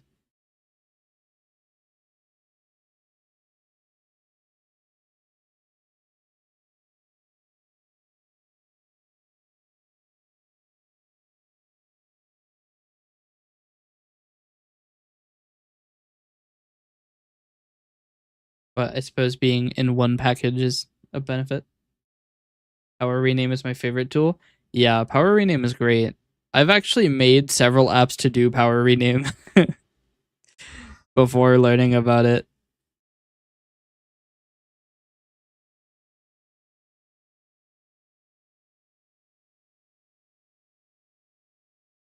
Yeah.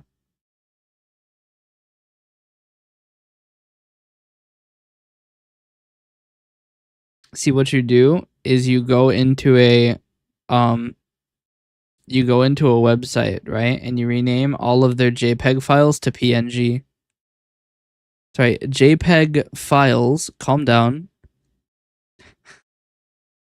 These captions are crazy.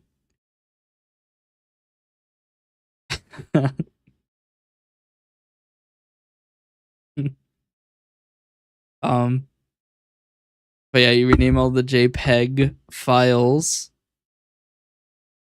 to PNG.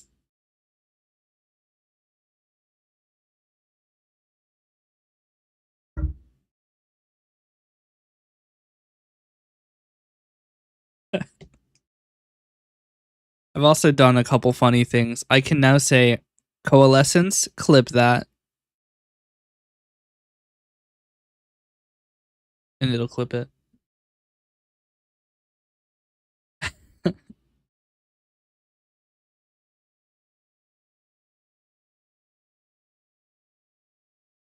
Like crazy thing. I think okay. I think that I might have drank too many Pepsis. I've already biopsies, nice. I've already relapsed, but I bought the mini ones, so I can't drink that much.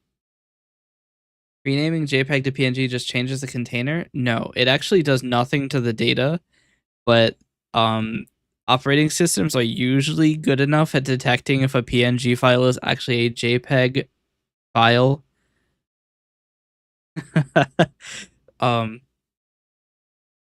And vice versa. Oh dear, Blue has added another mod.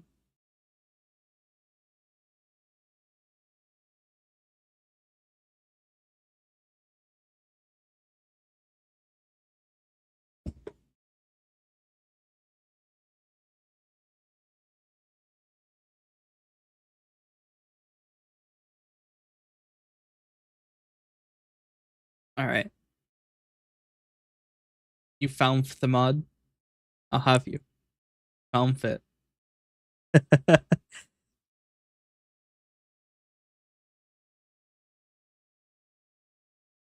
Trying to think of how I want to like open these devices.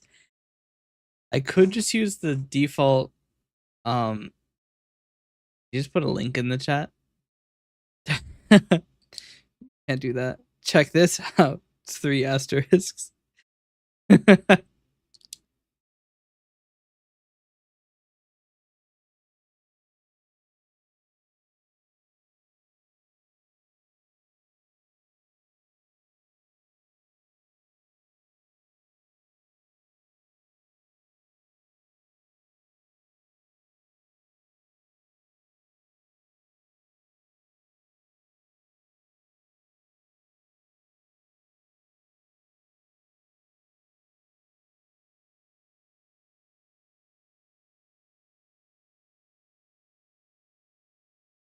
Auto runs from sysinternal? It just shows the auto runs, doesn't it?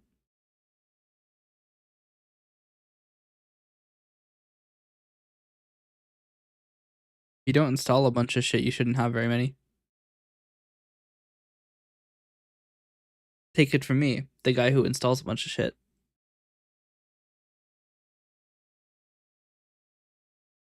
Check for malware / crypto miners. Well, you shouldn't have them if you're not installing a bunch of shit. Just don't download 200% free Minecraft guaranteed, no virus. You'll be fine.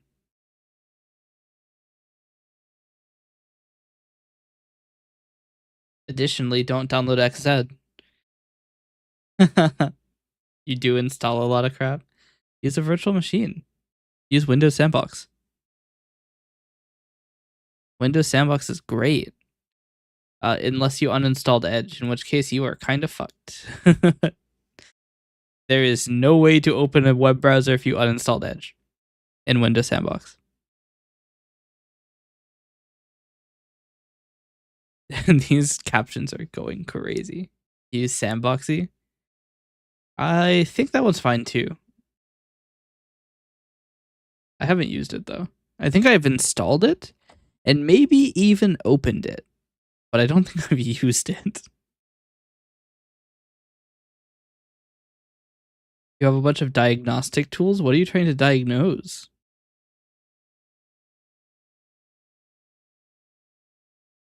And WSL is also great. I disagree. I actually don't like WSL. It's just very jank kind of shit, if I'm being honest. I just use a Linux VM. Alternatively, I just use my Linux computer.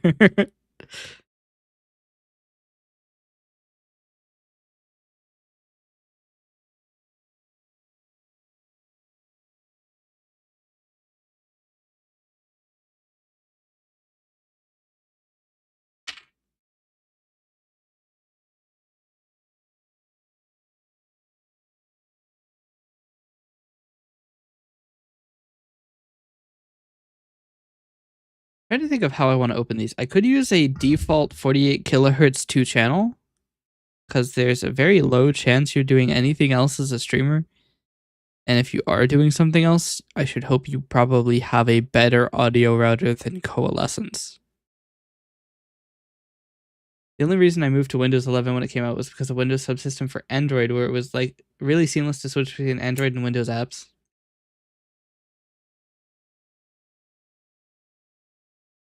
Okay. I'm just trying to think of what app I would want to use as a phone app rather than a Windows app.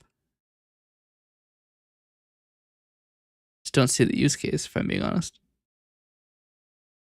These captions are not doing it. But like what? Because like I don't play any games on Android, which is probably the reason that I'm stumped here. And Microcock deprecated it, yeah. That sounds about right. BlueStacks lives on, I suppose. Even though my experience with BlueStacks is that I signed up and I downloaded a game, I launched it, and I was on somebody else's profile. Don't know how. But yeah, I took somebody's like high-level accounts. I don't know how.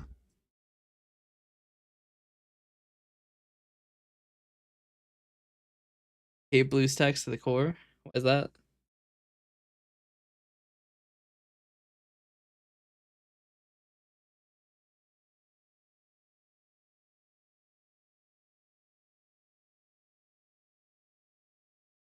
Use Android Studio.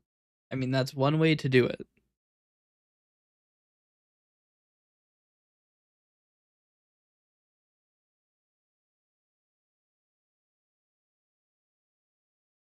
Doesn't Android Studio require you to install IntelliJ?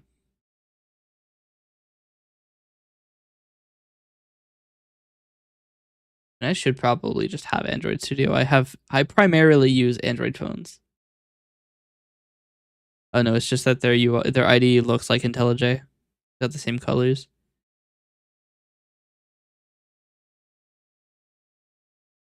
Um,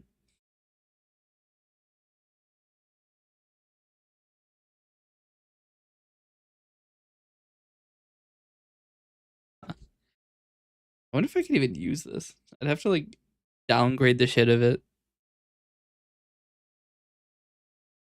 Actually, I probably wouldn't even bother with Android Studio because I can't put an app on the Play Store without revealing my name and address because of Google's developer requirements. It's the same reason Vignon isn't, or not Vignon. I think it's Meowface is no longer in development.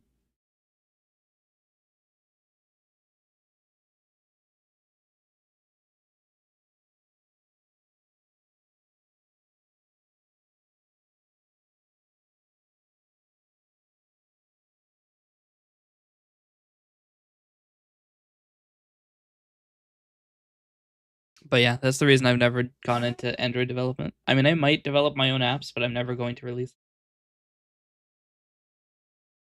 Speech to text is accurate indeed. Yeah. I mean, to be fair, I'm using the lightest model, which is not very accurate, and I'm not speaking very clearly.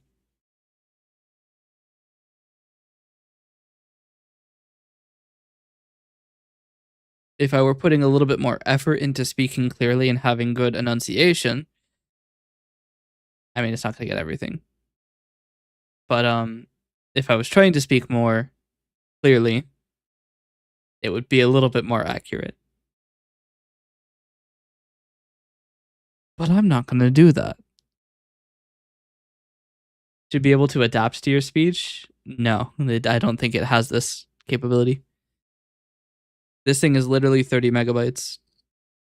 That's it. It's also not a full product, it's a library. So I'm supposed to be the one probably doing the making it adapt to your speech. I know it doesn't, I'm saying it should. Yeah, I mean, I could probably somehow make it more accurate. But, I mean, no. Too lazy.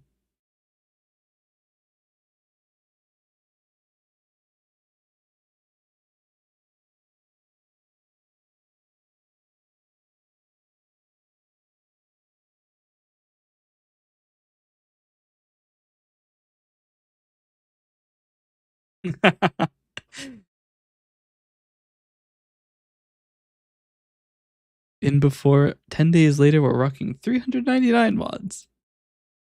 One of their mods is broken. But yes. Maybe if I was speaking more clearly, it wouldn't try to say J pedophiles. When I say JPEG files. Okay, it's still not accurate.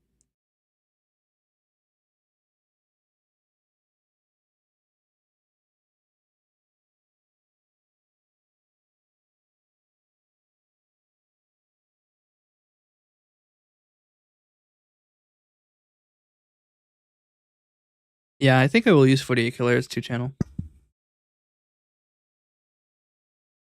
It's good enough. Yeah.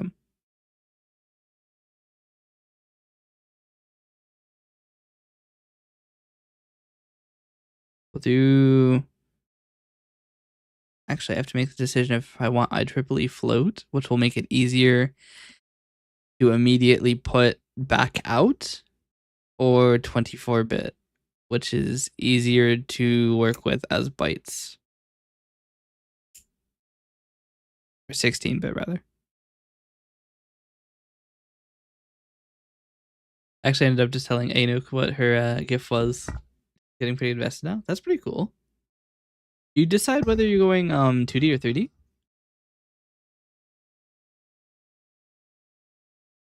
2D or 30?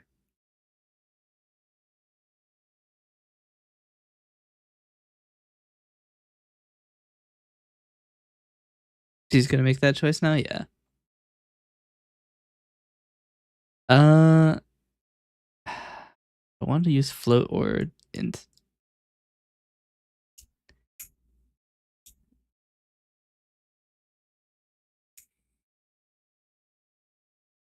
Float is probably better.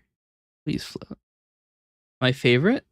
I find that it's easier to look good in 3D or in 2D.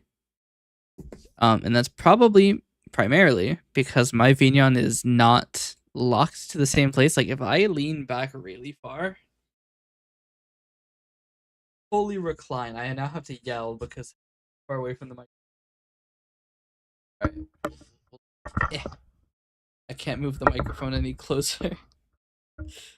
If I just lean all the way back and I am having a grand time, I look pretty good, right? Now if I switch to 3D,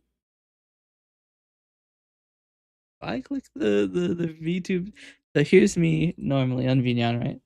I'm hanging out. If I lean all the way back, I exit. I exit scene.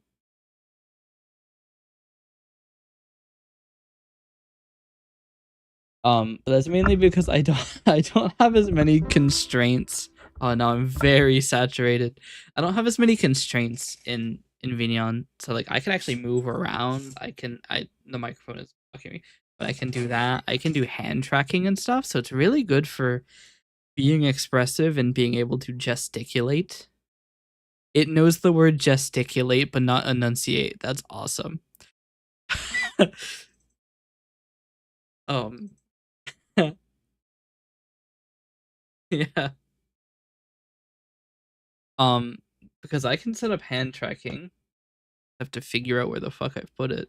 Hey, look, that's where the fuck I've put it. It is still attempting to fill the reservoir. There's no water in there. Please. But VTubing is complex, yes.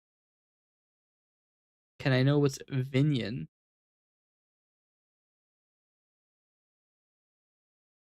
Just be a flesh tuber?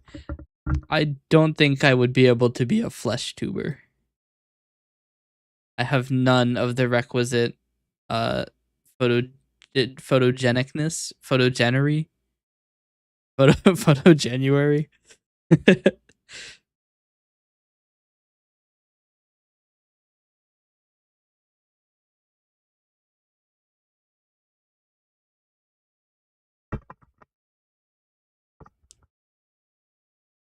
But yeah, I can gesticulate.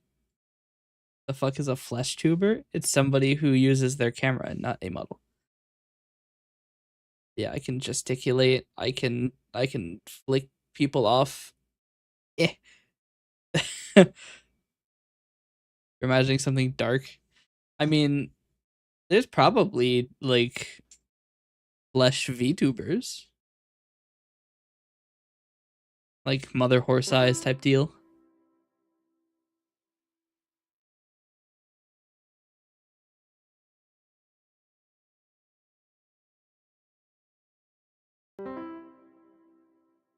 I'm now super desaturated. That's the other thing. If I stand up, check this out. Right? I have to worry if I'm Dusk, because Dusk wears a skirt, right? So if I stand up, I flash chat. Actually, most of my models wear skirts. Because all all three of my main 3D models have maid outfits. Immediately changes to Dusk. You wish. You wish I'd stand up. Isn't flesh tubing normal streaming and vlogging? Yes. That's what it's called.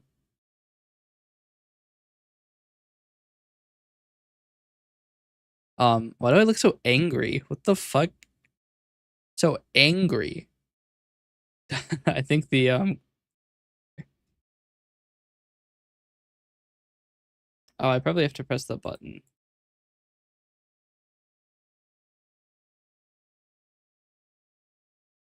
I actually can't reset the eyes. I just always look angry then.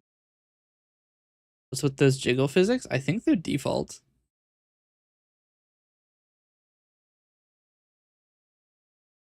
I don't even think this version of Dusk is the one with the most intense jiggle physics. I think it's the 2D made one.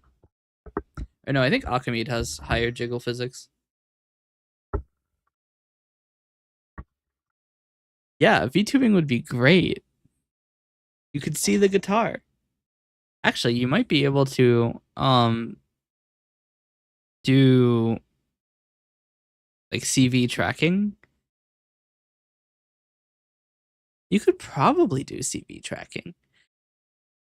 It would be an interesting idea to try CV tracking. You're gonna go and take a nap. Bye. See ya. Thanks for stopping by. Good night. Is there anything that will track my hands that well? Well, that well, I'm not sure of. But I mean, to be fair, if you have your camera at a specific angle and you don't move your guitar too far, it might be possible. I might be able to make something like that, but it's certainly not going to be something that's fast and it's going to take a lot of effort. But I do have experience in hand tracking. So that's something. The thing is, you would have to do CV to determine where the guitar is. You probably wouldn't be able, I mean, you might be able to do your other hand.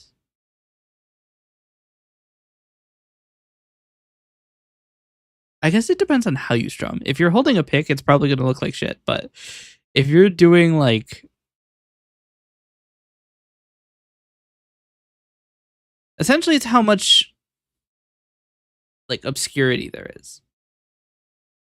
So if you have your hand is splayed out like this, right? The microphone is in the way. Like, God damn it. Okay, well, move the microphone. If you have your hand out like this, right? It's super easy to track because we can see all of it. But if you have your hand like this, now we can only see one finger and we have to make guesses about the rest of them. If you have your hand in a fist, right? And let's say you're viewing it from the other side. I can't actually demonstrate this because there's actual like occlusion here, but like this, we can't see your thumb, so we don't know how it is. But if we're doing it from only one perspective, that may not be a problem.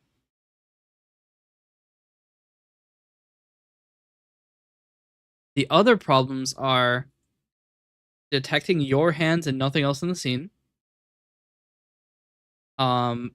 Speed. Speed is going to be a problem. Processing load is going to be a problem because CV is kind of expensive. But it is possible, I think. Because if you have your guitar, actually goes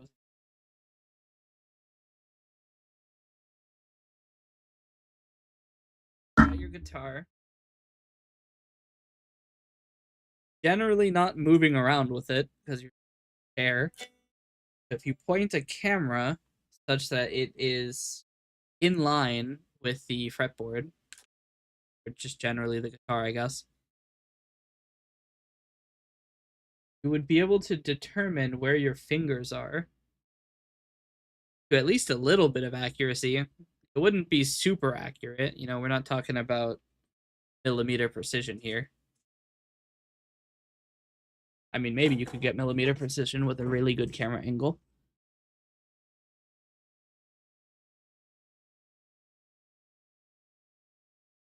Thing is, the camera has to be able to see where on the fretboard your fingers are. So your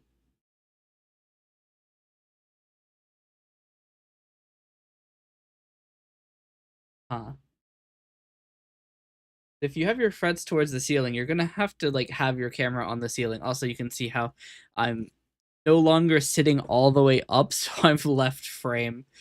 It is probably possible with a really good camera angle and a decent amount of processing. We could probably do it. The only problem is that you would have two different cameras, both doing CV, to figure out where you are. You wouldn't have a whole lot of. I think you wouldn't have a lot of power left. But it might be possible. Not ready to fully discount it as impossible.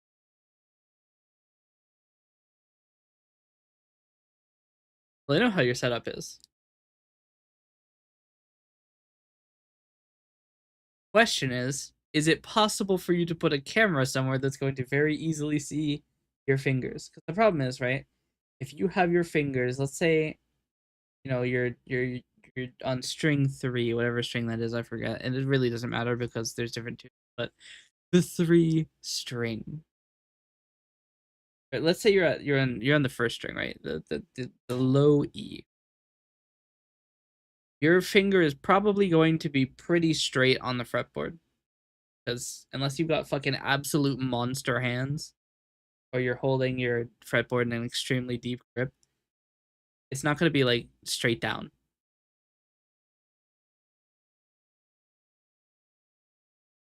Well, you'd have to use the other. Oh wait, your other webcam. I mean, it would have to be a like straight on view, maybe a little bit higher.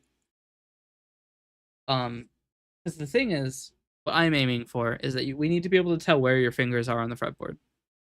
That is more important than your strumming hand, because your strumming hand is just going to be doing the strumming, right? We don't. It's not super interesting compared to the position on the fretboard, at least in my. Who knows? Maybe I'm the only one. Uh, maybe everybody else is super interested in the strumming. But you would want to be able to pinpoint where you are putting your fingers on the fretboard. The problem is cases where you have 2 fingers right next to each other, which might be difficult to solve. Or cases where you are holding down multiple strings would be very difficult. But if it's just a model in the corner of the screen, accuracy isn't that much of a big deal. I mean, already VTubing isn't super accurate.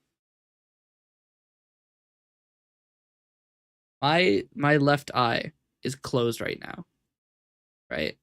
I got it for a second, actually. I mean, it doesn't help that I wear glasses. If I take these off, it's probably perfect. I actually can't tell because it's too far away. Chat, is my eye closed? I can see it jiggling, actually.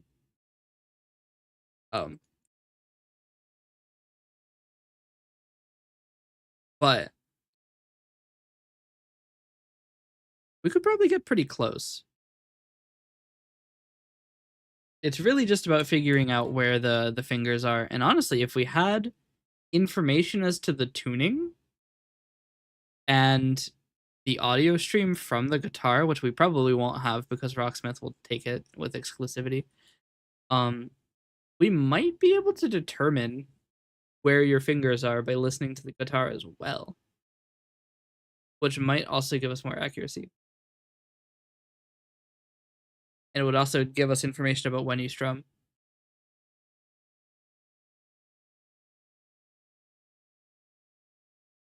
It might actually be possible to solve the guitar's configuration with only the audio, which I guess is the entire goal of Rocksmith. The question then is, actually, we could just take the code from. Oh, no, there's probably not code for Slopsmith, is there?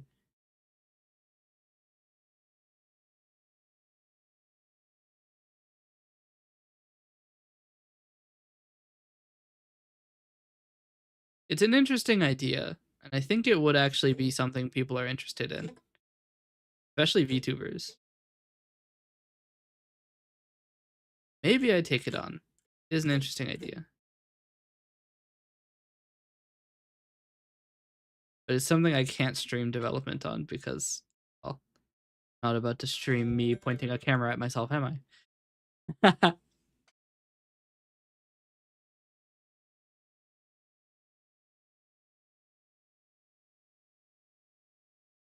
Huh. You've put a seed in my brain.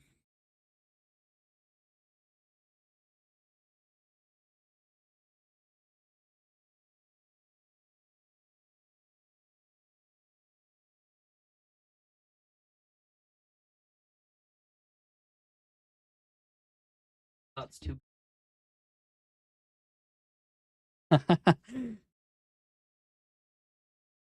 All All right. Now that Zeus is pissed with me, I'm writing that down 100%. I'm looking into it, whether you want me to or not.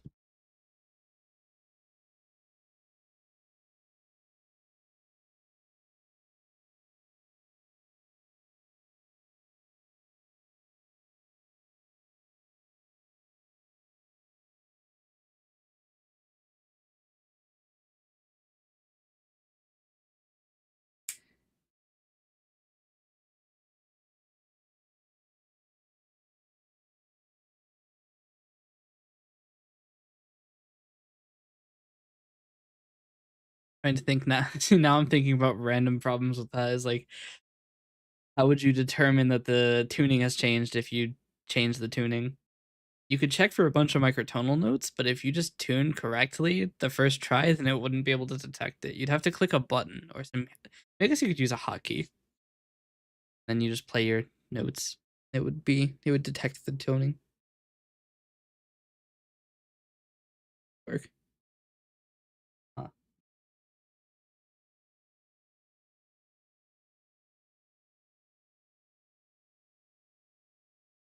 Yeah, man, now you've got me really thinking about it. All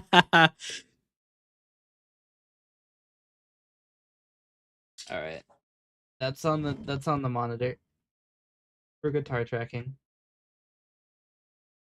Specifically without any hardware. You're not allowed to you'd have to get a camera or something. Camera or cable. God save you if you're an acoustic user. I guess you could still do it with acoustic. The only difference between an acoustic and electric is the quality of the signal.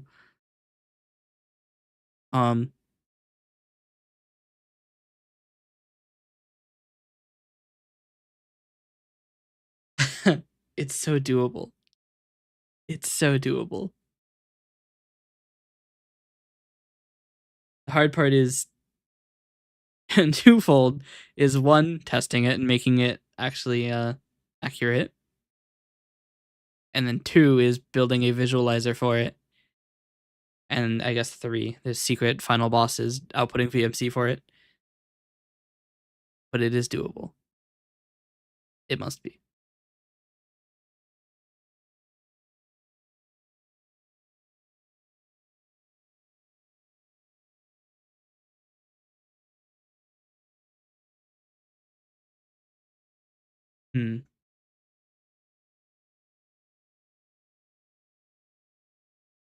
And if you're still here,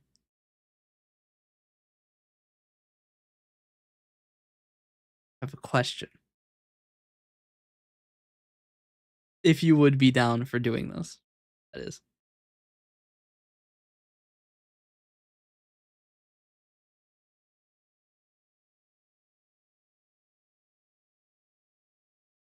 Okay. I'm interested. You've piqued my interest. If you could get me, or if you want to, a recording of you playing a song on guitar, ideally with the good webcam. Let's not have to deal with visual noise yet, but like as straight onto the fretboard as you can. You might have to move the camera because I don't think that the side view is going to do it. We might be able to figure that out, but straight on is going to be a hell of a lot easier. Playing a slow song with not a lot of movement. This would be like Ophelia. Ophelia would be perfect. And then like a medium song with maybe a little bit of movement, and then like crazy shit. But it has to be a song that you can play accurately because I'm gonna have to match it with the actual notes for the ground truth. But if I had recordings, I could do CV on the recordings, which then doesn't matter if I'm fast enough. And then also I can test how accurate I can do it. I'm gonna have to install OpenCV. But yes, the main thing. Oh, okay. There's another thing. I need to send you the test pattern. So another thing I'll have you do is we have to correct for lens distortion. So there's like a test pattern. I don't remember what it is. I think it's just a checkerboard. But there's a test pattern you have to print out on a piece of paper and then hold probably in front of the fretboard.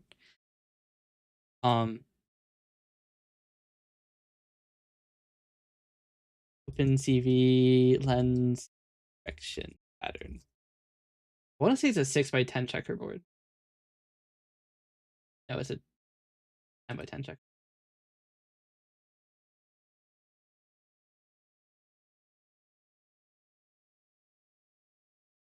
I have a clean copy of it. Just a checkerboard.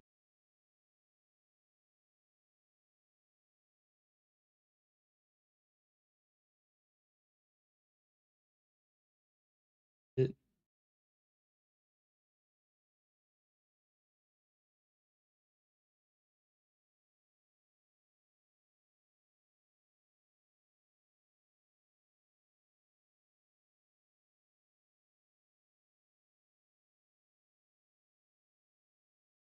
okay, well, it looks like it is just a checkerboard pattern. Do papers are 8.5 by 11, so do 8. Oh, I've done this wrong.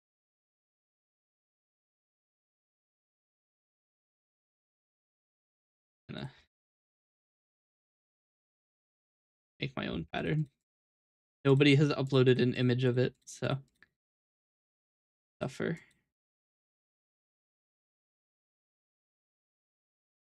And I will scale this up to be nice and printable. Off now, gonna chill for a bit, then watch the darts again. Oh, sick! Thanks for stopping by. I'm gonna send you this pattern. It nearest neighbor by percentage, fucking 2000%, I guess. 3 pixels. I did not do that right. 1000%. Oh, that's 200%. I'm an idiot. All right.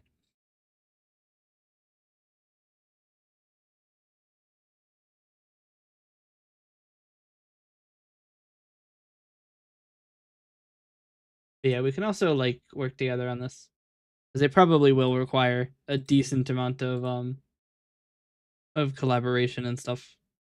But I think it's possible. I'm going to send you the image.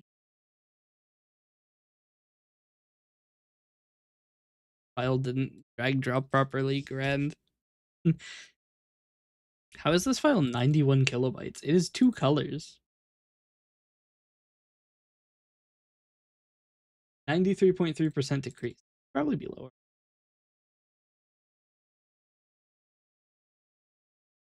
Bit per pixel.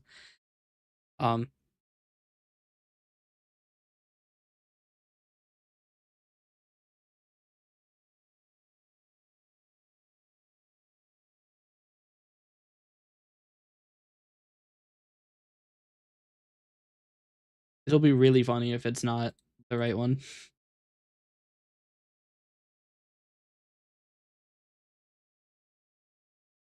But you have my brain, my curiosity peak. I turn this off before. So hot for hand tracking. All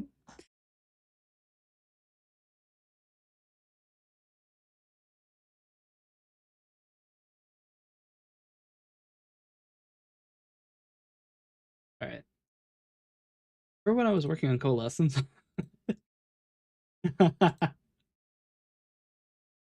I get distracted so easily. All right. So when you enter a name, a device control, I want to assign it to an audio stream, but audio streams don't have the right interface. So its only interface is iSample provider. I want to create a new interface for a generic audio stream. What is the most default audio stream? It has a name. It has a parent, possibly. Doesn't necessarily have sounds. So it's a name and a parented system. A wave format is default for a sample provider.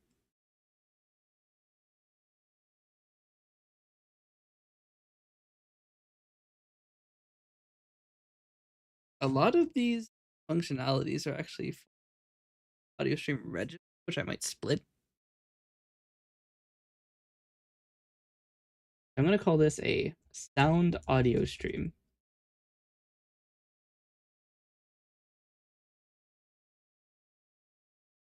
Which is kind of redundant, but shut up. I'm going to move static members to another type.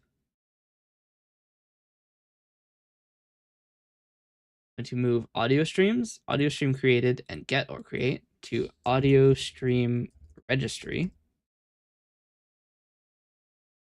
I'm going to extract interface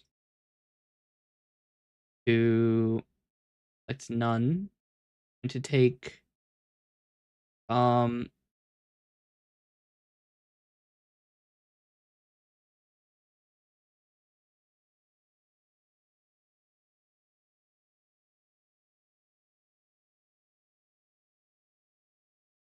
maybe get in it.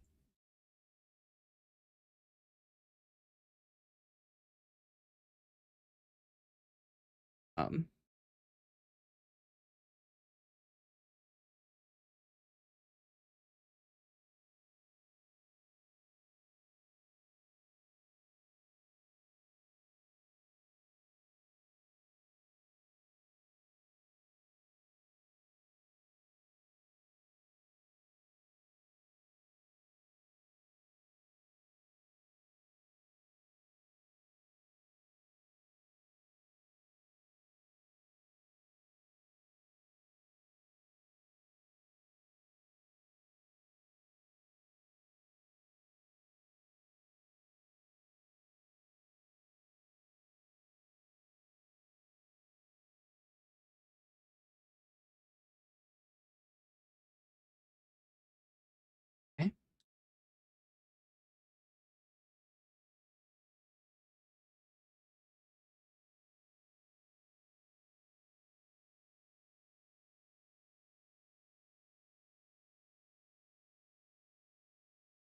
Okay.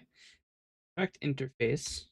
I'm going to take volume, name, parent.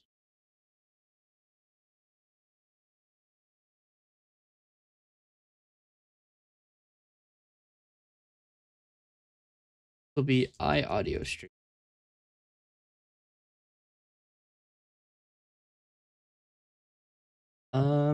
Do I want audio stream to also necessarily be a sample provider?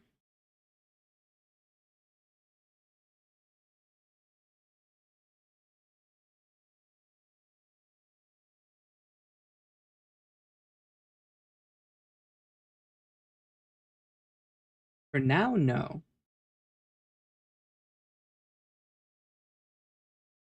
I want to change these to be iAudio stream, not sound audio stream.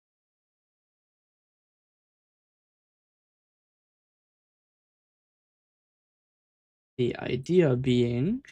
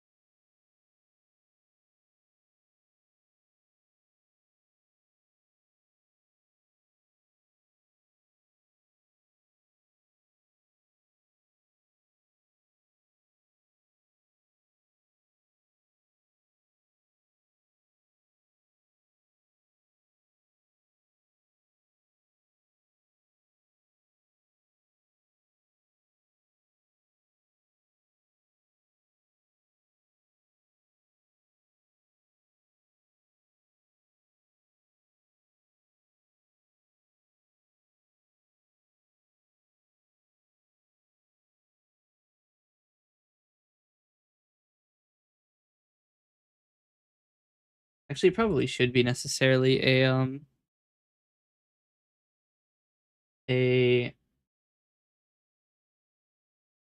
sample provider because they depend on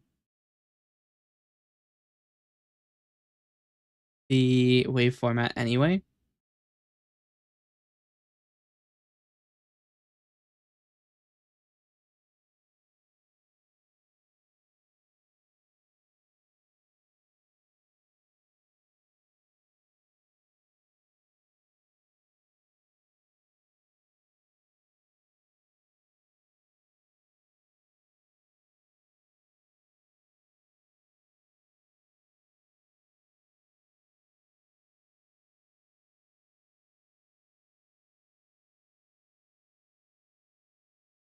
Okay.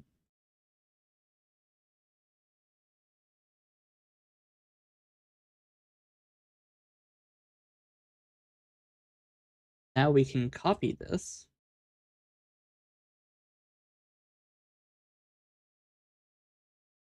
Into device audio stream, public interface, device audio stream, public string device name get init, public pool connected get init, or get set, or maybe just get. It allows us to set private set. An abstract class of an device audio stream, public string device name get connected set and connected pool connect get protected set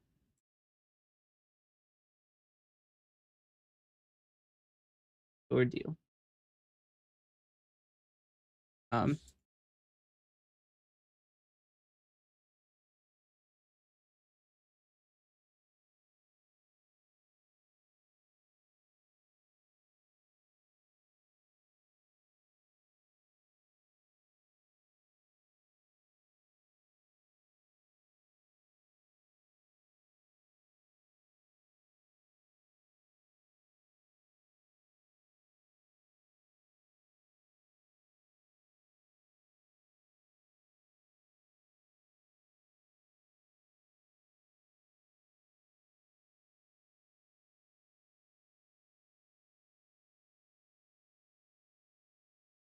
Actually, no, it can't necessarily be a sample provider because this isn't a sample provider.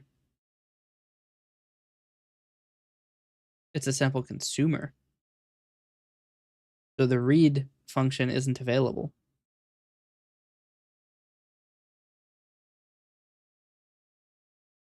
I might continue this tomorrow because it is 3:14 my time. And I may or may not still be thinking about the CV project. I can't help myself. It's just so interesting.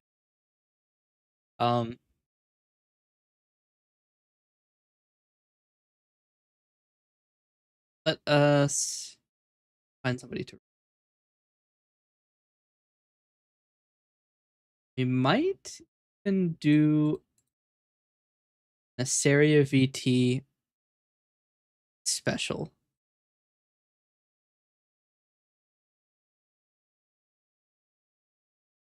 We're gonna do one of the oldest traditions on my channel. We're gonna do a random raid by tag.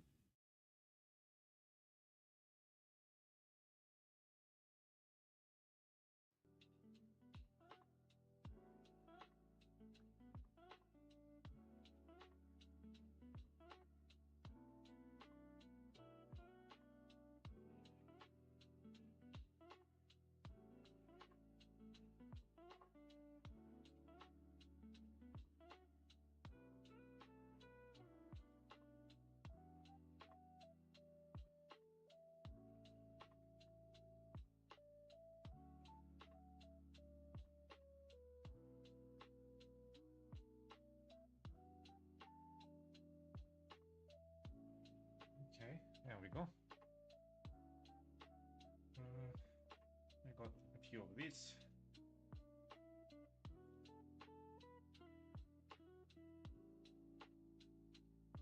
I think I know who we're going to raid. I have my. Is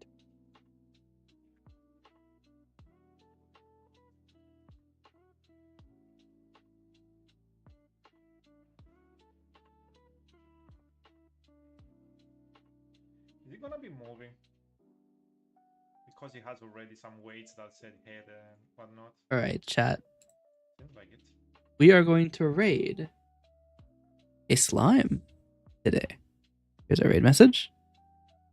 Crazy that it actually worked. I didn't expect it to. We're going to raid Darkness Aurelius. The bloom works. They are currently doing some sort of character modeling in Blender. I'm not sure if it's for VTubing or not. Kinda eclipse. I just work here. I don't have any fucking clue. But everybody, thank you for watching. I hope you enjoyed, and I hope you have a great day.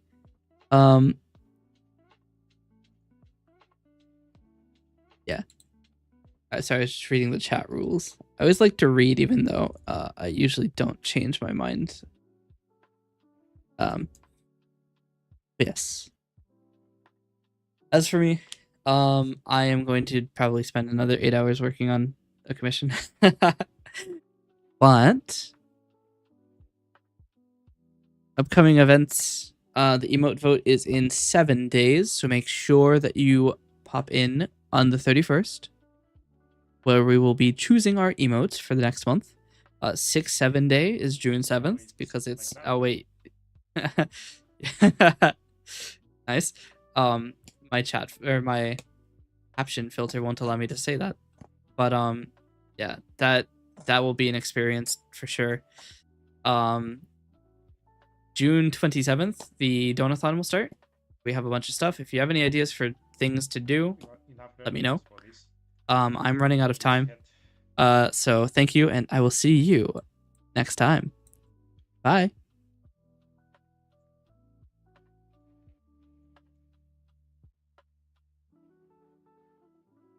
You are never safe from the what?